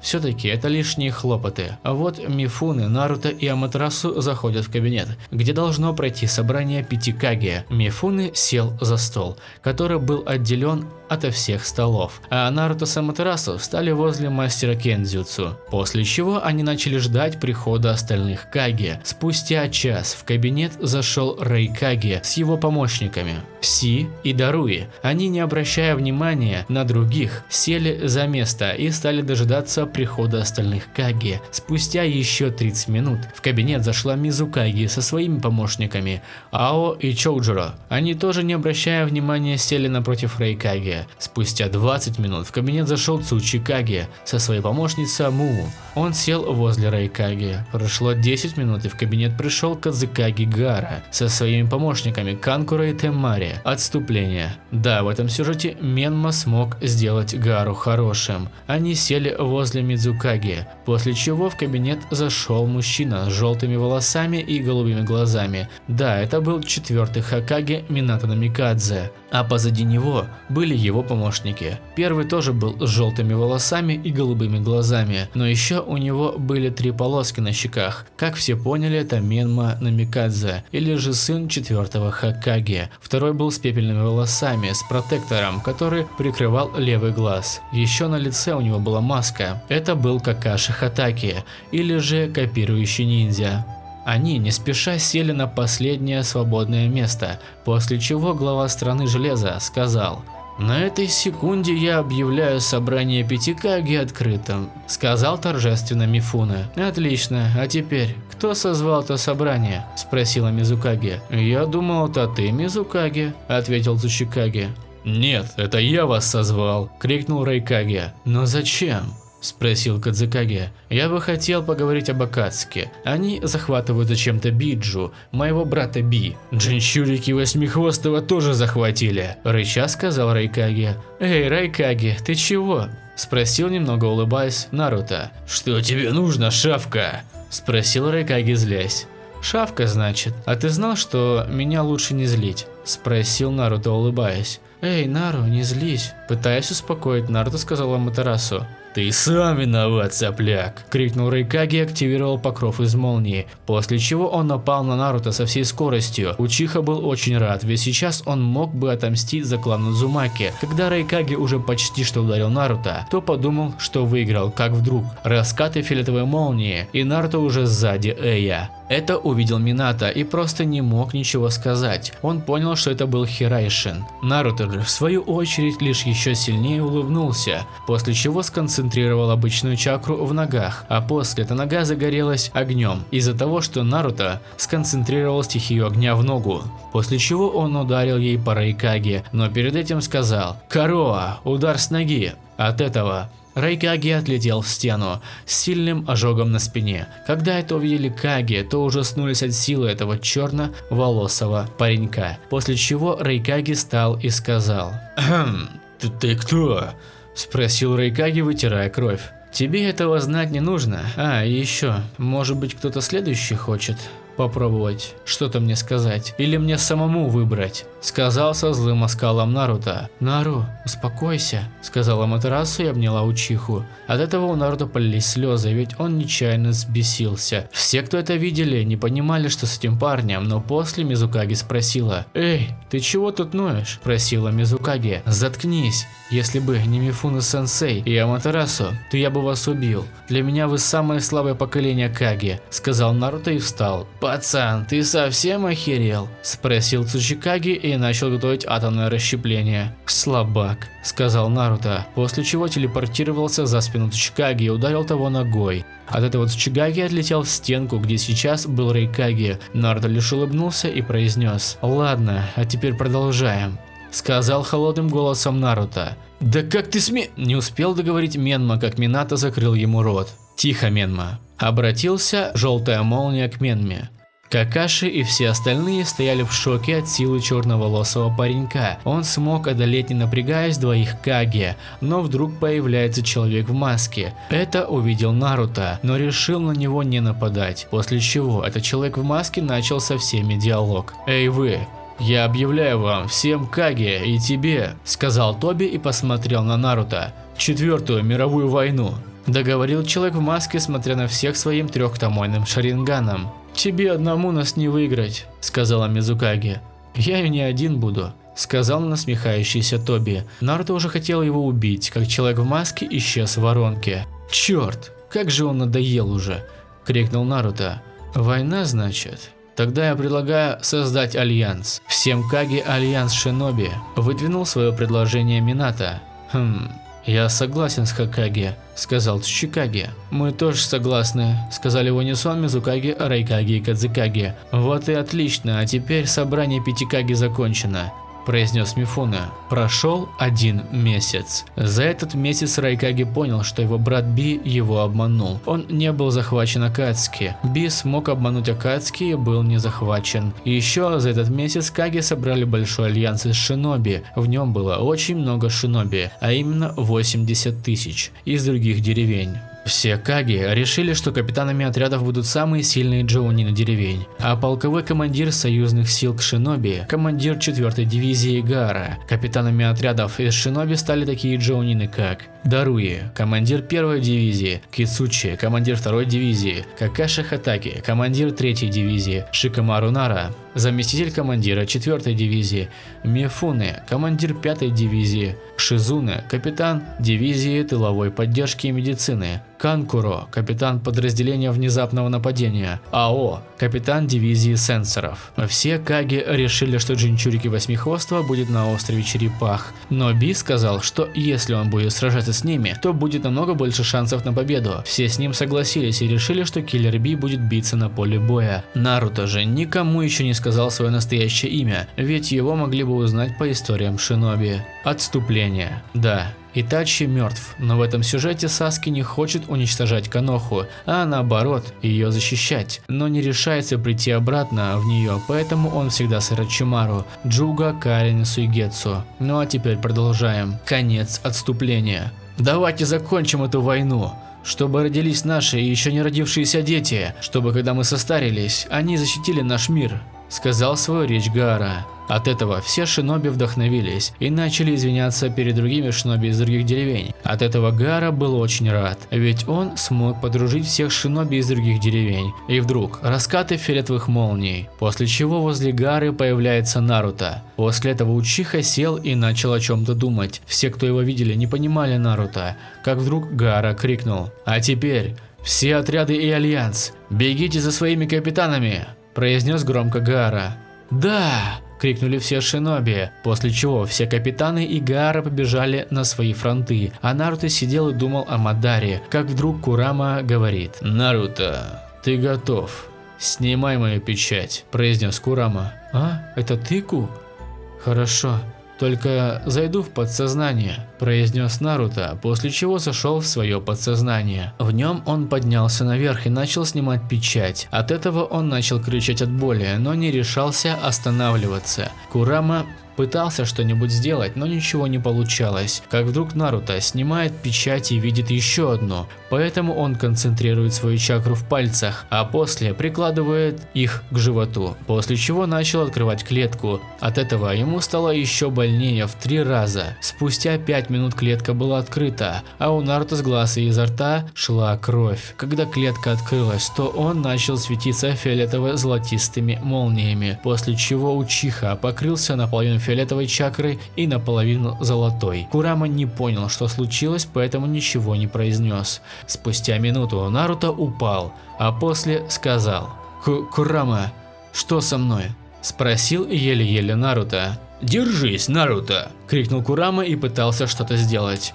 «Хорошо, Ку», – сказал Наруто, но через секунду вырубился. Спустя 3 дня. Курама передавал свою чакру Наруто, чтобы тот не умер. За этот промежуток времени Курама начал беспокоиться за Наруто, ведь его тело могут найти. Как вдруг Учиха открывает глаза. Когда это увидел Курама, то у него полилась слеза радости. Учиха, встав, произнес: «Ку, прости за беспокойство. Сколько я пролежал в отключке?» – спросил Наруто. 3 дня. Только и мог ответить Курама. «Сколько? Мне срочно нужно помогать?» «Стоп, это чакра, неужели он?» – спросил в шокированном состоянии Наруто. «Да, это точно он!» – крикнул Курама. После чего Наруто вышел из подсознания и встал. Он увидел, что лежал на песке, но про себя говорил: «Фух, спасибо, Ку», и улыбнулся. После этого он побежал в сторону той знакомой чакры. Добежав, он увидел его. Да, это был Мадара Учиха. Сейчас он, танцуя, убивал всех шиноби. Наруто это заметил и активировал свой шаринган, после чего побежал на Мадару. Когда тот увидел пацана с 3-томойным шаринганом, то сказал: «Я вижу, еще Учихи остались с 3-томойным шаринганом», – спросил Мадара и улыбнулся. Наруто, ничего не ответив, побежал на Мадару, а сам бог шиноби разозлился от такого поведения. Он тоже побежал навстречу, после чего завязался бой в тайджутсу. Как ни странно, Наруто отбивал все удары своего отца, после чего Мадара отпрыгнул и сказал: «Катун! Техника огненного уничтожения!» Шиноби, владеющие водой, хотели отбить атаку, как вдруг Наруто сложил печати и сказал: «Катун, великое огненное уничтожение!» После чего изо рта Наруто выплеснулось большое количество огня. От этого Мадара был в шоке, ведь он не думал, что обычный Учиха с 3-томойным шаринганом сможет обучиться этой технике. Когда эти техники столкнулись, то техника Наруто смогла пробить технику его отца, после чего Мадара произнес: «Эй, пацан, как тебя зовут?» – спросил Мадара, улыбающийся. Сейчас все узнаешь сам, ответил Наруто и развеял Хэнгё. Наруто?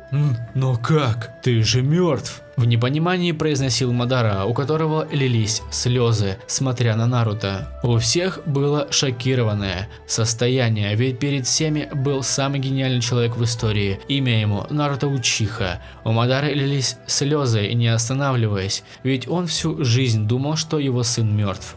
После чего он сказал: «Наруто, прости, я думал, что Вечный мир поможет мне быть всегда с тобой», сказал Мадара, у которого лились слезы. «Папа, не плачь», сказал Наруто и, подойдя к своему отцу, обнял того. Наруто, активировав свой вечный Мангёку Шаринган, понял, что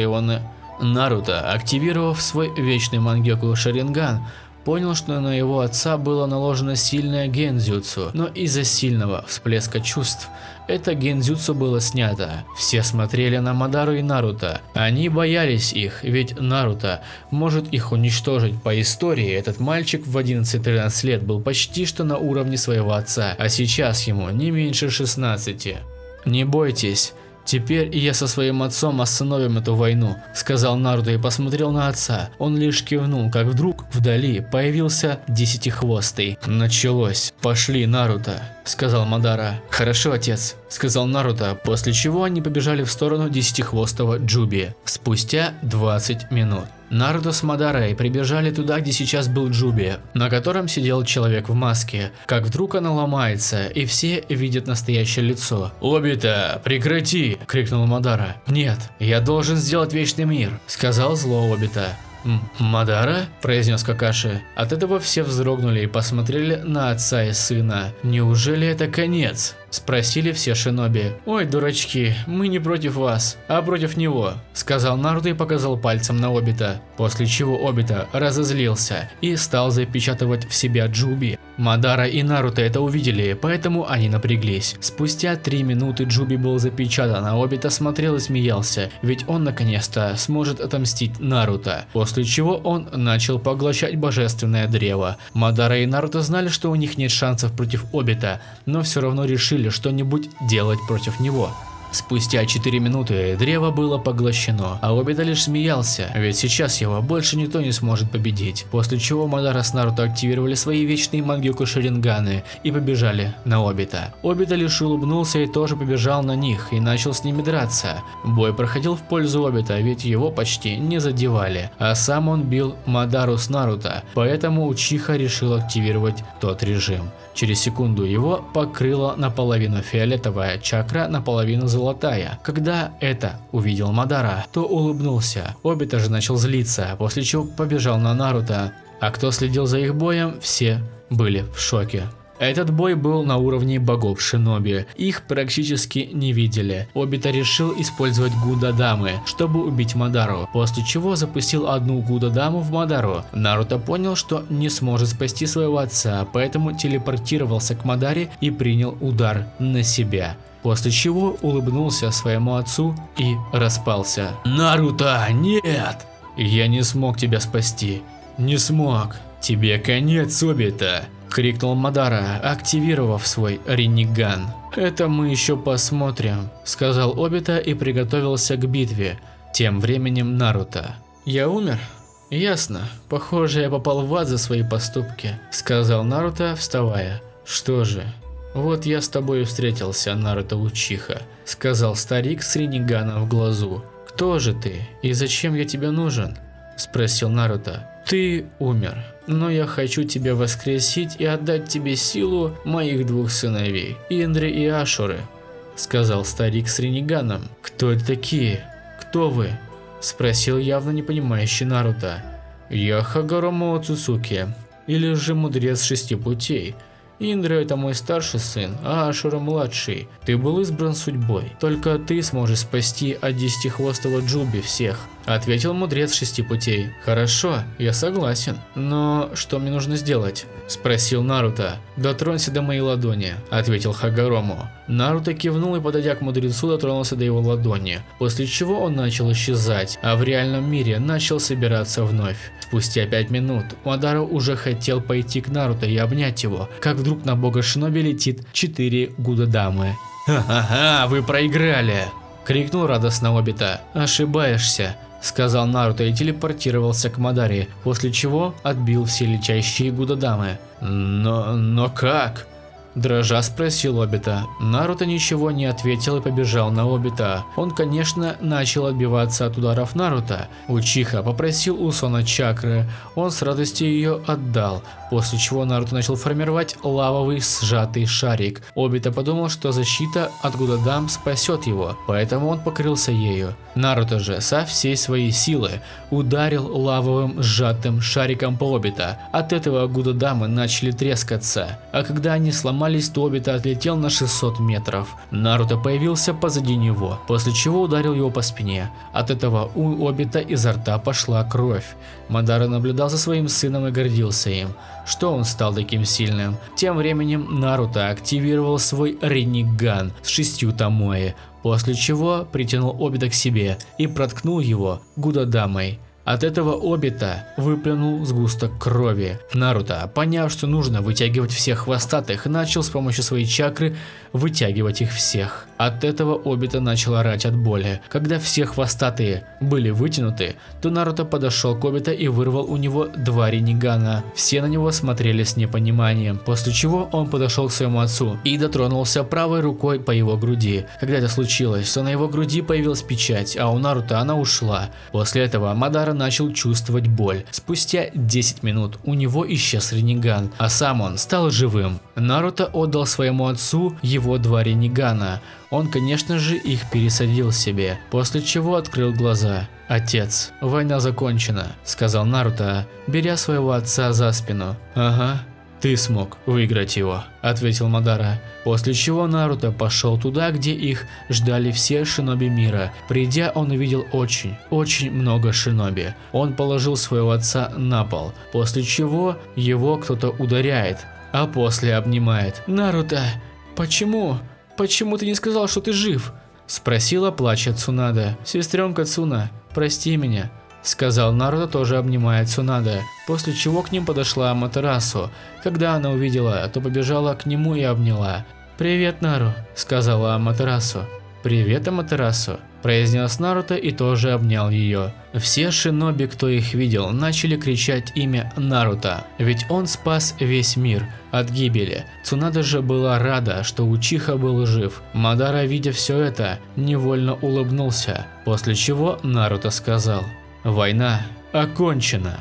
От этого все начали хлопать и радоваться, ведь наконец-то все шиноби смогут зажить счастливой жизнью. Спустя 6 лет. Наруто с Аматерасу поженились. У них родилась дочка. Назвали они ее Нами Учиха. За этот промежуток времени Минато узнал, что Наруто его потерянный сын, но Учиха не считает его отцом. Мадара же стал нянчиться с дочкой своего приемного сына. Аматерасу хозяйничала дома, а Наруто тренировал свою дочку. Еще все шиноби мира признали Наруто героем и самым сильным шиноби в истории. Мадара же лишь шуточно смеялся над своим приемным сыном. Кушина тоже узнала, что Наруто ее сын, поэтому она долго пыталась сделать узы мамы и сына. Поэтому она долго пыталась создать узы мамы и сына, и у нее все получилось. Теперь она бабушка. Менма же стал следующим Хокаге, а его друг Саски пришел обратно в деревню. Там же Менма смог уговорить, чтобы его не казнили.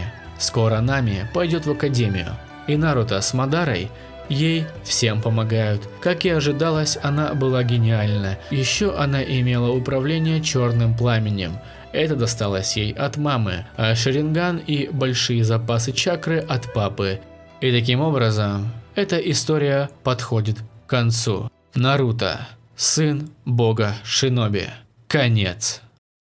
Итак, спасибо всем тем, кто досмотрел этот сюжет до конца. Надеюсь, вам он очень понравился. Кто не подписан, не забудь это сделать и нажимать на колокольчик. Также вступить в наш Discord сервер обязательно, зафолловиться на Twitch и в группу ВК заглянуть по желанию. Ну а с вами был Ганзи. Это было объединение всех частей Наруто, сын бога шиноби. Еще услышимся.